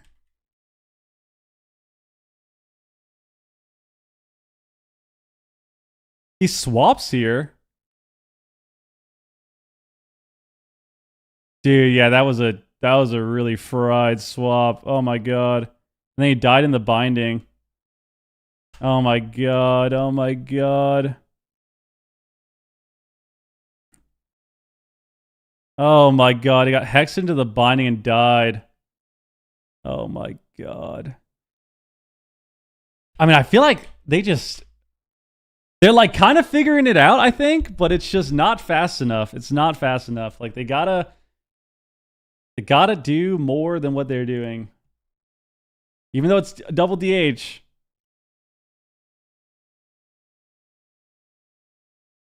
Yeah, this was the same map as last time. All right. Oh yeah, double DH. So, funny story about this. Whenever I see double Demon Hunter, ever since BFA, whenever I see people lock in comps like this, it always makes me laugh because in BFA, I think this was the first season of BFA. We were completely railing Liquid, like hub style. Like these guys were getting smoked. And they spent an entire like 3 weeks or something, 2 weeks, like secretly theory crafting a comp to beat RPS. I can't remember if it was the end of Legion or if it was BFA, but I'm pretty sure it was BFA. And they spent like a few weeks like trying to theory craft like a way to beat RPS. And so tournament day comes, we get into the first game, and we see they're playing Holy Pally double Demon Hunter. So they're playing double Demon Hunter with like a Melee Wings Pally, I think. And I remember, I'll never forget, it was the funniest fucking thing. We load into the game. We see double DH Pally. And instantly, like, we all acknowledge it. We're like, oh, double Demon Hunter Pally? I was like, oh, this looks kind of weird. And we all kind of got silent for like 3 seconds maybe. And then all of us, like, collectively were like, wait. And then I was like, we should just run at this Pally and CC the Demon Hunters. Like, can we do that? And instantly we're all just like, wait, yeah, we could just CC DHs and run at the Pally. Gates open. We immediately open Chuck. We CC both Demon Hunters. We win that game in 90 seconds. Completely fucking mowed them down. And it was the funniest game, I think. One of the funniest games we've ever had in a tournament as a team. Where we like load into the game, we're like, oh shit, double Demon Hunter, what is this? And it's like, oh wait, shouldn't we just CC them and fucking run at Pally? Killed them in 90 seconds. Like, it was funny because like they took like a week or two like theory crafting this comp, and it just immediately got fucking ran down, dude. Just ran down, bro. It was great. It was a great game. I gotta find that game. I think it was BFA. I don't remember. So whenever I see stuff like this, like double Demon Hunter and shit, like it just makes me laugh. Makes me laugh. Dank, what up? All right. I mean, I think they can actually win this. I think they can win this game. If you go back to these moments, like if you go back and watch through the game, like they got even here, like they run in, he glares, They get a stun on the pally. They get a fear. They get a chastise stun. Trinket tremor. They get a chastise, double fear, trinket tremors. And then you go forward a little bit. And like we get another fear. Look what happens. We get another fear right off CD. Into a stun. Trinket turtle. So already off this bat, this game, we got 2 fears. We got trinket tremor, trinket turtle. And then we just don't fear the pally for a while. Because I think we got another fear on the pally that forced bubble. I think he fears him soon and we get bubble. But like we just don't fear for such a long time. We just don't press it anymore. Like here we go. We get the fear here. We get feared. We get hex, but we get a fear on the pally. And then this gets bubble, I think, right? Yeah, this one gets tremor. And then I think we get another one where he gets fear. Or he gets bubble. So he gets tremor here and sack. And he trinket tremored again, by the way. And then where's the bubble? When did we get bubble? Right here. So like you can see every time we fear the pally, we get a cooldown. Chastise fear, bubble instantly. But they're just not doing that. Like we're not seeing that happen as often as it needs to happen. It's looking a little bit dicey. It just needs to be on cooldown. Jump back up, but there's one class in the game that can easily deal with that. It's a Demon Hunter. Like, that's not going to work too well against Demon Hunter Swapsy. So I don't know if they're going Shaman now instead of Ellie. Too much. Swapsy under fire. Let's see if MVQ and Houston can get there. Look, they do. So really, really quick. Obviously, Demon Hunters have a high amount of mobility, but it's dangerous. You leave a big mix open for too long. Big scatter. He's able to find some crowd control here onto Lone Tar, get some cooldowns out of the way there from Houston. But I don't mind this. Like changing up the targeting. Big Mix obviously very difficult to take down. So going after Swapsy here. I don't think this is too bad because yeah, definitely it seems to be working well for them. When they're going I think this is actually not that bad because when they're going the Shaman, they're cleaving both the Shaman and the Hunter because Demon Hunters have all cleave. So they're cleaving both of them, which is good. They still need to land CC on Pally though. Unless Swapsy can land a Hex, which they still need to land CC. CC. Very, very difficult for him to do. Swapsy is just taking so much damage, but reverse trap there is holding strong so far. They don't have the sacrifice though. Baruch getting caught up in crowd control. We don't get the fear. Trouble here. I need to trade out the burrow. He's trying to greed it. Baruch still sitting through another CC. Oh my god. Oh, surely no. Oh my god. Oh my god. Houston dropped to 1% HP right there. Why didn't we get the fear there? Did we get knocked? An absolute insane amount of damage. Another swap to Lontar. There's Double the blinding hunt. shot. We've seen this movie before. Big blind. But at the same time, double hunt coming out here onto Swapsy. Big Mex actually tried to blinding shot Lontar and then high mountain stun. No, it was before the Chimera. It was before the Chimera's team. And he stuns him and knocks him away, so they don't get the trap. Oh my god, look what Big Mex is doing there in the back line. This man is absolutely out of his mind. Can he win on that? There's no way. Oh my god. Oh, that was sick. Big Mix is literally making a PvP montage. All right, these guys got to fucking regroup. I think these guys should just go back to the pillar, have a little team meeting for like 30 seconds. Reset to the pillar, team meeting, 30 seconds, figure it out. Too long, it's going to be a nightmare. They're making a swap out of the Paladin. Rug, he's kiting away. He's got the freedom and the Divine Steed. He's got the Divine Protection, but that has faded, and now he will be susceptible. Yeah, they're going Pally more. Attacked. Another full stun here on. Ooh, reverse hodge. Looks like it will get reversed magic. And Lontar's dying. Silence onto Lontar. Once again, they're making a big setup onto the healer. Trading the Pally now. In the last game, so needs to be very careful. This was the strat we said they should do from game one. This is a healer race now. All of a sudden, both healers are just completely under fire. Not going too bad. Lontar, and it is They dark. in danger. Yeah, you get the reversal there at the end, though, but they did force out the darkness from Houston. Okay, full stun. Wall again. Looking a little bit more like Legion, you know. This is looking a little bit more like Trill and Mez back in Legion. We're just missing the mana rift, and then we're just all the way back here. Mana rift, dude. He's dealing with it nicely. Mana is not looking too hot for him, but Houston might just get dropped right now. What is he gonna do? He's taking so much damage, leaving Swapsy and Big Mex open. Is he out of his mind? They're going after Lontar now. He's getting blasted as well. The darkness is Apoth back. Second darkness from the double Demon Hunter side. I don't think they can just run at the healer. Big Mex looking for the freeze. Like he finds it. Houston in big trouble. Did Big Mex fall through the map? Under the ground or I got ported back. He comes back into the middle of the map, and looking for some damage back on to Lontar potentially. Like, I think they can kill the Pally, but I think they have to swap him. I don't think they can just tunnel him. Inches away here But from it's having working. Divine Shield trying to hold on. Can he do it? He's dropping. Ooh, Trinket Lay. There he has to Melee trade Wings? and trade out the lay on hands. A big trade. It's way riskier, but it's working. They're getting absolutely crushed, but he does manage to In Tim? Trinket. Oh, he's gonna die. Dead. And he does find it. Bro. Beautiful swap there. Big Mex and Streamer Zone are going to take it 3-0. Yeah, these guys got to go back to the drawing board, I think. I think immediately after this game, everyone should like go back and have a team meeting, and we're going to watch the VOD together. Watch the VOD together, team meeting, and just figure it out. This was terrible. This was so terrible. I think that they...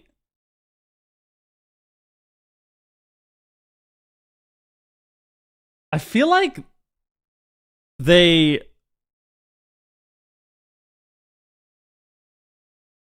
still aren't understanding what's causing them to get pressure.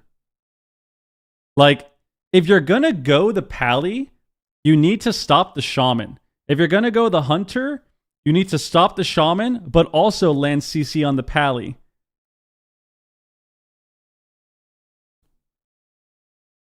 Right? If you're going to go the Shaman, you need to CC the Pally. If you're going to go the Hunter, you still need to CC the Pally, but then you have to worry about Hexes, which we saw. But I think it wasn't too bad when they were actually landing CC. But in these games, they're kind of just like... They're kind of just running around. For lack of a better phrase. They're just running around. I don't know. That's the strat. Like here, I don't know why we don't just dark here too. Like this would have been a really good dark here just to save. Like they have Ascendance proc. We get full CC'd. Like, I think what I've noticed a lot, it's actually really funny. I think what I've noticed a lot about all of these teams in this meta is this expansion for sure, but this season specifically, the game is faster to the point where every comp can die, every comp can also land kills, and damage and burst is really high. Like, momentum can swing immediately. And what I'm noticing in all of these games, with every team, not just EU, this is happening on NA2, all of these teams, we keep trying to play the game like we're stuck in a dampening meta. Like, there's no reason that we don't press darkness here. Like, this is a darkness. Like, just save cooldowns. Just save cooldowns here. Like, your guy gets stunned. Your guy's silenced. Like, we should just darkness here. Stay aggressive. Trade a cooldown.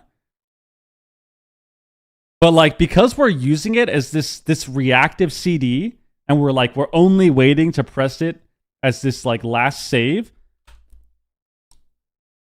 we have to panic. So now we have to panic, swap, and Trinket, and we have to Apoth, and it's like, it changes the whole game when that happens. Also, I want to see what happened here. Like, what?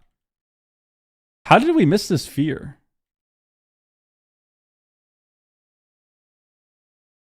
Did he get knocked down?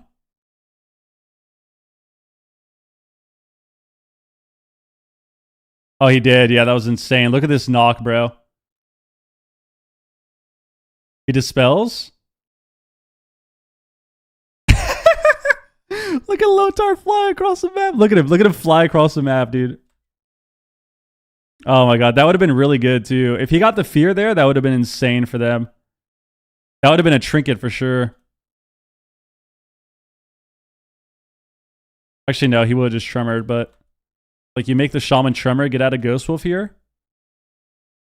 That would have been insane. But like, here is like, you just gotta... I think this strat was actually working for them. It sucks to watch this game because I think this strat was actually working out really well for them, and then they just kind of abandoned it. Like, this strat was getting every cooldown, and then they just abandoned the strategy. because they were scared, I guess, because they were dying. But I think the only reason they were dying is because they just fucked up everything else.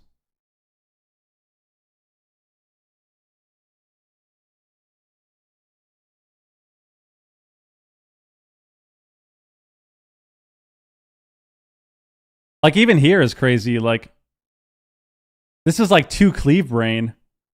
Like, we get full trapped.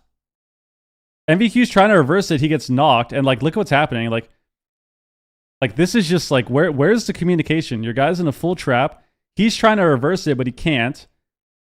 Like, this should be, like, a pre-nether or, like, maybe you dark. Or you can just fell rush to the pillar 2 in line. But instead, we stay aggressive. He gets scattered. We sit the trap. We're across the map. Now we get double stunned into a nether, and it's like... I think they had the right strategy, just the games were just not clean at all. Just not clean at all. And Streamer Zone goes forward. Streamer Zone moves forward. Alright? That was a good game for them. I'm telling you, man, Big Mex plays a comp that's not Garbo. Gets some wins. All of a sudden, he's not playing... whatever Garbo comp he was playing before, Thug Cleave, dude. He's not playing Thug Cleave. All of a sudden, we can get some wins. Is it Dobob and Buff Mistweaver? I think that's what it is, right? I mean, I think Buff Mistweaver is getting clapped this series, let's be honest. Let's be honest.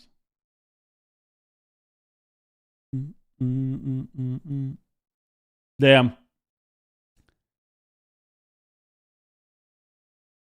That was upper bracket though, right? Don't we get to see them again? Okay, yeah, we do. Okay, that'll be good then. I actually don't think I don't think the double Demon Hunter was actually that bad. I feel like the double DH was actually not that bad. But they kind of choked it a little bit.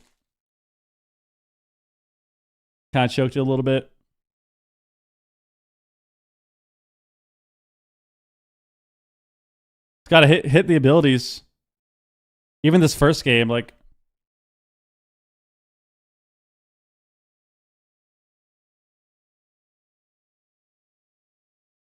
So we get 1 fear. 2 fears. Like, look at that. We hit fear on cooldown. Like, if you look at this game, we're actually doing... Every game starts off the same. Like, we do the strat, like, pretty well at the start, like, the first minute, and then it just crumbles. Like, we got 2 fears there. We got a double fear.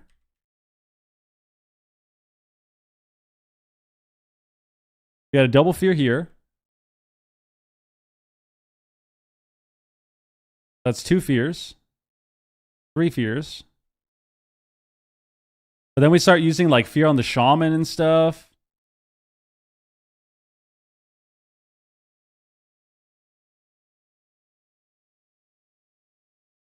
Like we do a fear on the shaman here, and then he gets dispelled, and then we like stun fear the pally, and like we randomly swap him.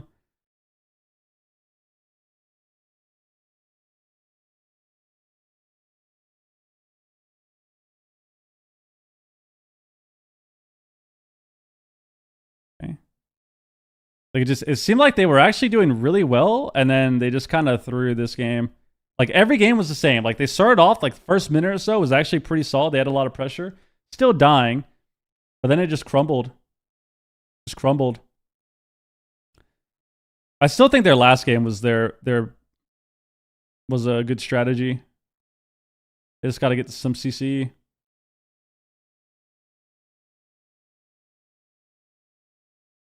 TH Buff Inc. I don't know why NA doesn't have good Ellie shamans. I think anyone can play Ellie, but I just don't think it's like super meta. It depends on what you're fighting too. Like I think Ellie is really good into... I think Ellie's good into mage stuff, but I don't think Ellie's like unstoppable right now, you know?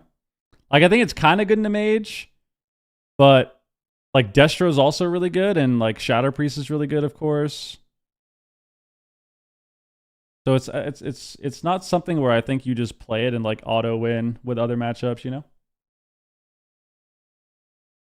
I don't think it's I think it's just not like OP or anything. All the casters seem to be pretty solid. Shadow Priest is terrible? Is it?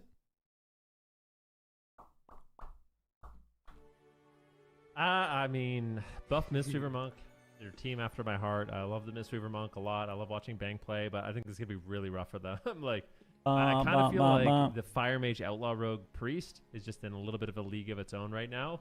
And I'm also, you know, chat's heavily favoring Dobob for this one. I also am heavily favoring Dobob for this one. So I think buff Mistweaver, we'll see what they can do. I'm expecting something with a Beast Mastery Hunter. I don't know why. I see a Beast Mastery Hunter. All right. And maybe Dobob. more, I just being a Mistweaver Monk against a good Fire Mage like Tessia, that is a recipe for disaster. That's fair. 6% from chat, D Machine, in favor of buff Mistweaver. Do you think they deserve that number? That went my points? I don't know. I don't know. We sent the prediction. We canceled it or whatever. We closed it. So if you voted for Streamer Zone, then yeah. Be generous. I'm going to be honest with you. 6%. Okay, listen. I know. Listen. So, I'm so sorry, Cherry. If you don't know Cherry. I think these guys get smoked. They're playing a Mistweaver and a Rogue Mage, bro. It's over. What are they going to do? Her on Twitch. Or Feral She Mage. also streams. She's a Mistweaver. She loves the Mistweaver. She likes seeing the Mistweaver play. I just don't think the Mistweaver. We'll see, though. If Banks' team can win, that'd be insane. We're locking it in. Probably for good reason. I just don't think that'd be I don't think it's in insane. the cards. I love a good Cinderella story, but I'm not counting Dobob out ever. I think they're going to take the series handily. Wait, you said that the 94-6 is generous, but you still did 3-1. Yeah, listen. I got we saw Gelu not block earlier today. Stuff can happen. Okay. Finals is Sunday. I got to give a little bit of wiggle room, but Mistweaver's not good now. Dude, I don't know. If I'm putting my channel points on the line, like 100% of my channel points versus 0%, it's just there's just no way I'm putting on buff Mistweaver. I'm sorry. I love you, Bank. I love you. I respect what you guys do. I love seeing Smite on the dragon. Dobob is spooky. Dobob is Dobob. All right, Ven, what's your prediction then? 3-0 Dobob. Just not going to prolong it. Like, wait, I agree with you, but like at least I'm being consistent. You said 95-5 was generous. 100%. Here's the most chill. Play a Priest. I'm all inning on my A channel. disc. Oracle or Voidweaver. Right. Wait, actually, Zico, I can't. I missed it. Crap. You missed it? Oh, the mods are too good. They're too fast for us. Still. What's up? You can still do I it? think you still can, yeah. Yeah, there, I David? just sent it in. All of my points are now in on Dobob. We get a buff for Mistweaver if they lose. 76k. Double Marksman Mistweaver one-shot I mage. am also in favor of Dobob. That would be for this hilarious one. if they played some Obviously, cheese buff like that. Mistweaver, like you guys have already Billy, what highlighted, up? great team. But I just think you look back at how this team's performed, I do think it's going to be Dobob going to this one. But I want to talk about the Mistweaver. David, do you think that's just the problem? Do you think if they swap to a different healer, they'd have a better chance? At least No. a 6% chance? No. Listen, I think that After that Voidweaver game we saw, no chance. And she was letting me know that like a lot of Mistweaver compositions that are viable right now, they kind of have to be built around the Mistweaver. They need. We gotta stay on the monk. Like offensive opportunities. We gotta stay on the monk. The Voidweaver, the Bank Voidweaver is still in training. We gotta stay on the monk. For sure. Just do not log the Voidweaver. Dear God. Still in training? Maybe next week. Maybe next week if it didn't get nerfed. There's some Voidweaver. This week, stay the monk. Around the Mistweaver. Stay the monk. You know, so I don't know if it's just a healer. I think they kind of have to go back to the drawing board, or maybe even change up something. You know, we mentioned the BM Hunter. That could be pretty cool. BM Hunter's got a lot of really good consistent pressure. Let's get in the game, dude. It could be, you know, it's got the CC. It could be the special sauce that they need. Let's get in the game. Let's get in the game. Playing incredibly well. Like both of these specs have the opportunity to get that casted CC, and that's a lot to deal with. Maybe Bank running, I don't know, Song of Chi or something crazy. But I need to say something earlier. Zico was kind of hating on this Mog. This Mog is freaking fire, dude. This looks so sick. Like it looks like a monochrome filter has been put on this dude. That's I was crazy. thinking the same thing. You took this time to make even like the barbershop stuff match the that's good. the aesthetic of the transmog. A Yeah, nice I touch, like it. you know. This is a 9 out of 10, bro. I might change my prediction based off this mog, dude. This is crazy. So, no, that's good. Hey, I you're wouldn't allowed, recommend don't allow. that, but I'm on the desk now for this segment. I'm happy, and I'm gonna nitpick a little bit. The crown fire, it's a different color than the shoulder pads. Bro Team 1, yeah. Streamers on 1-3-0. but it Everything matches else the is- eyes and the fire of the weapon. That's true. Yeah. But I'm gonna say this. I put some. Here we go. Game 1. Game 1. I'm thinking. I think Dobob just wins. Thinking Dobob just wins. That's what I'm thinking. Fire, Outlaw, Priest, Dev. Oh, they are playing BM though. They are playing BM. This is gonna be good. David. We'll see. It's a BM butter. Freaking call Would it, have right? guessed. I honestly want to see them do something really interesting and just train the rogue. Train the rogue with BM damage. Like BM hunters destroy rogues for some reason. It's disgusting. Let's see what they do though. Train the rogue, hit mage if he pushes in, but just train the rogue and just run away. Favor the Mistweaver Monk in this game. It's just because very susceptible. Big Cocoon? to It's immediate. Already got Trinket? First global. Now they swap to Bank. Bank Force away? might just go down. He ends up portaling away, I do believe. So surviving here with the Crackling Jade Lightning. Smite gets interrupted. Bank has opportunities now, but Tessia is so good at finding that crowd control on the mage. No, is he not playing fucking... I don't think he has Zen Sphere. Oh no. Walk there on rails. The damage is rolling in on the Tessia, but Cheap Shot comes in. Tessia's there. He's interrupted. Can he find the Ring of Frost? He finds... Oh, he does it. He doesn't get the Ring of Frost. The fear into a potential polymorph now. They're going after Hidden. Hidden is in trouble. Do they have the follow-up stun? Beautiful rescue there by Smite as he goes for a triple stun. Hey? Smite is having a great game. Yeah, Hidden's holding on. Another DR. Cheap Shot will land. Bank not in any CC just Yeah, he's yet. not playing Zen Sphere, I think. A-okay for now. The triple leg sweep from Bank. Oh, no, he is. He is. Aggressive on the Good. He could just go down. That was the cauterize, I believe. I'm not sure. It was so dangerously close. He's got to be careful not to cast the frost right here. Is this The cop proc, cop proc. There's the cauterize. Oh my And the god. ice block, but now they're swapping the damage over onto Smite with the Don't die, Cheap Shot Smite. into the bomb. If they have any follow-up CC, they Time stop? the polymorph on the Bank. He's MD's it. and the massive spell to follow it up. Tops him? Smite's still in a little bit of trouble, but Bank does have that cocoon, and both of these. Yo, it's actually teams are working. going neck in neck. Oh my god. Combustion is available for Tessia. All they need is one good combustion. Bank might have to get a pre-life cocoon. He's rolling out a line of sight. I think it's going to be a pre-cocoon if they survive this next setup. Tessia is It's Trinket. He doesn't need a pre-cocoon. He has Trinket. Big stun once again. Tessia shimmers out of the way and displaces back. He dodges it twice. Faithful Sheep. Tessia, an absolute legend. Combust. Big combustion Drink here cocoon. onto Smite, but the cocoon lands. Bank has the Okay. trinket, and they hold on. Run down the mage. Run down the mage. You have stun. You have stun. Follow it up just for the Big healthy sweep. throughput. The double leg sweep. Bank is getting in there and getting aggressive. Oh, he ate the trap. Scatter, though. I don't think they'll live another go. There's a shatter shot. Is there any follow-up? No, but the Guardian will land in top Tessia. A-okay. Now I'm just looking at Dobob. No and trinkets for now. the This is DRs, scary. waiting for their go. They Surely can't die at the this end of combust, Smite. though. The He has to polymorph time lands, stop but it. Wasn't a full polymorph just yet. Some preemptive Okay. healing going to be popped by Big Bank fire as breath? well to keep Smite just A-okay for now. It seems like Dobob see that there's a bit of throughput going Deep breath? through, and they're just kind of holding on. Holy Ward is going to get chewed Phase right it. through, though. Looks like they're still pumping the damage into Tessia. Rails are caught into that stun. If there's a trap that lands, that might be it. Blind goes out on the Oh, bank. Into the time full stop, time stop, polymorph. time stop, time Smite stop. into a fear. This could be it for Smite. Tessia, though, on the back foot as well and getting interrupted to follow it up. Smite still low. Oh, he came out. Tessia still Kidney low. shot. Both team desperately just trying to end His the wall? game. Kidney shot lands on Yes, the he's bank, but the alive. cocoon is off cooldown, and Smite looks like he will survive. Tessia, though, he got completely topped as well, and in just 14 seconds until Guardian Spirit, both teams still have answers moving forward.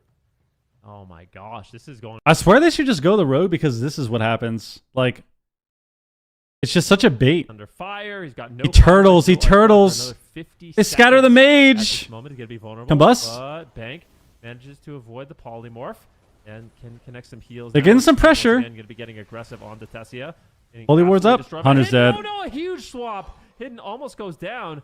Manages to get the survival instinct off of it. Bank connects the heals. Hidden survives, but so back and forth. I don't know who's gonna win this. I'm worried for Tessia, but at the same time, both Smite Ooh. and Hidden are Into looking him. dangerous as well. Tessia Full trap. 20% health. manages to catch a barrier. Relza in a full Crackle coming trap in? right now. Can they get a sleepwalk? Can Bank they get a ports leg away. sweep? Doesn't look like they're going to be able Bank to. has Trinket back. Tessia blinks into the middle of the map to get damage rolling here onto Smite. That was Guardian too, man. It needs to not die here. 10 seconds until block comes back. So Oh, he has to just take Ross the shot, before is what they combust. need. He should Takes have out it the back though. follow-up On the bank. If there's any follow-up CC, Tessie is not there to get the follow-up though ever. He's putting down a defensive Ring of Frost here, and it looks like Hidden and Smite are just going to pull back and switch the damage over. See, I'm telling you, just train the rogue. The mage is a bait. But I'm looking at Bank. Every single time that Buff Mistweaver wants to get aggressive, Bank is in there with such a fantastic leg No, sweep. just train They the have the boom, rogue. they Just have train the Trinket available to rogue. him, and Buff Mistweaver is in a really good position moving forward. Here we go. Bank has been doing just a fantastic. Yes, call the wild, job call the keeping his wild. team aggressive whenever they absolutely need it, and the pressure is consistent. But this is the bomb. Rogue's Lots of dying. Shots land, but Brunhini's on the back foot. That's his Cloak of Shadows, but BM is still pumping damage into that. Smite on the back foot now. Smite. This surely is going to be Cocoon. He take uses cocoons off his Cocoon, but I think cocoon. He actually gets immune by Smite. I Smite hate there. this guy. Counterspell lands on the Bank to follow it up. Smite is still in so much trouble. This could just be the end of the game right here. Bank desperately trying to keep his dragon alive, and he does. He stabilized them. Now Brunhini with no cloak, no trinket, no Yes. vanish. It's just Yes. Rel's mana starting to feel it. Yeah, Banks mana is not feeling it at all. He is chilling right now. But yeah, the overlap on the time stop and the life cocoon, that's happened to me many times in solo shuffle, and I always get mad at my evokers, but you don't expect it to see in that game like this. A little bit of a misplay there. Bank, though, into a Chest chastise, ice. potential fear. Smite could be in danger. damage on He's rogue. gouged. If he gets stunned, this could be the end of the game. Tessie, though, no combustion. Russell Zoom, Russell Zoom. Time. However, he does Big have a deep nice breath. block. Smite going in, gets a double stun. Brunhilde is the new target. Massive amounts of damage. From Wow, he Smite, and killed Brunhilde him. Goes down. Buff Mistweaver. Holy One shit. thing for sure, people in chat might be earning a lot of points, including myself. Guys, that is crazy. This is just a total upset. We can't believe it. Dude, I actually can't believe that. They actually killed the rogue. Hold on, let me check something.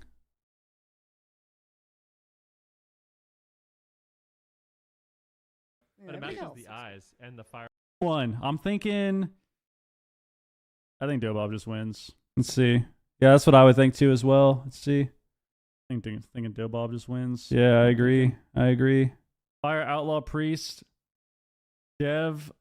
Oh, they are playing BM though. They are playing BM. This is gonna be good. David. We'll see. It's a BM butter. Freaking call it, Yeah. right?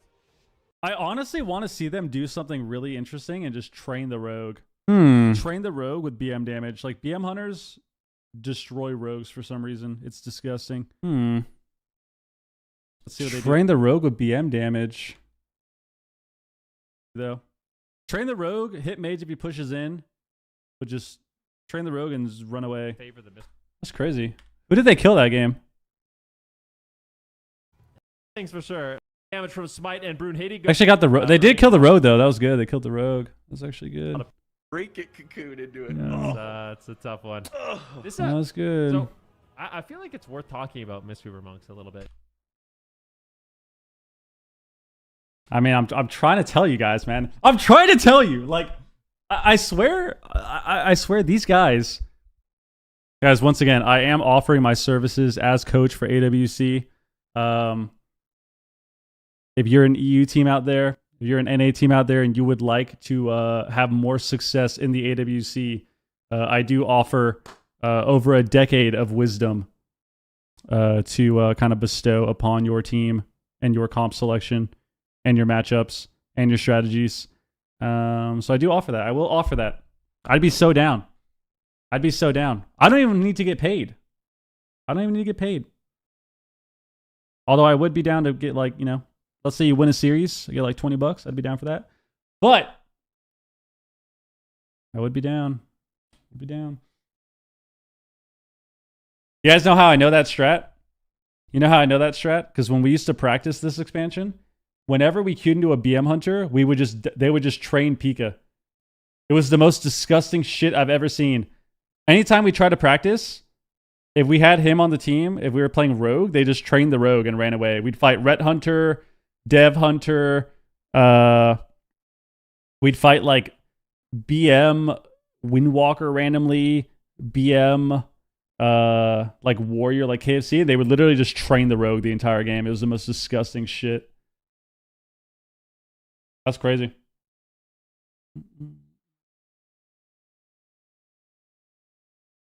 All right. Absolutely valid. I know that, like, for example, Dobob Insane has a lot of strat. experience going against, Jungle Cleave, Streamer Zone, obviously in Cup number. Can you be one, the fifth man Discord? I mean, yeah, you're not locked to like not. So Dobob's Like if response to Wiz that was wanted me in the incredible team good call for them, arcane and his based. team was down, like I could just be in their call. Yeah, there's no rules Do you against think that. that this is going to be a comp swap? We see the same comp locked in for Bust Missing Your game number one. If you We used to literally have people. don't know, this is a blind in Jungle Cleave quite a bit, and that the team is locked. We used to literally have like multiple people in our Discord when we played in tournaments. I think in like Shadowlands and BFA, we would just have people in the Discord while we played. How do you beat Demo Lock, Resto, and 2s right now as Ret Disc? Well, you have to get to dampening and then probably do swaps to Druid and dampening. Life Cocoon, Rescue, Time Stop, and on top of that, Sacrifice from... Guys, you know what's absolutely disgusting when it comes to shrinkflation? Look at this shit. Does anyone remember when Uncrustables were rectangular, number 1, and number 2, when they were fucking huge? This shit is like the size of my palm, dude. These things used to be huge, bro. Uncrustables used to be massive. Used to be massive.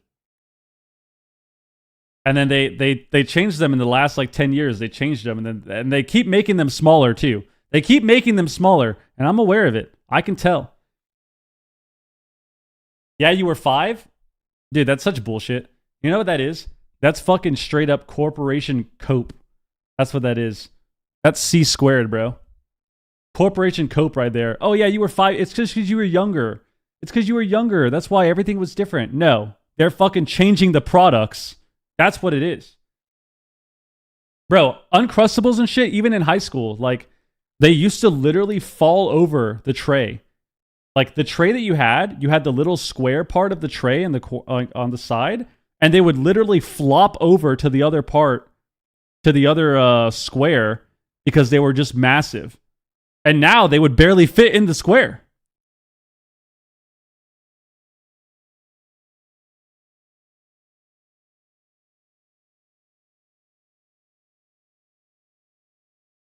They keep shrinking everything, dude. All these places, man, they keep giving us shittier product and making them smaller and upping the price. It's like Pringles. They made Pringles different too. They actually give you less Pringle now, and they're like airy instead of crunchy. And then they say, oh yeah, we changed the recipe. Yeah, it changed our flavor profile in our recipe. No, it's just, they're just giving you less product. Opener is going to be on to Smite. Huge damage is going to be the immediate Trinket Cocoon, just like game number 1, Elliot. But it doesn't, like I said, like Trinket Cocoon is nothing for Mystery River Monk because you just get off cooldown so fast. Like, you'll watch it. Watch the cooldown on Life Cocoon. It's at 2 minutes right now. It's going to be just train the road, baby. In 30 seconds probably. So that's what we're looking for in this game. Uncrustables, though, to be fair, they're actually so gas. Cooldown, your team feels, or make those they're so gas. Your team feels nice and healthy, and then they can feel free to play. It's not a tinfoil. It's not a conspiracy, though, man. It's true. So this is where Smite could be in danger. It's a great opportunity for time stop, bud. Start paying attention to the stuff you're buying in the store. Start paying attention how you're getting less product, but you're paying more. Equal price every time. It's going to purge some of those buffs off of Thessia, get them buttered up, as you like to say, ready for another go. I'm just waiting for the CC to land on the Relza, but he sees it too. Holy Word will be used. It does get eaten up, so that's going to stop that go for now. But it looks like Chastise done onto Smite as these teams reconnect. Thessia still desperately trying to get a polymorph, but he doesn't land it. Double leg sweep into a double cheap shot. Triple cheap shot onto the team of Buff Mistweaver from Brunhilde is just going to stop them in their tracks completely. And it looks like this team is desperately trying to get some CC going. They can land a sleepwalk, but Thessia is just out of line of sight. He gets back into their face, however, as he's looking for the polymorphs. Buff Mistweaver sees that and is just going to Tiger's Lesson get out of line of sight for this mage yet again. They're doing a great job preventing both. Killing the rogue. Lots of damage hits on the Brunhilde. Killing the rogue. Line of sight, but the pets are just chomping away at him. He's trying not to use any cooldowns, but that will be the Guardian Spirit throughout all of that. Combust is still bomb. Cheap shot and smoke. This is a Garbo bomb. This is a Garbo bomb. The bust. It is huge damage lands onto this hunter. There's the Aurora Sacrifice, but is it too little, too late? Bank nice. in that polymorph. If there's any trinket there, that could be it. But he's gonna be okay. He's got his trinket, and that cocoon is already back off cooldown, like you said. There we go. We're killing the rogue. He is Sun trap. Sun trap. Big stuns here from Smite. Deep breath. Doing Sleep. devastating amounts of damage. on that Evoker double leg sweep as well. Brunhilde's low on health. Rel's is doing a lot better job managing his mana. Oh my god, they might 100 on mage. Exploding. I mean, he's got the They cauter. procced him. He's super low. He's burning. He's burning down. He's playing greedy. They're going after Hidden. Hidden, it looks like he will be able to survive, but Tessia greeds it out. Cauterize is enough, but without cheat death against this smite damage, like this is a scary spot to be in. Ice Block is definitely going to be forced out, I think, relatively soon here, as Dobob is on the back. Relza fears them? It looks like it. I mean, no cauterize. That's spooky, man. Full sheep, full sheep. Very, very shortly, however, but Buff Mistweaver, they got buttons for days. Smite taking a little bit of pressure, but he's just going to use some defensive cooldowns. He's going to use his wall as well. He should be A-okay throughout this, and Bank's still sitting on that trinket. Sitting. Look at this team. They're so aggressive. Huge so deep breath. They're Wow. pushing in. Another huge stun. Into a sweep. Into the leg sweep to Oh, follow it up. block out of line.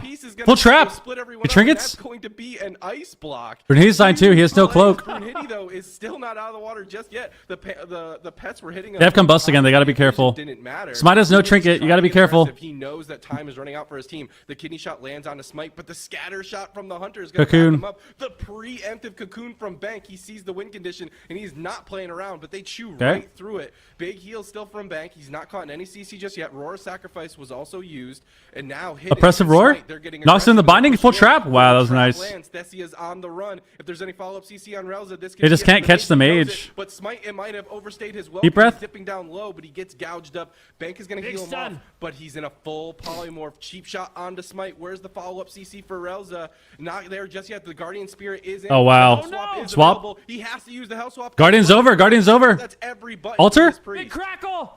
Oh my goodness! Oh the big my crackle. He God. goes down. Bank is there with the touch of death. The hero of Mistweaver monks. I mean, an absolute legend. This is just. I bow Bro. down to this monk, I man. love- That BM Hunter, bro. Guys, did people forget BM was good? Did people forget BM was good? What's up with this bullshit? What's up with this? You know what this is? You know what this is? I'm gonna blame this shit. I'm gonna blame this shit on you guys. I'm blaming you guys. I'm looking right at all of you. I'm blaming all of you. You know why I blame all of you? Because you guys come in the chat and you're like, bro, what's the best spec? Yo, what's the best spec? What's the best hunter spec, bro? What's the best healer spec, man? What's the best this? What's the best that? Yo, what about this? Isn't this way better? Dude, how about this spec? This spec is way better. They're all good. They're all good. I think BM has been the best spec this whole time, but everyone loves Marksman for some reason. Everyone absolutely loves Marksman.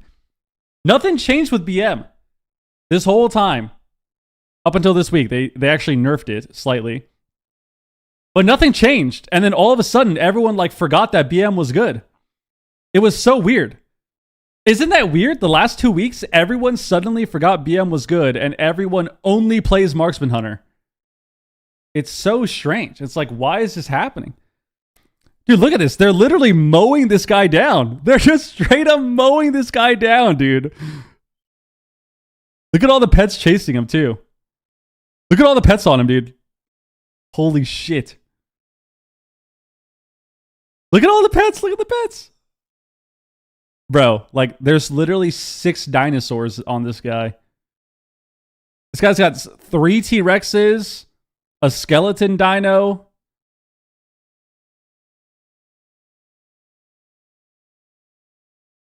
Dude. This is crazy, man.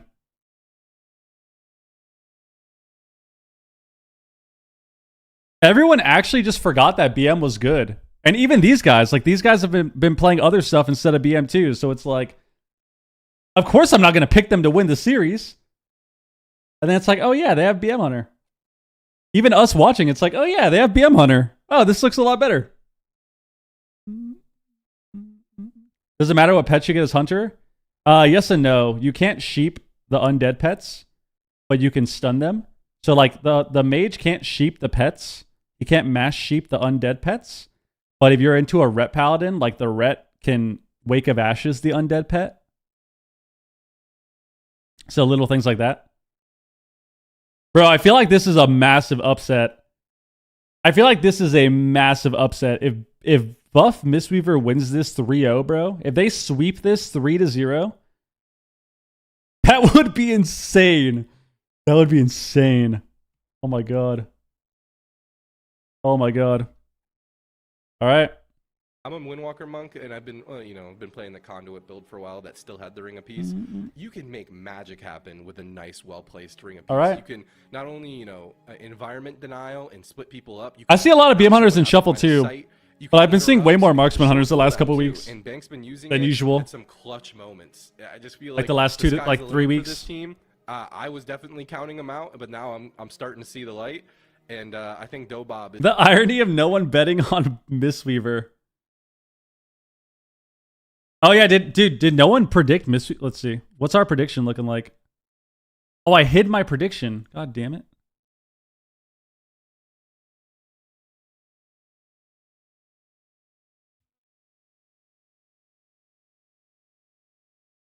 I can't see it. Oh wait, can I just do this?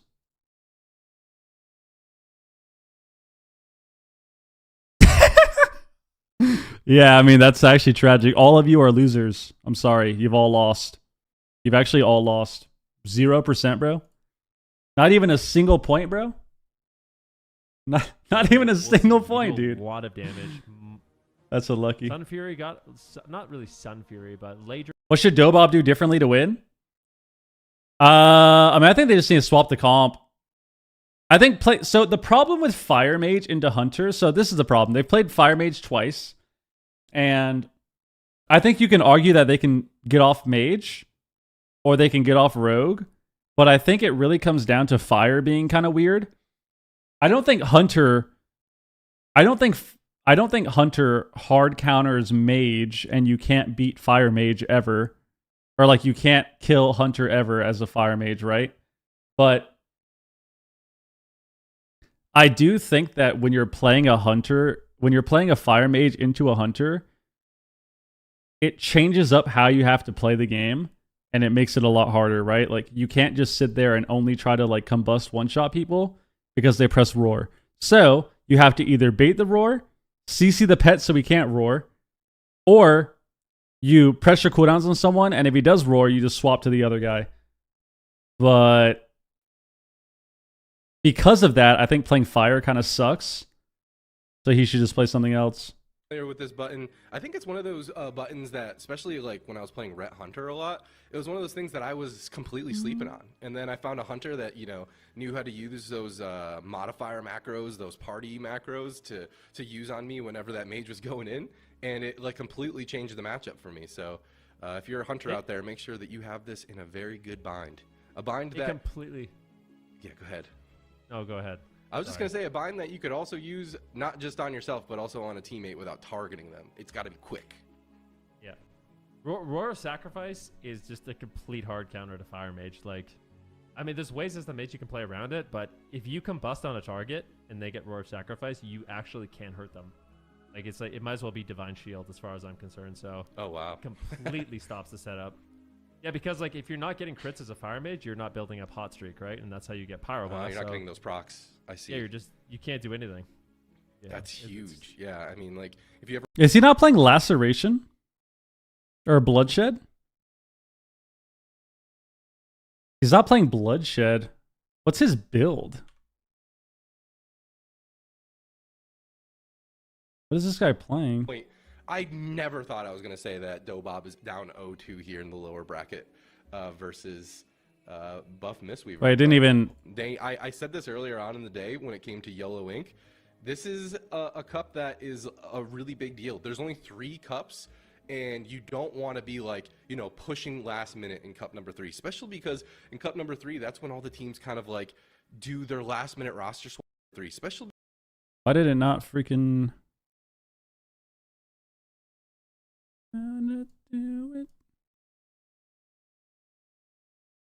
He goes down the right side of the tree.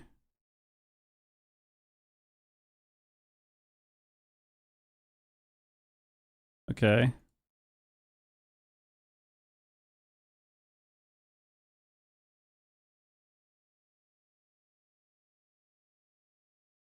But I'm so confused. Why does the tree not bug out for him? Mm-mm-mm-mm.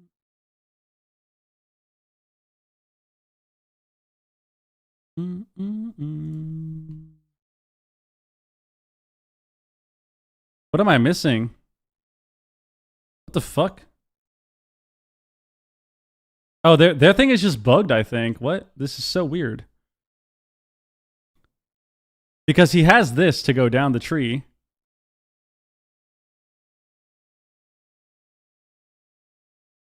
Wait, no, I think their talent thing is just bugged. Okay, yeah, because you literally can't go down the tree if you don't have bloodshed. And it's showing he doesn't have savagery or bloodshed. So I think their talent system is just bugged. Their shit's been broken all day. Their thing has been broken all day. Game edge. They're going to outmana Relza, like almost no matter what. So as long as they he's hacking. No, it's just bugged, man. It's just bugged. All right, full polymorph lands as the opener lands on Bro. huge damage. There's the trinket cocoon. Loop it up. Immediately, just like the rogue mage openers. Dobob has that opener on lock, but they got to chew through it. They're swapping the damage over on the Happy Flappers. Friday, man. Huge damage on him. Ring of Peace is going to knock Flappers even further away. He goes into the bear form, but he catches some huge heal. That was the angel form and the divine hymn from Relza to top Good off clone. his feral druid right there. He's not going to have that every single time, but a worthy trade, I would say. But the damage is not done just yet. He's forced into bear form over and over and over again. Polymorphs onto Smite to stop a bit of that pressure. Flapper's now trying to look for a clone. He doesn't get it, but there's a lot more cast. So they're going Smite. That buff Mistweaver need to deal with. Got a stun. Yep, Tessia is playing. How's he gonna clone? Full trap on Relza. So when he gets that surge off, he's going to summon the Phoenix and do a lot of damage. Into sleep. Good line of sight here by Tessia. Gets the full Dragon's Breath here. Actually on broke it Bank. with a deep Can he land breath. the polymorph? He does, but he gets stunned up. Smite doing a good job wrapping around the pillar. Time with stop. That deep breath. Just time freezing himself. Just not messing around. Flapper's getting Seems destroyed trapped right full. now. Oh my god. Back foot, Hidden doing quite a bit of burst, and I like just trading out that time stop. Smite gets interrupted. Now into a full bash. The damage is here. Tessia looks for a polymorph once again. Isn't able to find it. Actually finds it on Hidden. It's immediately dispelled off there by Bank. Full Cyclone now connecting. Flapper's doing a good job backing up Tessia. And these Cyclones, I like them a lot. It just gives more freedom in the match. It basically is soaking interrupts as well. You soak up some interrupts so your mage can actually get a little bit more cast off, look for polymorphs, but still, Flappers is just sitting in the open. He's going to be taking a lot of damage in this match. Yeah, I think I like that buff Mistweaver is just kind of rotating and forcing this Feral Druid to overextend over and over and over again.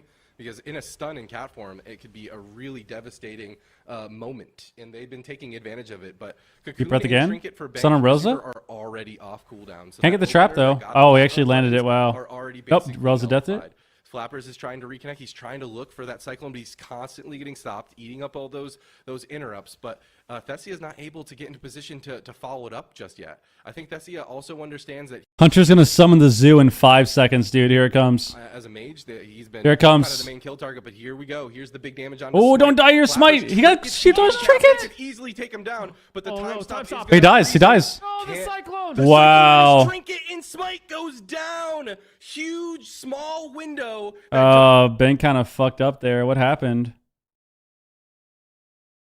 He got sheeped on his trinket.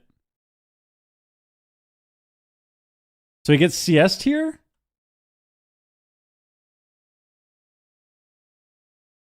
He gets sheeped. And then he trinkets late. Oh my god. Yeah, this was bad. He should have just trinketed insta. And then he waited. Sheeped his trinket. And then this guy also didn't trinket. And then he time stops. And then he comes out of time stop early. Oh my god, this was just a complete this was a complete fucking blunder. Incap the Feral trinkets. See, this is where like moments like this are so frustrating to watch because it's like you have this mega panic and I mean, it just comes down to like experience and stuff too. Like everyone should be able to stop this from happening. So we miss kick and we precog the mage. Then we incap the Feral and we leg sweep. But we leg sweep really early too. So we incap leg sweep this guy. And we do it kind of early because we're CS. Then the Feral trinkets. Mage still has precog. We trinket late as fuck. And get CC'd on our trinket. The Evoker trinkets. and time stops, and then he cancels his time stop early for some reason. And he can't even kick the Feral. So I feel like he canceled it because maybe he thought he could kick Feral, but he didn't have kick because he just used it on Tessia. But he trinkets. He maybe, I don't know why he trinketed here. So he just trinketed. Then he got cloaked. Like, this was just a complete blunder. I feel like they just got to run it back. I feel like they got to run it back. This is crazy. They gotta run this back. They can't do this.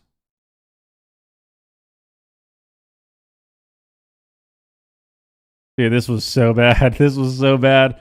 And then the Hunter, like, I feel like the Hunter could have helped him too. Like, the Hunter could have, like, pet stun. Like, we could have, like, int-him stun the Feral.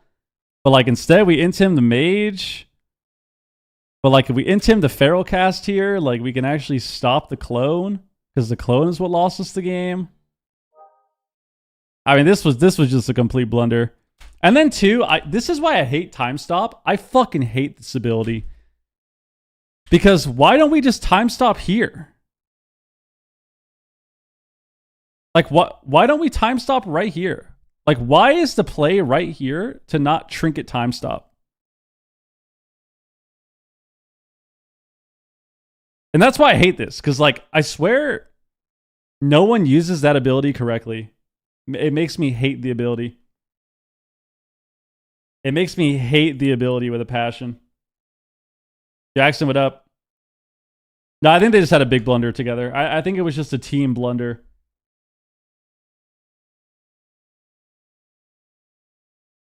I think it was a team blunder.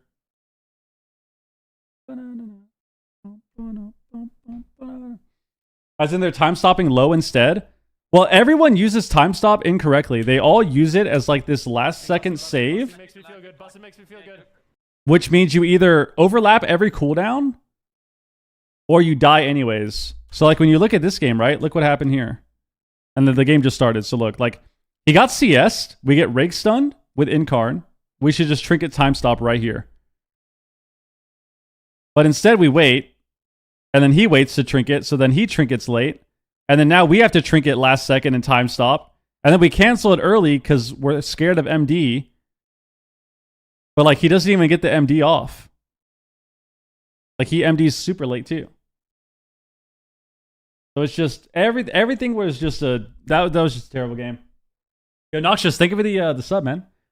Appreciate it, dude. Thank you. Thank you. It was just a really, really unfortunate blunder.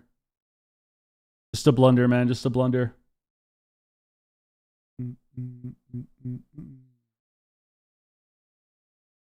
I don't think he was MM, right? They're just playing the same thing.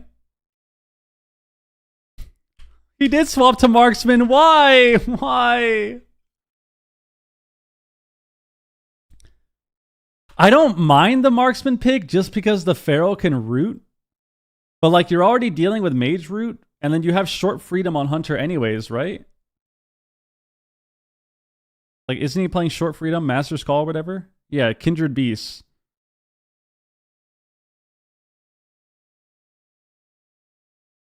Why would you?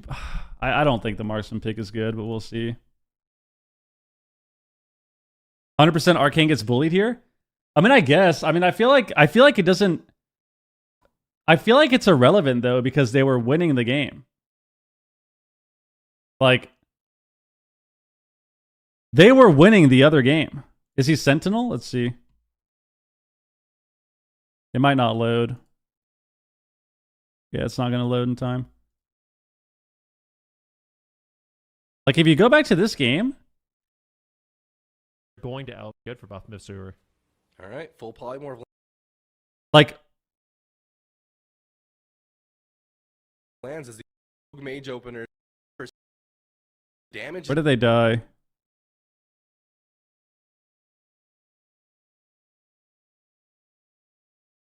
So like when this happens, they're doing well. Like it's like a pretty even game. And I think they're kind of having some rough moments, mainly because of target choice. Those channel points. So it's just, I don't know. I think it's fine. It's not bad because you are on game 4. It's not a bad decision to swap because you are in game 4. You have the counter pick. You can pick a big map, which is what they want for marksman. So it's not bad. It's just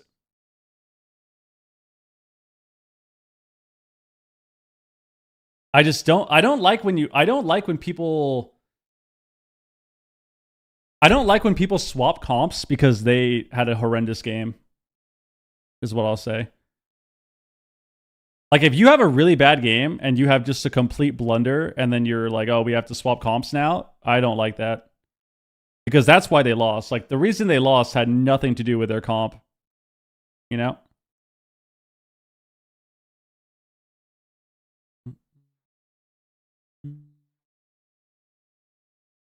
So he's playing whatever this is. Is this Sentinel? It looks like Sentinel.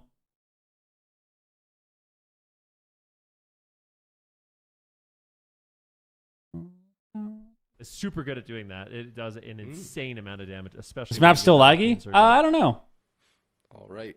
The gate Oh! is open. Wow, these two stealth Oh my god, he classes found him. right He now. found him. He found him. Found hidden, but he can't find him again. He's got to get that stun.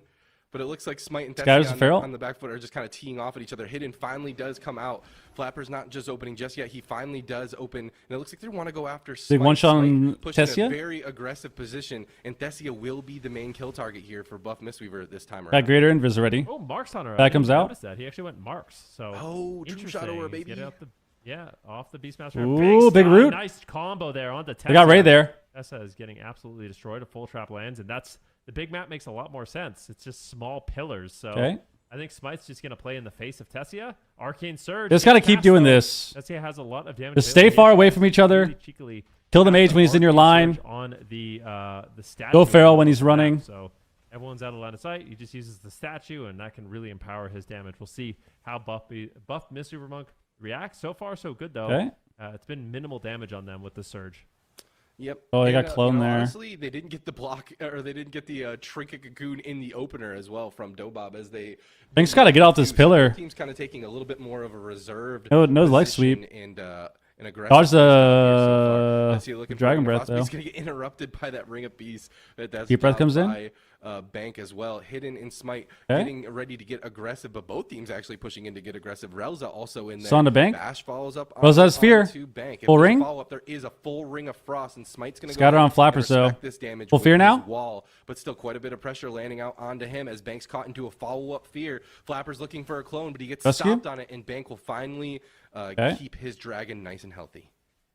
Yep. Nice rescue there by Smite. Doesn't overreact. Yeah, they need to not let them Gets take their in pillar. scale, Just run away. Uses the rescue and crosses the map. And all of a sudden, Tessie being a Night Elf makes a lot more sense because Shadow Meld gets really good value. You can Shadow Meld like a rapid fire. You can avoid a ton of damage and burst. So I like this decision by Tessia. Looking for an Arcane Surge once again, but they're just ranging him. He gets it on the statue once again.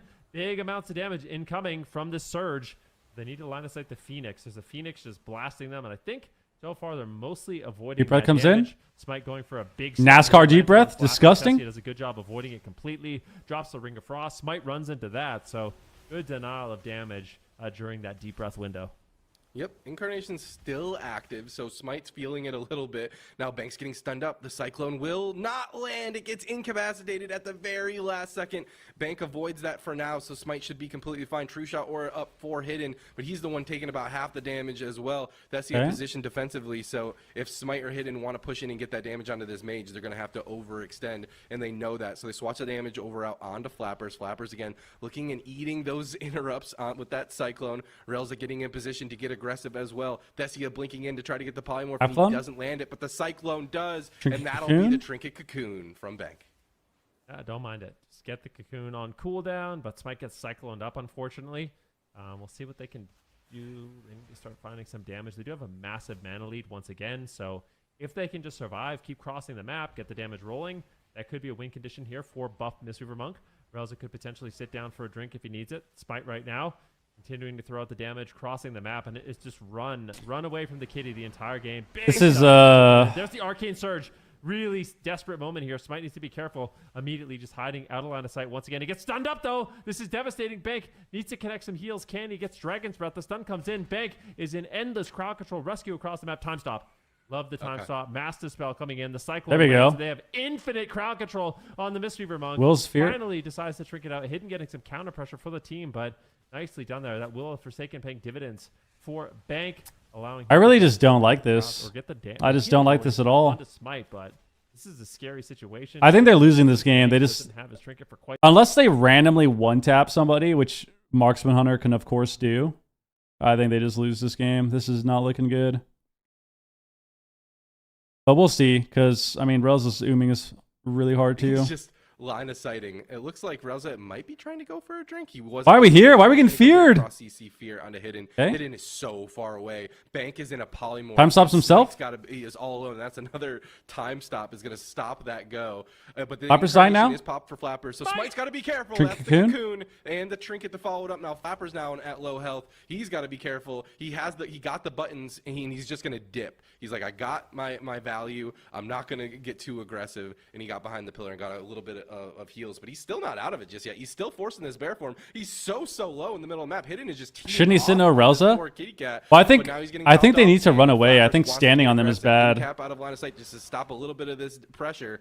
Huge damage continues to fall onto Flappers. Bash goes out on the Bank, and it's going to be followed up by Polymorph regardless of that rescue. Flappers at half health Flappers is still kinda dying. chasing down this dragon. So And he's Dampen is kicking in. You're going to here, start to that's see a gonna little be bit more pressure from them. off, increase that You got healing Guardian. drastically, Renewal there keep them too. aggressive. Oh, this is so back and forth. One good crowd control chain could end the game. Smite is just preemptively running. He's already used the time stop. He's got a ton of mana. They got to get off this pillar. They got to get off this pillar. They got to get off this pillar. Flappers is low. Relza has no mana left. Anyone could win this game. Yes, get off this pillar. They keep pushing and get crowd control on Bank. This is game over, but Smite and Bank. Keep running. Keep running. Don't get CC'd. Don't get CC'd. A lot of damage. You get the Void Shift from Relza, but now Smite's in trouble. This is danger time. If a Polymorph They lands, lose. Smite, how are you going to survive the full stun lance? He's got Cocoon, but it is not enough. Yeah, like, It is oh my not god. enough. Beautiful No crowd control mana, chain there. mind you. Dobob knew. This is the thing. This is what makes this team so devastating. Is that they knew. I mean, I think this pick was just so bad. And like the way you have to play too is just like this is also bad. Like, get off this pillar. We just did it again. We like stay on this pillar here. It's like did we run out of rolls, or like what? Like, why are we still here? We can't lose the game if the priest can't fear us. But instead, we stay at this pillar for a bit. And then, like, now we get stunned.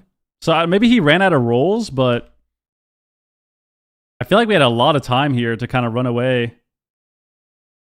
Like, maybe Tigers lets himself and, like, run to the corner. But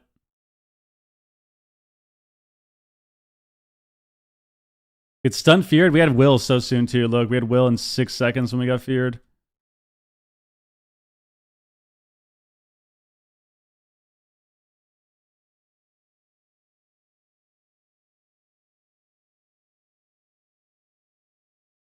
Time stop was kind of cheeks too. We kind of time stopped a little too early. Farrell wasn't even there, so we could have held it. We could have time stop Bank too. Like, that would have been a really good time stop. Time stop Bank as well. Like the Hunter, I don't know what Hidden is doing here too. Like, trap something. Like, we could trap the Feral. We could like trap somebody to stop a CC. This was just. I think they just got to go back BM. Just go back BM. They can win on a smaller map? I don't think so. I think the problem with Marksman Hunter is, even when Marksman Hunter is good, you're still able. When Marksman Hunter is good, you're still able to lose the game the same way. Like, you can still lose the same way, which is people line of sighting you, right? Marksman Hunter is really good, but when you're playing into comps like this, where they're only killing you during big setups, and then they're sitting behind the pillar half the game, you're only going to win by getting to dampening and killing somebody. It's like, when you look at this moment, right? What happened here? They run away. Hold on, right here. So, like, right before this, they were on this pillar. They're on the far pillar. They ran away to this pillar. Bank overstayed his welcome. He should have just kept running. But now, they got swapped from them. And then now it's their turn to go, right? Now it's their turn to go. So they get a sheep on the hunter. They get a stun on Bank into a fear. He doesn't have will. They stun the evoker. And they can only do this every 30 seconds or so, right? They're getting the setup over and over, and then they're sitting behind the pillar. Like, outside of the setup here, they're not attacking them. Or at least the main target that they want, which is the mage. Like, they want... The dev BM team, the dev marksman team want to kill the mage. That's their main target. That's the whole point of being marksman. But the mage is behind the pillar the entire game until they're doing the setup. So yeah, you can kill them with marksman, but you're also like forcing... You're also forced to play the game they want to. You know? Oh my god, they swapped comps again. Okay. I don't think this is terrible, but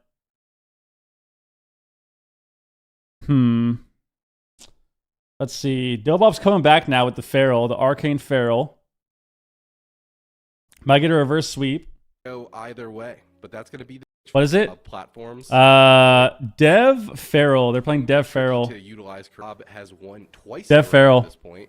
Can they do it 3 times in a row? Is the question. We are on match point here in this lower bracket series. I don't like the Dev Feral, honestly. Of this series will be eliminated from Cup 2. I think it's all right, but any more points past what they've already earned, and we'll see. Would be, placed in if they get eliminated right now, and that's a big deal. We are halfway through the season. We are at the halfway mark through the season. Points are needed right here, right now. Tense moment. Buff Mistweaver Monk. They just need to chill. They just need to take a deep breath. Play their game, play with the confidence we saw in game number 1 and game number 2. Arcane Surge trade. BM can kill anything, yeah. And make a push. We are going to be seeing Cassidy in this game. Big swap on so Flappers. A Pharaoh Druid of their own in this match. I don't know. Deep breath. I'm a bit hesitant. We'll have to wait and see what they can get done. Cassidy looking for a Cyclone. Gets interrupted. Bank right now into a Fear out of the Ring of Frost. Smite once again in trouble. Uses his Obsidian Scales to reduce incoming damage. And this is actually one of the first openers we've seen Bank not have to just Trinket and Life Cocoon. So... Maybe the Pharaoh Druid of their own is going to be a good pick for them. Yeah, I'd love to see a Cassidy too. Cassidy, if you're unfamiliar, is one of those highly regarded Feral Druids, a Feral Druid main, if you will. So we're going to see some solid play from him, some solid clones. Flappers is feeling the pressure throughout. Not too bad so far. He's desperately trying to get onto this Evoker, but he's got to be spooked as well, as every single time he overextends, it could easily mean a Trinket. It could easily mean a defensive cooldown. Whoa, and he's so low, he nearly just falls. That'll be the Guardian Spirit, the Bear Form, and the Life Grip. He's still not out of it just yet. He's got to get top. Thessia also getting slowed down by those Cyclones. And so far, so good for the Feral Druid pick for Buff Mistweaver. I like it. Just an interrupt soaker for your team, so Bank doesn't have to deal with all of that. In addition, Cassidy's just immune to pollen, which is super beneficial. You're not going to get caught nearly as easy from Tessia. So I like this composition for Buff Mistweaver Monk. Putting it all on the line here. Cassidy versus Flappers, 2 Feral Druid legends. Bank Mistweaver once again going for some manatees, keeping that mana nice and high, full mana. I mean, Flappers just needs to stop doing what he's doing. Should have the late game advantage if it gets to that point. Too aggro. Now in danger. Time stop. Just trades the time stop. Good time stop. Bank has Trinket Cocoon. Cocoon. Got the Life Cocoon. He Trinket. Okay, so now he has to be safe. He gets cloned now. Cassidy is getting owned here by Tessia. So he should just be safe off this. Just be safe. Run away. Dot the Feral. Just sky high at this moment in the game. Okay. Really pressuring Cassidy. It's in Bear in cap. Just the entire team above this Super Monk. Pick on the Evoker. Bone coming out. Nice knock. A lot of damage himself. Cassidy's got to be. It's such a hard mind game to play. Where it's like you want to be doing damage, you want to keep the momentum up on Flappers, but you also don't want nice double fear. And so these Feral Druids have to have that presence of mind. They have to have that trust in their healer to keep them aggressive. But this big is incarn on Flappers. For Cassidy. Flappers down. Bones him low. He's gonna Barkskin. This is the Angel form. Oh, he ran to the ring though on his. That's so bad. Oh no. He's immune for that CC, but it is finally down now. His incarn. Reconnecting onto Smite. He's pushing in. Flappers is incarn too. Looking for the polymorphs, and he lands incarn stun. Full sheep. Polymorph lands onto Bank. No Trinket. Gonna go ahead and use that wall of his, and he's still taking a bit of pressure for now. But full Flappers clone. Is the one that's got to be a little scared. Thessia finally caught into a Cyclone. Of nice Bear on the stun. Slow down a lot of that damage, but Guardian Spirit's back off. Oh, please! Survival instinct at just a millimeter of the health bar. That's also the Ray of Hope. That's also the Ray of Hope. But is it going to be positive? It is. Flappers gets topped because of that. Oh my gosh! What is that damage? Smite just completely owning Flappers. The Sleepwalk comes in. Flappers is not out of it yet. Finally, some big heals connect. That's going to be the Will of Forsaken there from Relza. But you really get the feeling that Buff Mystery Monk, they can win this. They have the Trinket Life Cocoon available. Here comes the Arcane Surge. This is the scariest moment of the game. Thanks, full haste. They need to survive this Surge. Tessia, look at them. They're all line of sighting Tessia. They want nothing to do with this Arcane Mage. Skin. Big double stun coming in as well. Trying to reverse the pressure. Nice kick on the clone. Oh, nicely done. Full stun there on, by the on team of Cassidy. Buff MW. Let's see if they can continue this. Flappers pressure. no Cassidy skin. Now getting swapped to. Tessia looking for a potential Okay. polymorph. I guess double dragon spread. Nice, got the Polymorph sheep. lands. This is danger time, but at the same time, it's Flappers on the back foot. Smite doing a good job with this renewing blaze, just continuing to push the pace. Dude, they're getting This is the smoked this most game. Annoying Devastation Evoker is you pop all your cooldowns to kill them, and they don't care. They just run at you, just spamming Disintegrate with their A good Obsidian Mantle. offense or a good defense is a strong offense. It's like, oh, you got a full CC on my healer. Well, let me just disintegrate your face off. Guardian Spirit's going to be used, respecting a lot more of this pressure on the Flappers, and this poor Flappers cannot. The Pharaoh's working out for them, man. Flappers needs to stop doing this. He keeps just trying to play too much. He keeps trying to play too much, trying to go for the Evoker, chase down the Evoker, and like if he keeps doing that where he's overextending and he's not peeling, not getting clones defensively, they're gonna lose. Like this is just into the so Angel bad. form. Hopefully that'll be enough. It looks like it is, but Flappers is on the defensive, and through You be on Cassidy? Bank was forced to use a cocoon. I didn't even notice the other pressure from the other side. Stunful, Incarn, here it Can't is. believe this. They might do it. Leg sweep comes in. The damage from Buff No Guardian. W is sky high. Hey, pulse Flappers up. once again in bear form. Rels is Here comes the Arcane Holy shit, they're Surge. actually gonna win. They're gonna win. Around. Arcane Surge is devastating. Smite is in danger. Is he not choke? Don't choke! Don't choke! Don't choke! Smite might get just destroyed. He rescues Living Flame my Spam gosh. coming in. Soothing Mist comes in. That was such a close call, but Buff MW, they hold on. Now look at this. Rels is out of mana. And What's the zoom? Mystery Monk Just keep killing is Flappers. He can't do anything. and Manatee. Big deep is breath? just absolutely It's over. paying dividends here. Swap? Oh my as they gosh. might eliminate Dobob from the tournament. Nobody expected Nice clone. this. Nobody thought Buff Mystery Monk could do it, but they are just so incredibly close. Holy to closing shit. out this game, but they are not making it easy. Smite still under fire. It is a back and forth. Somehow Dobob recovers, but I don't know how much longer they can keep this up with Rels. Just don't get CC'd. Don't get CC'd. Don't get CC'd. Wholeheartedly. Guardian Spirit. He got full sheeped. He got full Don't sheeped. have the mana to Serenity.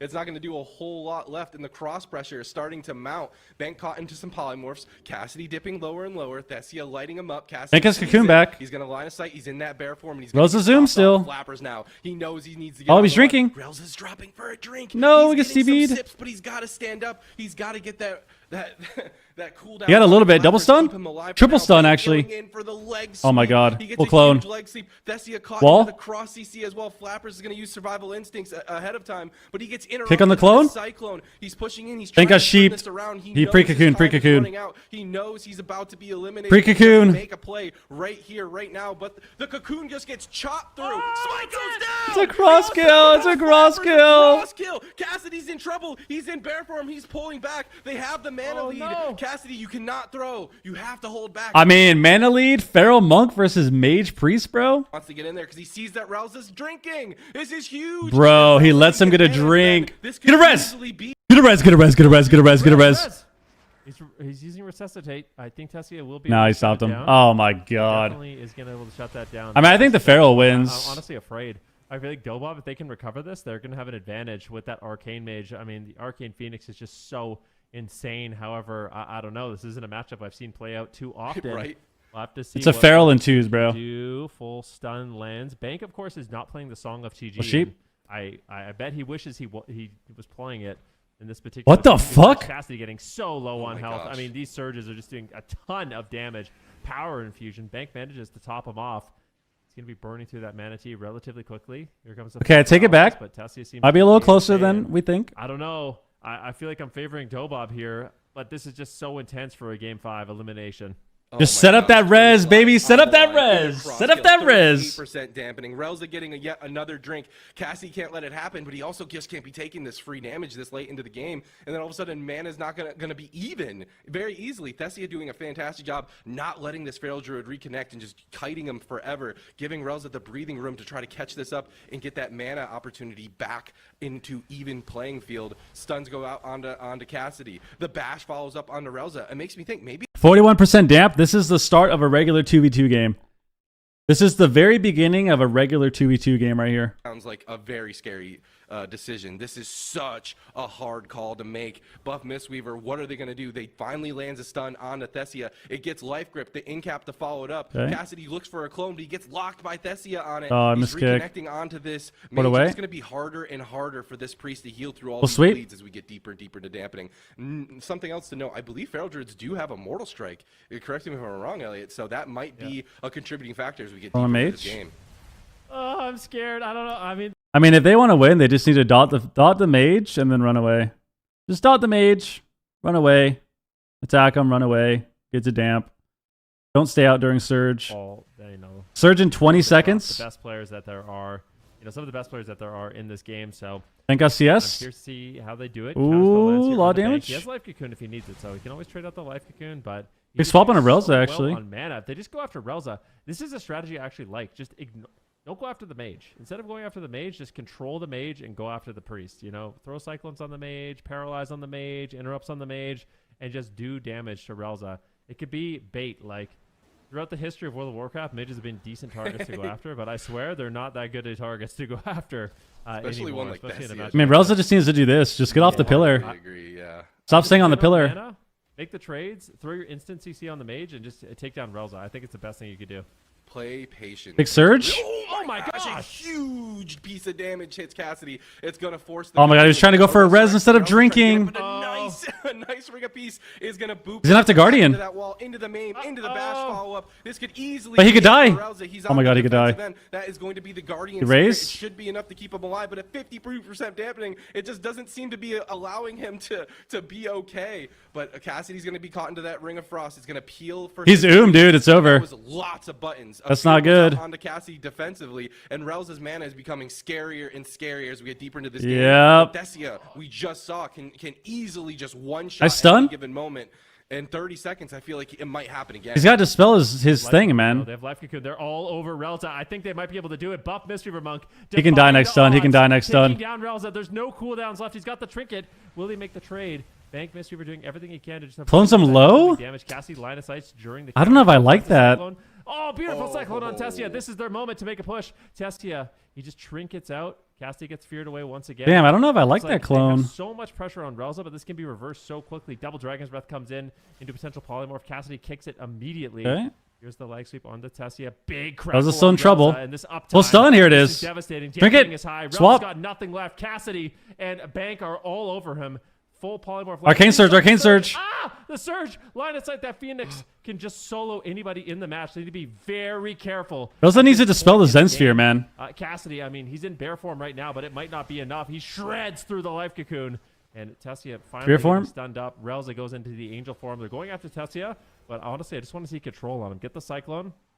He gets gripped away. They're doing such a good job avoiding the crowd control, but that Arcane Surge... His Guardian back. Apoth soon, too. His mana's fine. Cassidy looking for a Cyclone. He finds it on the Tessia. Can they recover? They need to No, get the just run damage away, over Relza. Just on run Relza. away. What are you Cassidy doing? is caught into a stun. Just He can't get drink. out of line of sight.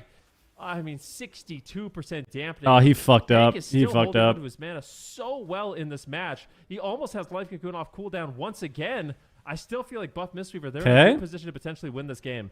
63. It might get blocked. It might get blocked. Insane. He has ice block available to him. Relza positioning. Relza going for a drink? For a drink. If Good. Just trade He's this, gonna trade the he block. bloods. He trains it, and Relza's gonna get huge. Got heals. robbed. A Nice ring rob. of peace knocks him off of it. Can he go Realize? and top him off? The in cap immediately.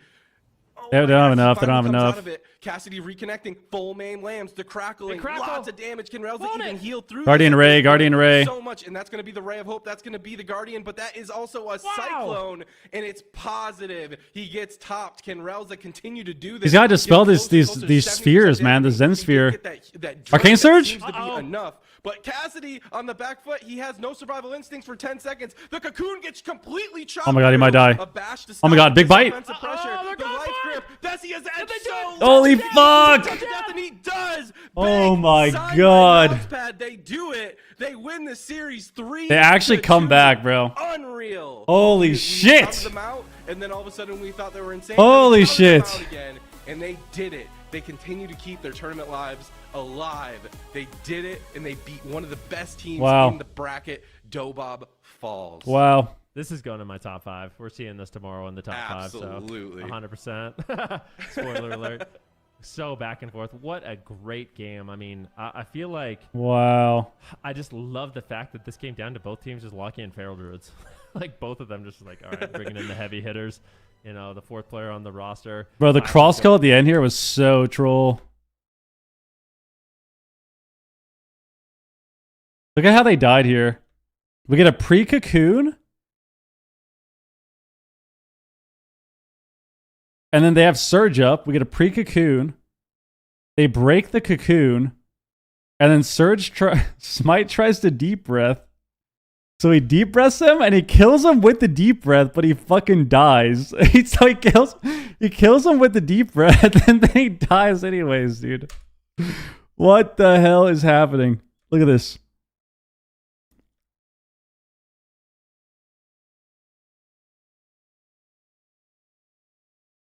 So he deep breaths into the wall and actually kills him with it. And then dies. Bro. Holy shit, dude. That just fried me. That just fried me. Wow. Comes down to a cross kill. Mage Feral versus Priest. Or sorry, Mage Priest versus Feral Monk. Holy shit. Alright, well, that was insane. Damn. Not Echo. Dobob almost came back with the reverse sweep too. The Feral pick was sketchy. I feel like the Feral pick was really good, but the Feral pick ended up being really good, but it was definitely sketchy for a bit. I feel like that's mainly on Dobob's end. Like, it felt like they kind of were learning at the end of the game. It felt like Dobob kind of was learning the matchup towards the end, but bro, the start of this matchup, they were getting smoked. Oh my god. Start of this matchup was disgusting.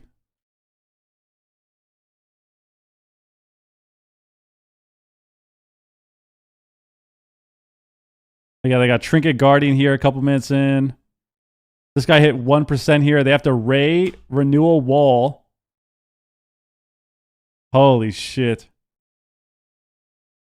That was insane. That's why Blizzard nerfed Rushing Wind Kick. They knew you might get into a 2v2 situation. That is true. Imagine if Rushing Wind Kick was still a thing and they got into a cross kill, just automatically won. Damn, dude.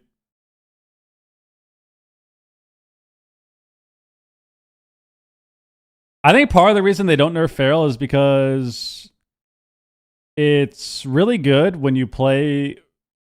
It's really good when 1, you're good at it. 2, you're playing a good comp. And you don't really see it in Shuffle. I think they do a lot of balancing on Shuffle. Or at least they incorporate Shuffle into a good amount, into their balance a little bit. Wow. Alright. Buff Mistweaver, nobody voted for them, dude. That is unlucky. That is unlucky, dude. So we got Under Pressure and Full Smart.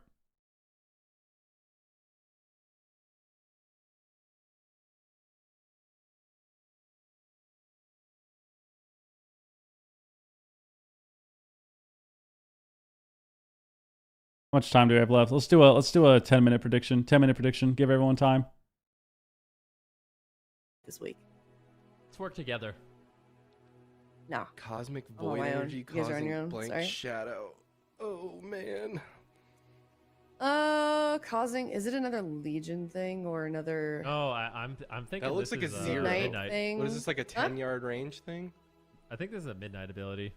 I Oh. think this is the Is new this a Shadow Demon Priest Hunter ability? spec. Oh, New Demon deep- Hunter Who's spec. on each team? Oh. Under Pressure is Lone Tar's team. Cosmic Full Void Smart is Energy, Kasu. like- True. And Tony. Think? What's their filler spell called? The one that like it's the 1.5 second cast. It's gonna pop up here, and that's gonna be it. I-Beam? No, not I-Beam. It's the one that like it's Annihilation? not I-Beam. Not Annihilation. No. I don't think Fellblade? They have Annihilation.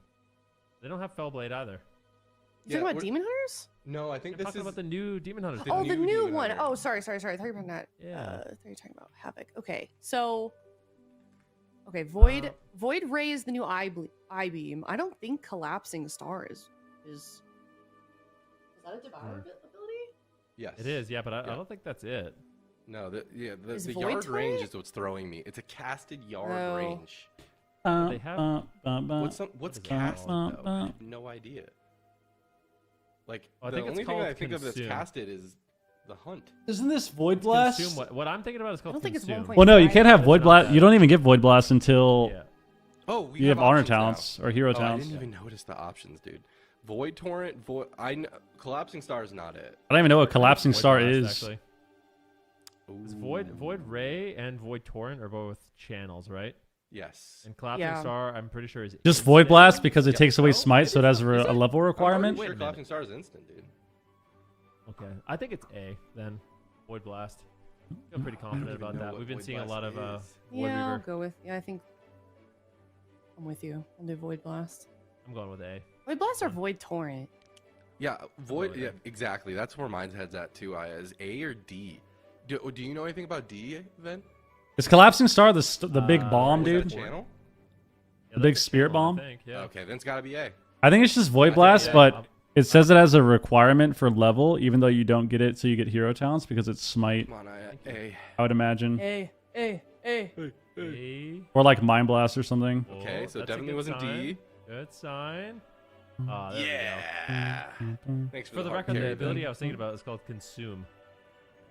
I know which one you're talking about. 40-yard range. Wow, I'm excited to play this spec. This is a Shadow Priest ability. All right, let's get the icon. Let's see. I'm ready. Oh, this is just Shadow Priest. Dude, this one D literally looks like a fish, bro. Hero It's talent D stuff. with just that little dude. dot on it, a little mole. I That's feel a little like weird. It's gotta be B. Oh yeah, D's got a little eye. it's Yeah. Yeah. like a little I don't fish. like the Little mole. fishy. What do we think about the stars? I think the Like- stars look correct to me. I feel like it's a like- I little. feel like it's B. I feel like 'cause, it's it wants to be in like space, right? I feel like the other ones aren't intuitively space isn't it A? in the Yeah, I feel like void. it's easy. Here's what I think. I think Or is it's it easy C? to Photoshop the stars out and not in. Ooh, So I'm going with I D. like that strat. All right, B. I hard agree I with think B. they're trying to trick It's us. B. Yeah. B. Final answer. And I also think the color makes the most sense. It's got too Yeah. so many variables. You know, it's got the stars and the better color. Yeah, the C has like less. I don't know. I don't know strands. what Dude, this Void is Blast looks intense, like, yo. honestly. Shouts out to Oh, yeah. production. Go on the This 2v2. is hard. Buff This is Mistweaver. genuinely They make it bad. really hard. I'm like inspecting each pixel over here, dude. They But even I made it do- all blurry this time for us, all This, pixely. I think the stars are the giveaway. I think it's gotta be B. Yeah, me Okay. too. B looks good.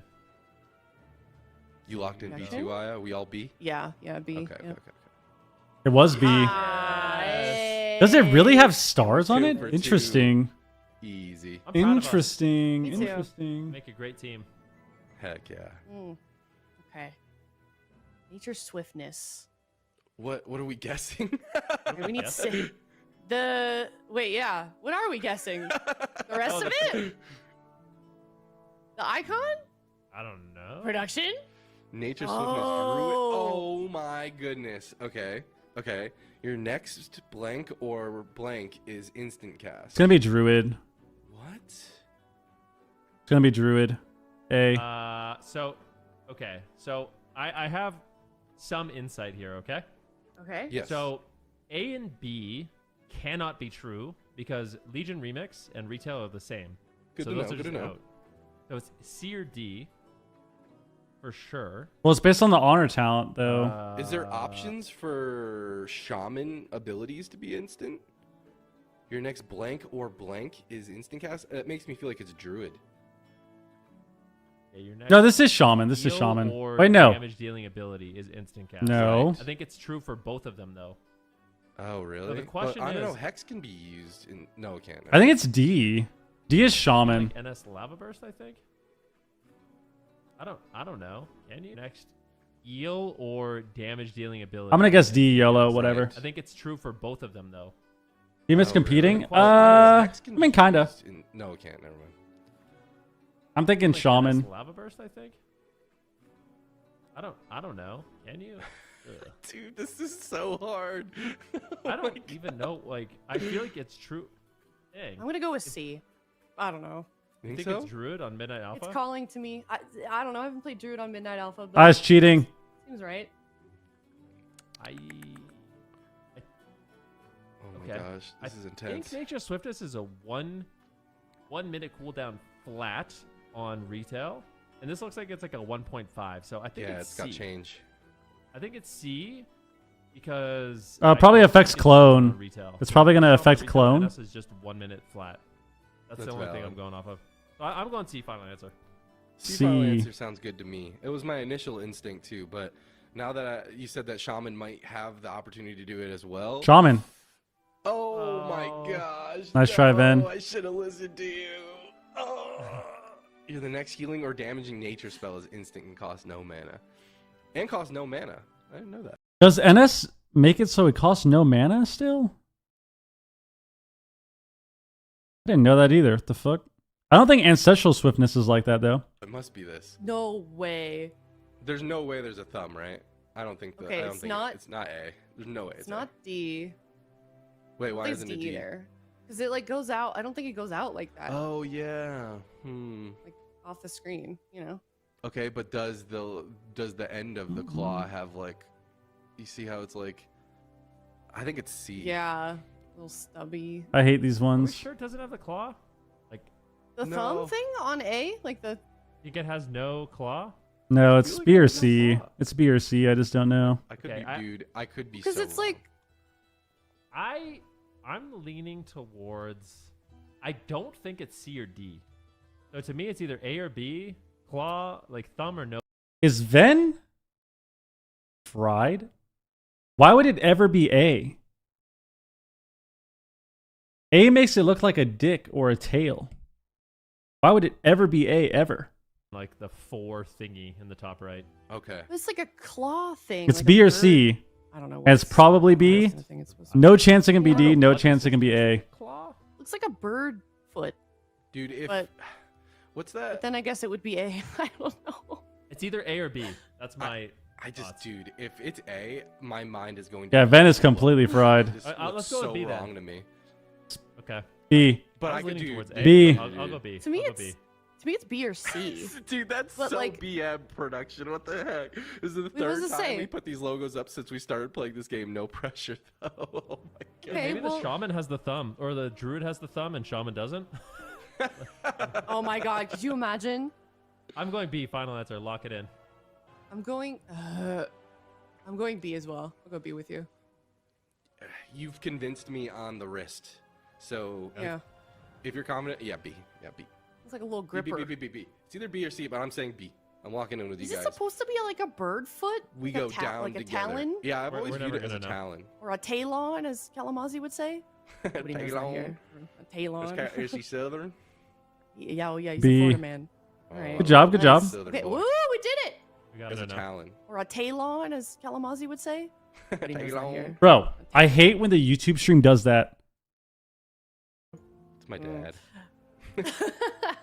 I hate All that. right, well, let us know how you did with that. And Jesus. with that, we are going to be going to a break and coming up to the last series of All the right, day. last It's an series. Lower bracket series. Also, the loser of Last this one, unfortunately, knocks series. out. Winner moves on to championship Sunday to face off against Buff Mist Weaver, the team that just sent Dobob out of the tournament. So it's going to be a slippery slope, a very steep hike for any of the teams that are still left here in the E region. So stick around. It's Under Pressure versus Full Smart coming up next after this break. Bum, bum, bum, bum, bum, baby.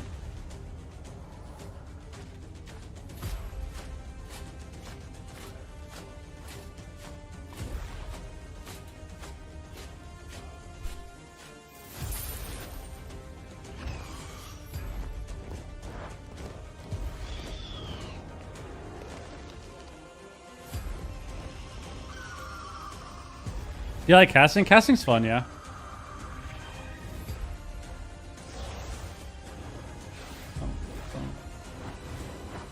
Bum, bum, bum, bum, bum.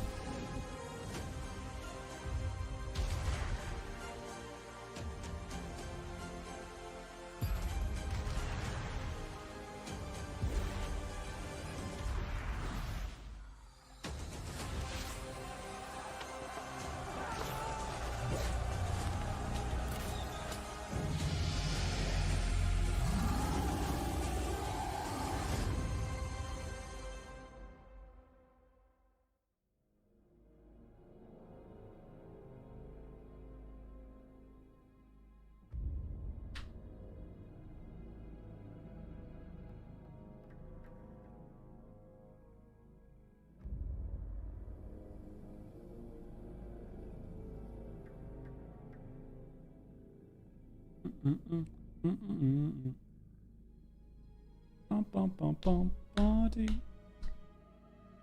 right, under pressure and full smart. Last series of the day. Bum, bum, bum, bum.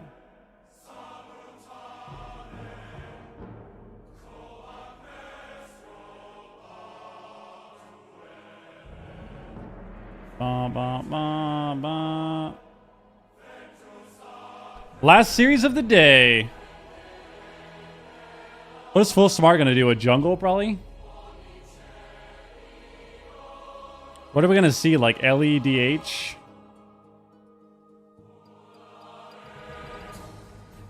feel like we're gonna see some LE. I guess we'll see.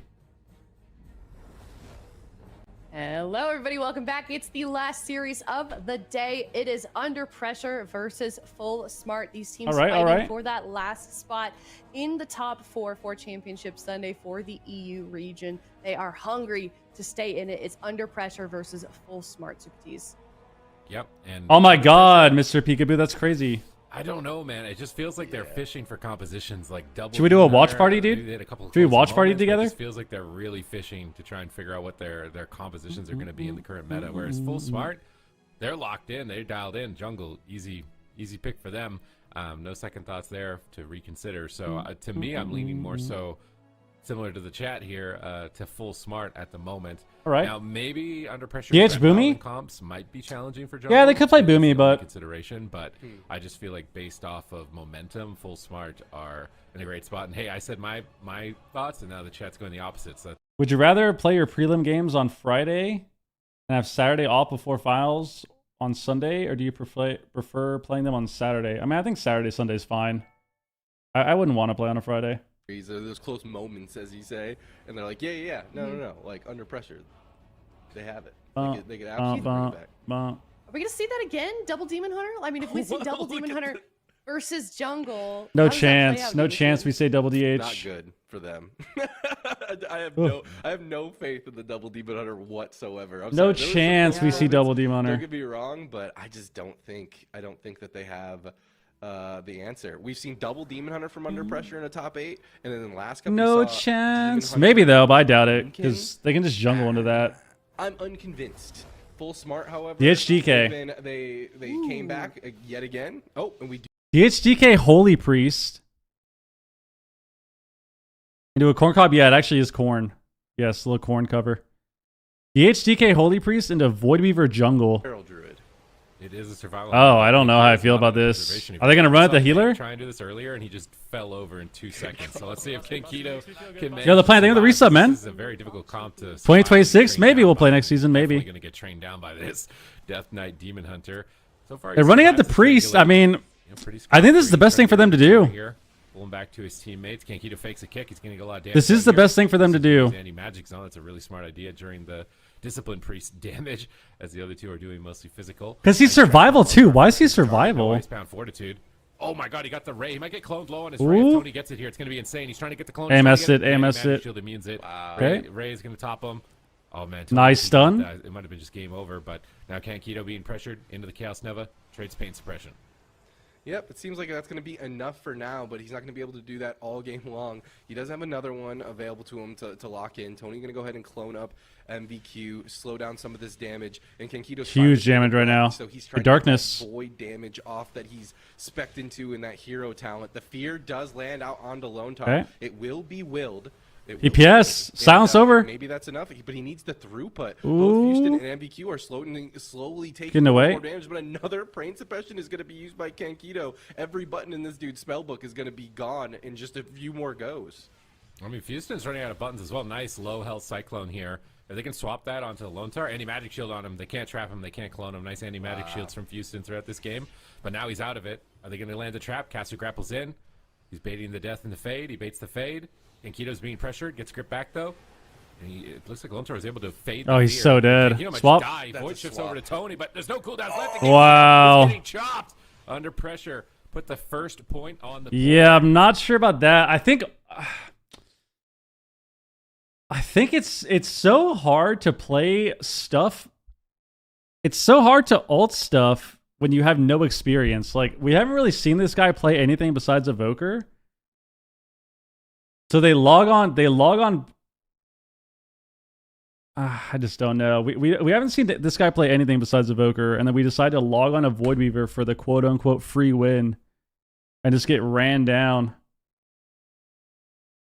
That was so bad.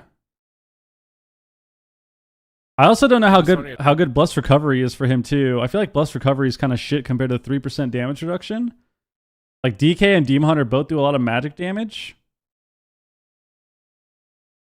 But I mean, that's besides the point. I feel like this game is just so bad for them. What? Okay, well, I'm seeing some weird stuff right now, so I'm gonna look at this guy's build.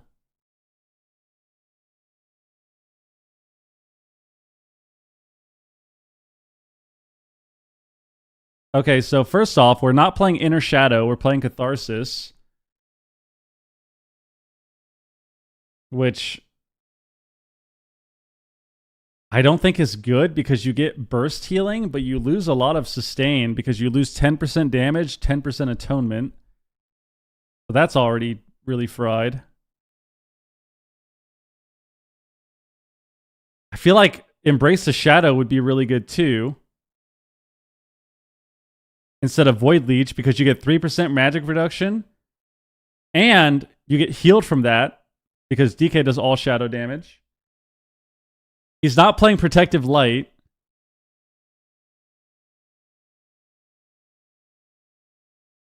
He's not playing Smite Extend. I mean, this is just... we need to get off this. We need to get off this immediately. Are we playing a precog or anything? We have precog. Yeah, we just gotta get off this. We gotta get off this. This is not gonna work. It's not gonna work. No chance, bro. just no. I don't know. Just no chance. Just no chance. Let's move this so you can see the comp. I feel like we've seen a few people do that today. We've seen a few people today log Voidbeaver for the free win. We saw Banks' team do it, died in 60 seconds. We saw these guys do it just now, died in 60 seconds. Like, we need to not do that. We need to not do that. Don't think it's good. I don't think it's good. Because he had Blessed Recovery too, right? So it doesn't even show the correct talents that he had because he had Blessed Recovery, but it's showing that he had this. So spell warding would have been better. He probably second guessed himself. He doesn't have From Darkness Comes Light, which is also bad. MD is useless, so he should just play Inspiration on the off chance he does get crits. Like, there's a lot of things that could be a little better here. A lot of things. We don't need Short Grip. Maybe he thought they were going to tunnel the Hunter, but like, this was rough. This was rough. Maybe they don't like Evoker though.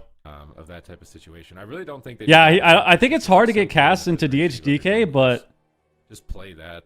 I think it's hard to get cast when you're getting tunneled by DHDK, especially if you have no games on Voidbeaver. Yeah, just get off that. Okay, here we go.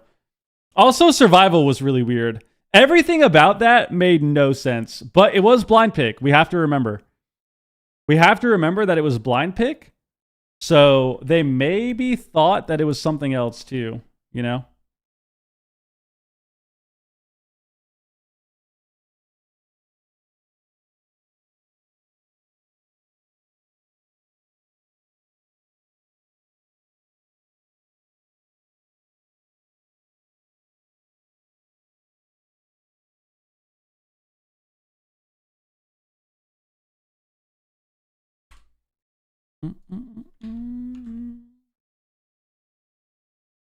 He plays a lot of survival though. Well, I know he plays all 300 specs. It was just weird to see survival because I mean, I think Marks and just BM are better.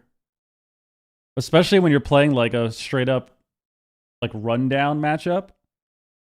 But I mean, I think they just wanted it for something. They clearly wanted something. They clearly wanted to play that matchup into something, and I don't know if they wanted DHDK.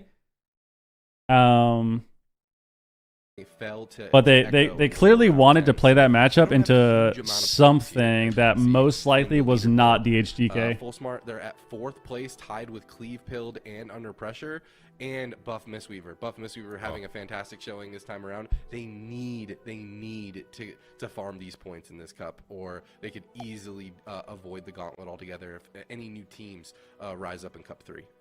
Yeah, I mean, this is a big 3-4-way tiebreaker like segment of the tournament where they all have 80 points. So Full Smart win this tournament, they start to get a lead over everybody for that 4th spot and getting closer to maybe stealing the 3rd spot in the gauntlet now that Dobob's out of the running for this cup.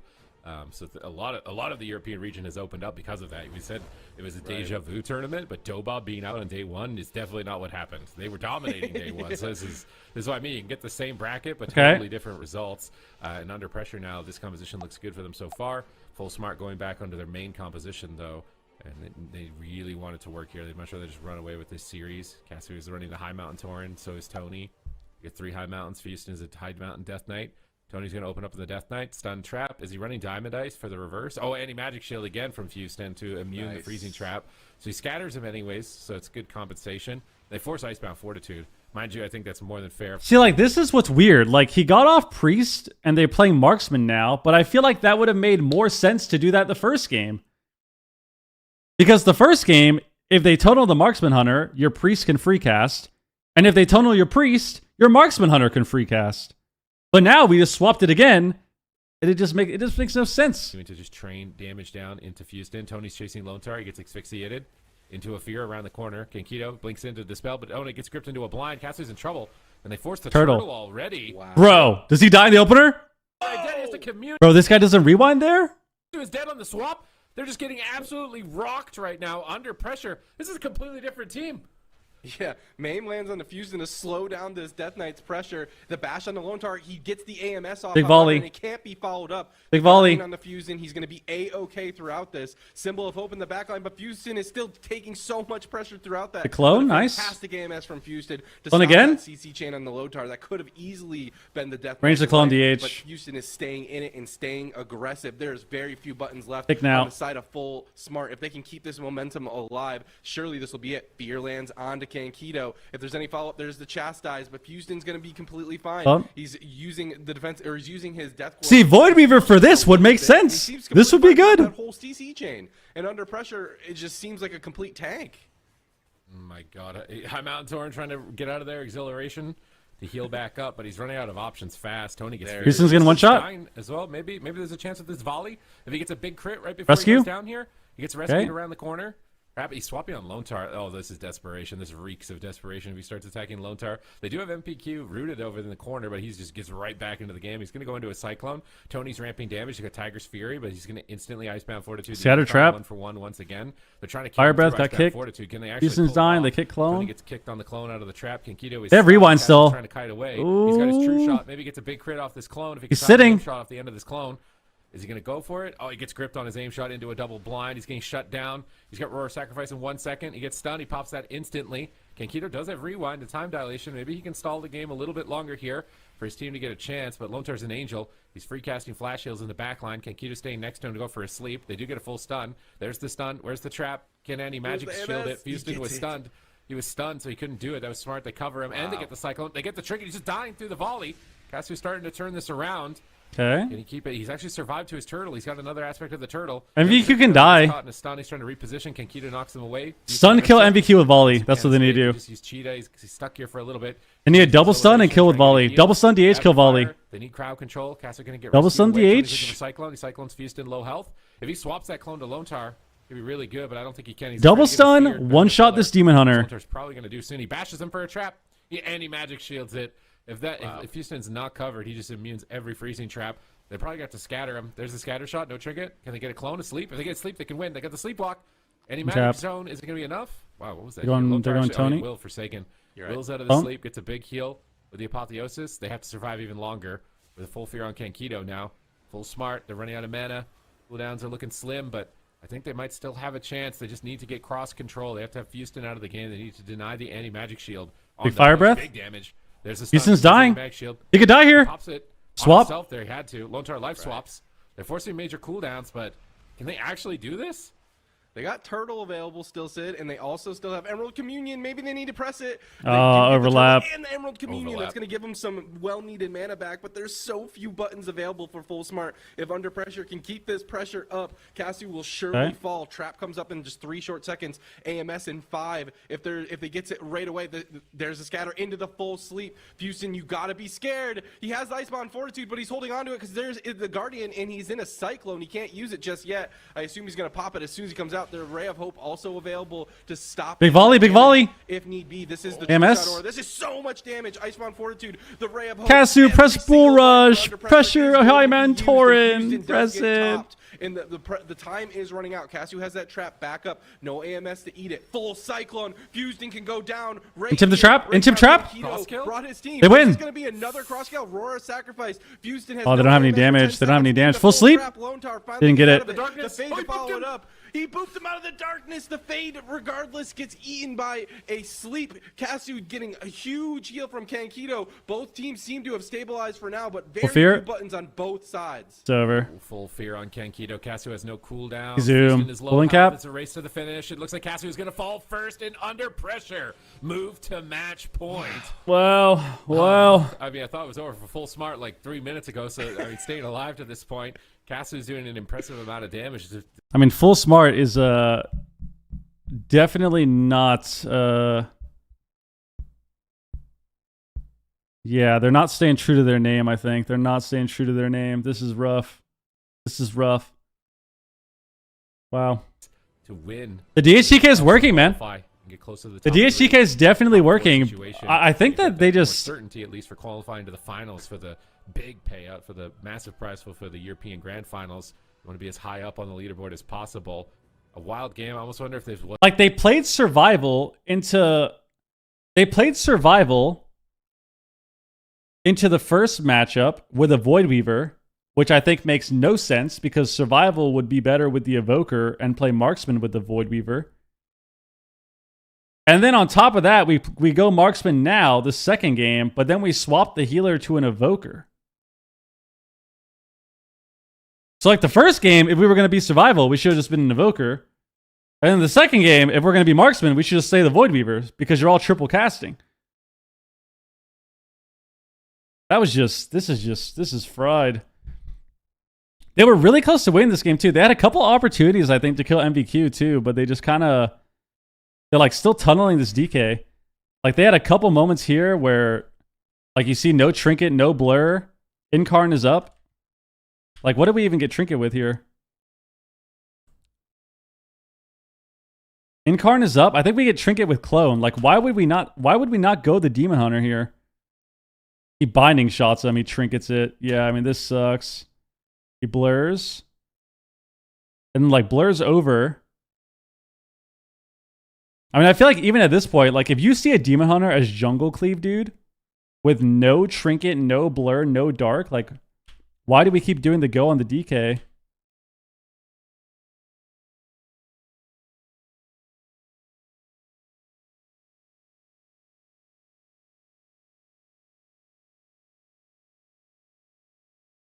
Like imagine we did all this on the Demon Hunter.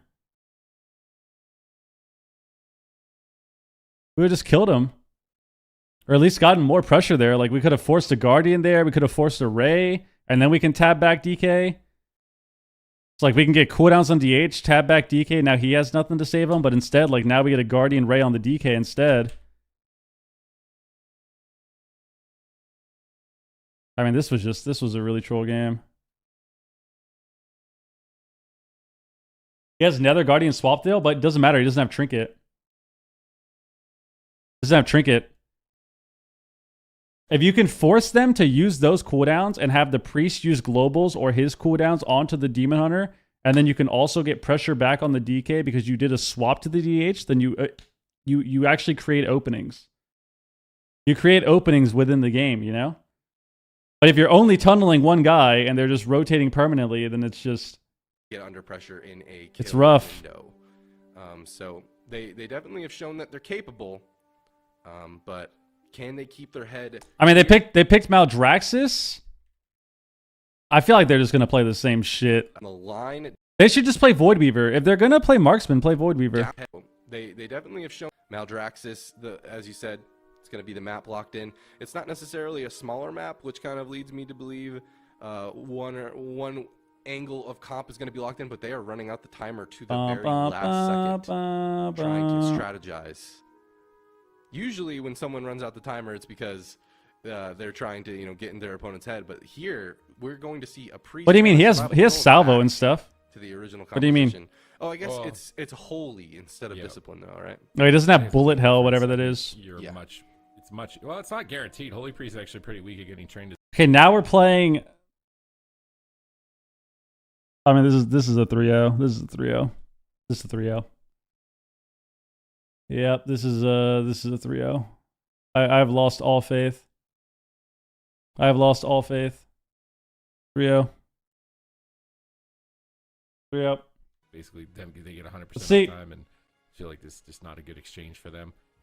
So we're playing Holy Priest now. Build here. Not the biggest fan of the transmog.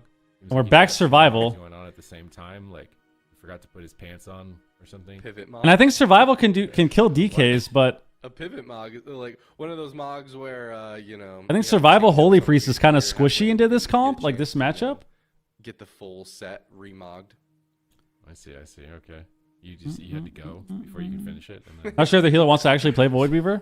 You're just missing half of it here, so maybe not.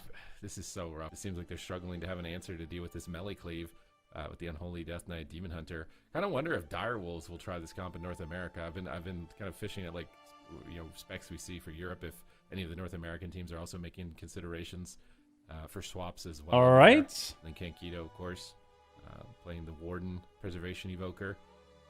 But he's actually switching to Holy Priest, so I don't think we have his armory, but this is the build I imagine that he was playing. Yeah, I mean, Void Weaver into a matchup like that is pretty rough just because there's a lot of disruption, a lot of micro CC, but the thing is, they're playing... So the reason that it makes sense if they wanted to play that is because they're playing jungle, but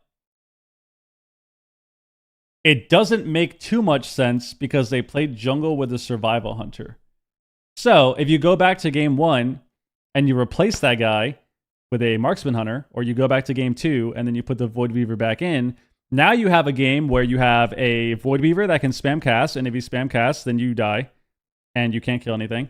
A marksman hunter that you have to worry about one-shotting your whole team if he can free cast, and a feral that is spamming clone. So now you have 3 targets that have to be stopped at some point, right? Like you have to stop clones, you have to stop the marksman hunter one-shotting you, and you have to stop the Void Weaver. If they train the Void Weaver, now the marksman hunter and the feral can do whatever they want, right? And they're forced to either give up all of their defense because they have to use all of that to stop the priest, or they have to use it to stop the feral and the hunter, which then allows the priest to cast more, right? If they run at the hunter, now the feral can spam clone and the priest can spam cast with less disruption. But instead they they're not playing any of that. So it just makes no sense. It doesn't make sense. Do you personally? You gonna do any guest spots on the broadcast this season? I don't know.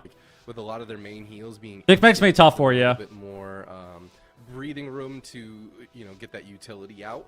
So let's see how this goes. Whether it's a chat. I feel like they're gonna run down this hunter so fast. If I had to guess what's gonna happen, they're just gonna run down the hunter, grip stun, and just destroy these people. Void Weaver to get that momentum and that damage that it needs to lock in. But Lone Tar immediately. Houston, what the? We have to rewind, dude. What the fuck is this, bro? We grip blind one target.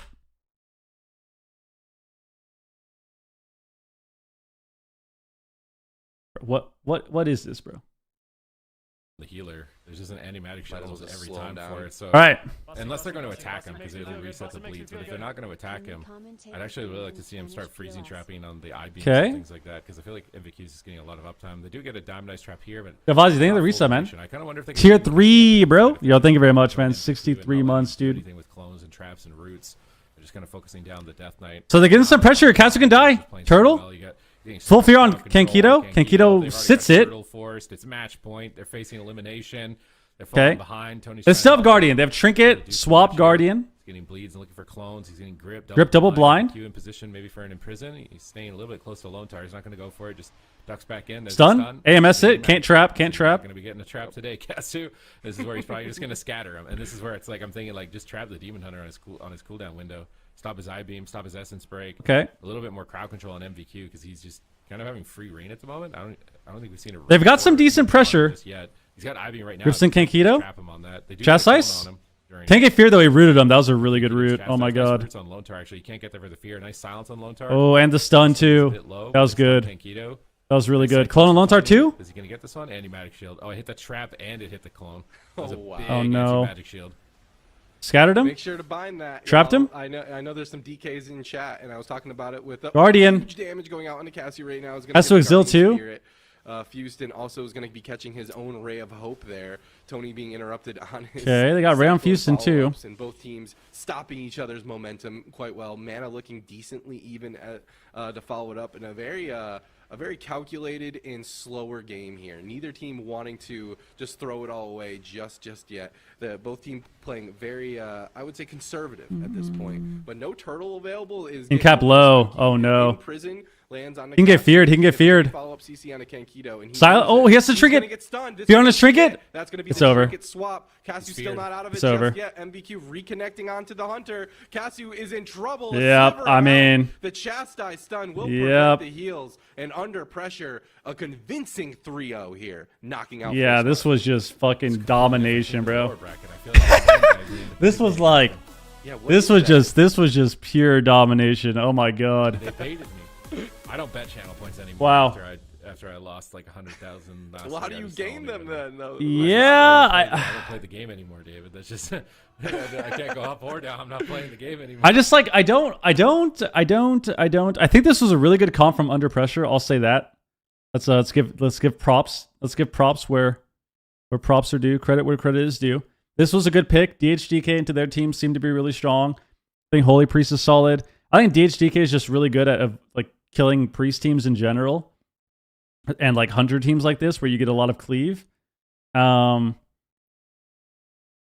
I feel like Full Smart just like I don't know what they expect to happen. That's kind of how I feel about it. Like I feel like I don't know what they like.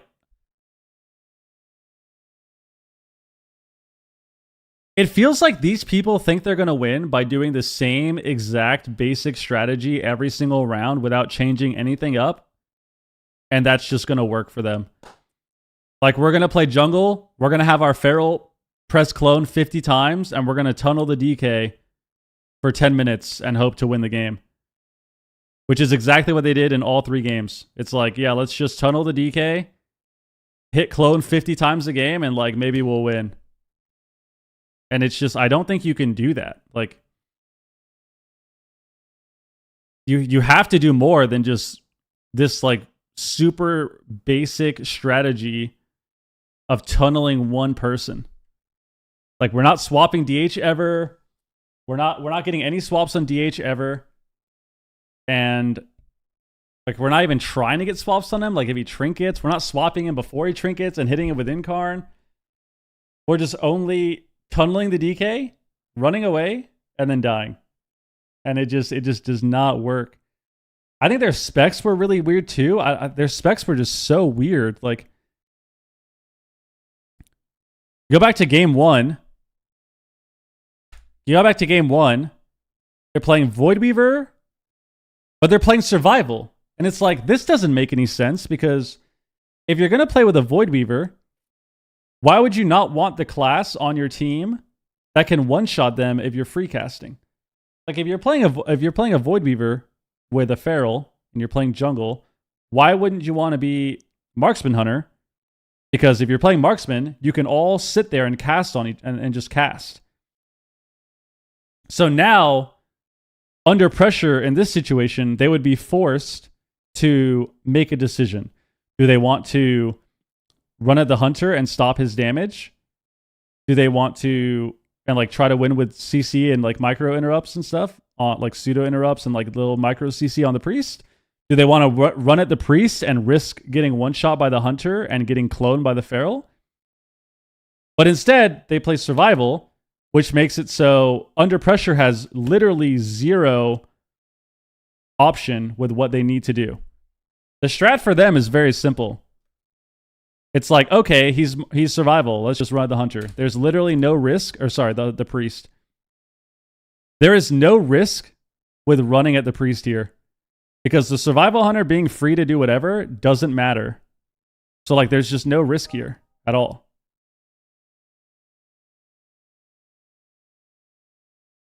So like this is fried. I don't know what Tony's doing. Like this guy instantly opened with Rake Clone.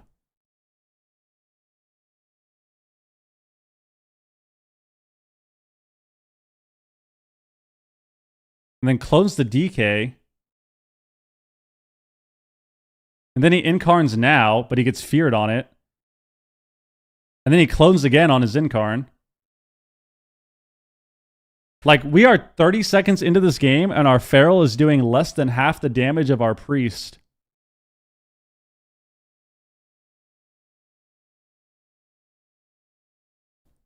And then we picked Empyrean. And, like, I thought the Empyrean game would be good for them, too, because, okay, they want to pick a big map. Maybe they'll play Voidweaver again. But instead, they pick Empyrean, and they play Marksman, but then they go for the Evoker. Which, that doesn't make sense, because it's like, okay, wouldn't you want... Like, this is where you would want the Voidweaver. But then they just tunneled... the DK all game and, like, never tried to do anything else. I just feel like... I feel like Full Smart just had no game plan. They had no, like, backup plan. They had no real strategy. It was just... like, yeah, let's go DK and CC the healer. It's like, yeah, let's just go the DK and like, fuck it. Let's see what happens, dude. That's how the game felt from watching. It's like, yeah, let's just run at the DK and just press clone for 5 years and like maybe we can kill them. Like even this game, it's just clone spam. Bussin' makes me feel good. Bussin' makes me feel good. Like this is where too, like survival is really weird too, because why would you not want to be BM? Like you already played survival the first game and it was horrendous. And like you could make the argument that it was because of the Voidweaver, but like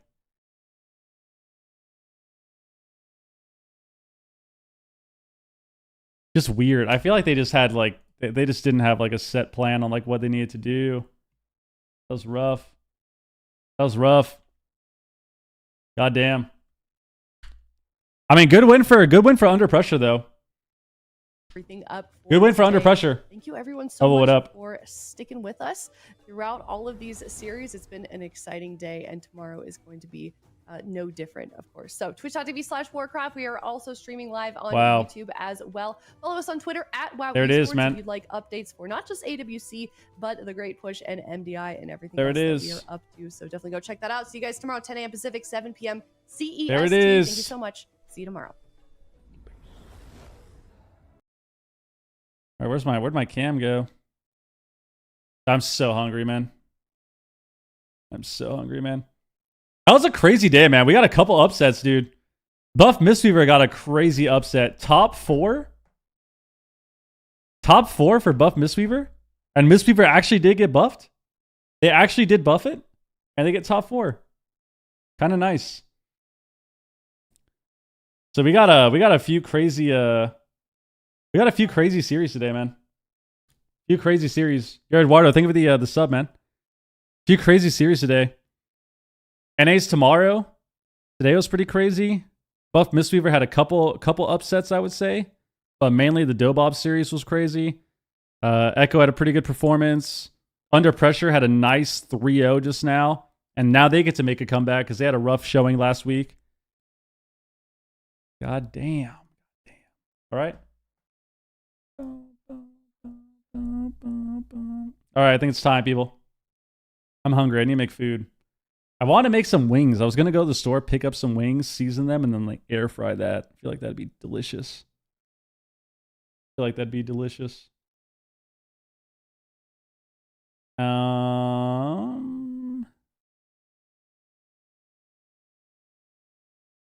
All right. Let's host somebody.